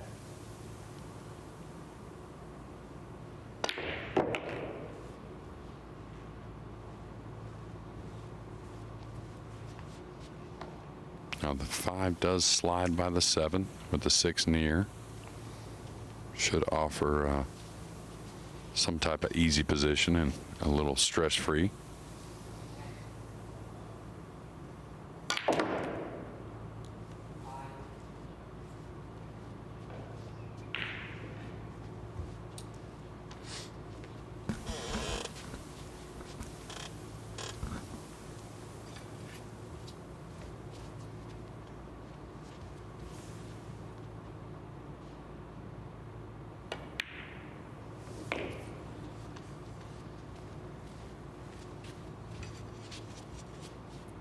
Looks like the hardest part has been done, and should give himself a bit of breathing space for the first time in the match here. Yeah, there's not much of that in a race to 5. Indeed. It's all relative, though. I suppose when there's been 1 in it each way. That's right. That is the thing. You're never really out of it, even when you're 4-0 down. Although the alternate break format does make it harder to turn around a match even over that short distance. But yeah, I know what you're saying. You can never feel too comfortable when it's only race to 5. Yeah, and, you know, for a player behind, you know, these games won mean something, even if you're losing matches at times. But just kind of like what FSR does. We talked about not taking days off. He doesn't take a shot off, really. I mean, gets into every shot, keeps his flow nice. and then pulls the trigger as well as anyone. And one thing which hasn't happened yet is either player winning 2 racks in a row, but it has now, and that's why FSR will be breaking on the hill in a moment.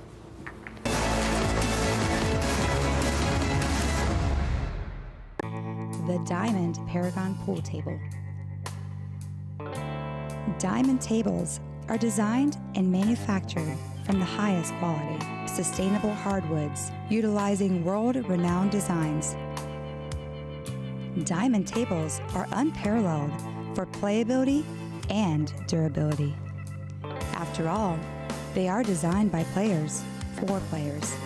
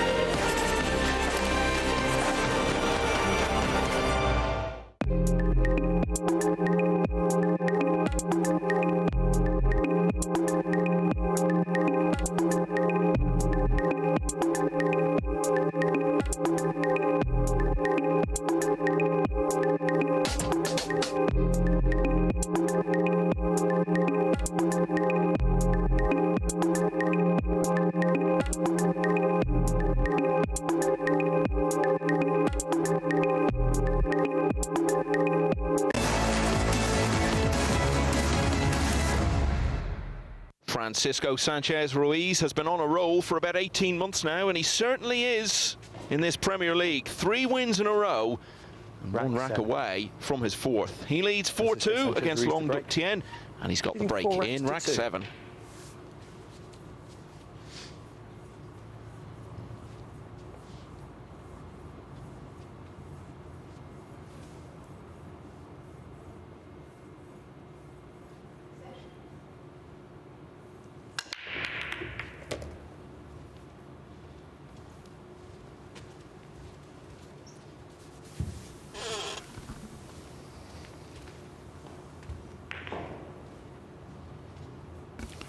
It'd be interesting to me to see some, of course, the UK Opens and the US Opens later in the year, all the big events we're going to have. Of course, nothing wrong with this event here, really unique and special, but just curious to see if FSR still holds and becomes the favorite, the pre-tournament favorite as the year goes on. Yeah, well, much more of what he's been doing, and absolutely he will become the default favorite from one big event to the next. Over on 2, as you just saw there, Sanjin Pelovanovic of Bosnia and Herzegovina has beaten Wu Kun Lin by 5 racks to 1. So that's 2 defeats in a row now for Wu, who had won 4 on the bounce prior to that. And as for Pelovanovic, he goes top of the table. He joins Naoki Oi on 6 wins, but he's ahead of him on the racks countback. However, he might only be top for a matter of minutes because Sanchez-Ruiz can move back into first place, pending the outcome of this one. Yeah, and I brought up that other point just because I was thinking about a player like Filler, for instance. You know, I mean, Filler seems like was the man there to beat, and now what's changed just besides FSR coming with all these wins? I think it has a little something to do with the break, the format, and you might say FSR is a little bit more of a complete player than Filler, and that shows up the way the rules are now and the way the game has gotten a little more difficult and more of the game shown. Yeah, and results since the rule changes came in bear out what you're saying, and you can't argue with those.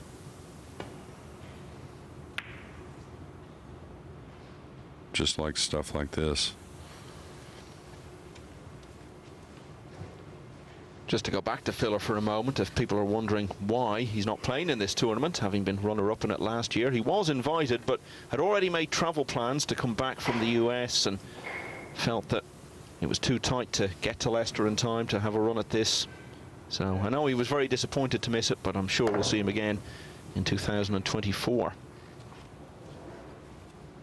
Foul stroke. You know, if you're wondering why that's a foul in 9-ball pool, you have to contact a rail. Please start the clock. after contacting the object ball.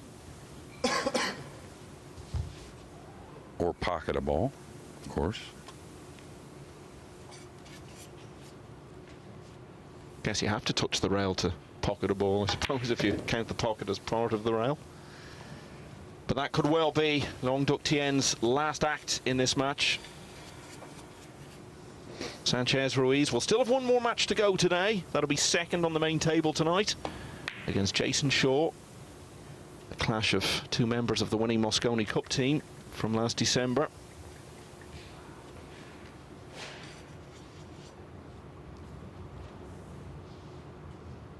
Long Duc Thien still got two more matches against Albin Ocean and Sanjin Pelovanovic this evening.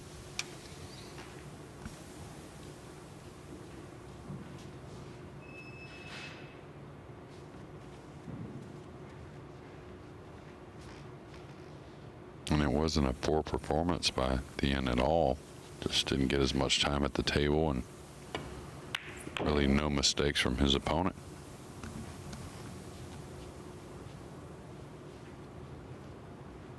Yeah, and when you look at the way he's played across the two matches, and then you consider that as part of the run of 4 wins in a row, they've all been either 5-1 or 5-2. If indeed he does finish it here. Very encouraging signs yet again for the world number 1. Yeah, he's trying to get all the way to the side rail pretty much to try and come some 1, 2, 3 rails and slide down for the 8. He's hit this thin. He needs contact on the 8 and he might get it.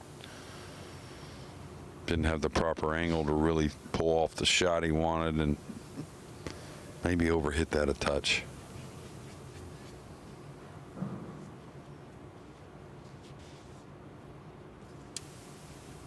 Extension called. He's playing so well. He may take this on in the side. And the key to this shot, really, if you're feeling good now, is he going to elevate the cue, try to play the 9 as well? Looks like a level cue doesn't do much to the 9, but I like this shot. Just don't baby it so much. Hit it a little more. Feel like you're going to hit it more pure. Oh, he did have the 9. Wow. Nice way to finish. 2 matches played today, 2 wins and 2 very good all-round performances. Francisco Sanchez Ruiz is back on top of the Premier League.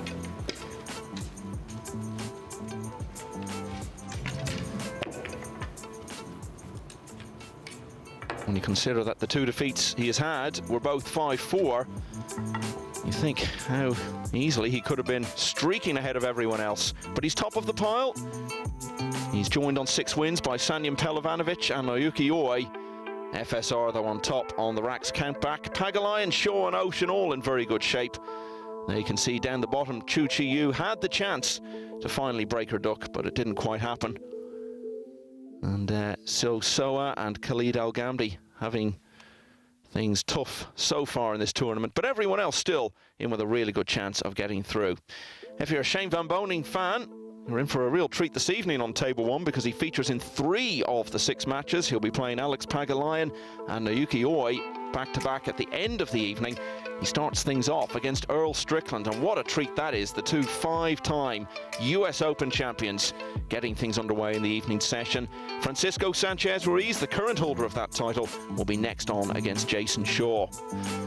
And over on Table 2, lots to look forward to as well. Albin Ocean is going well. We'll see him a couple of times against So Soa and Long Duc Thien. Sanjin Pelovanovic will be playing either side of that. And then late on in the evening, Chris Melling against Chieh-Yu, who will then be staying on to face her fellow struggler, Khalid Al-Ghamdi. So lots more to look forward to in the evening session. That starts at 5:30 UK time. Thanks so much for your company throughout this afternoon, and we'll see you again in a couple of hours from now.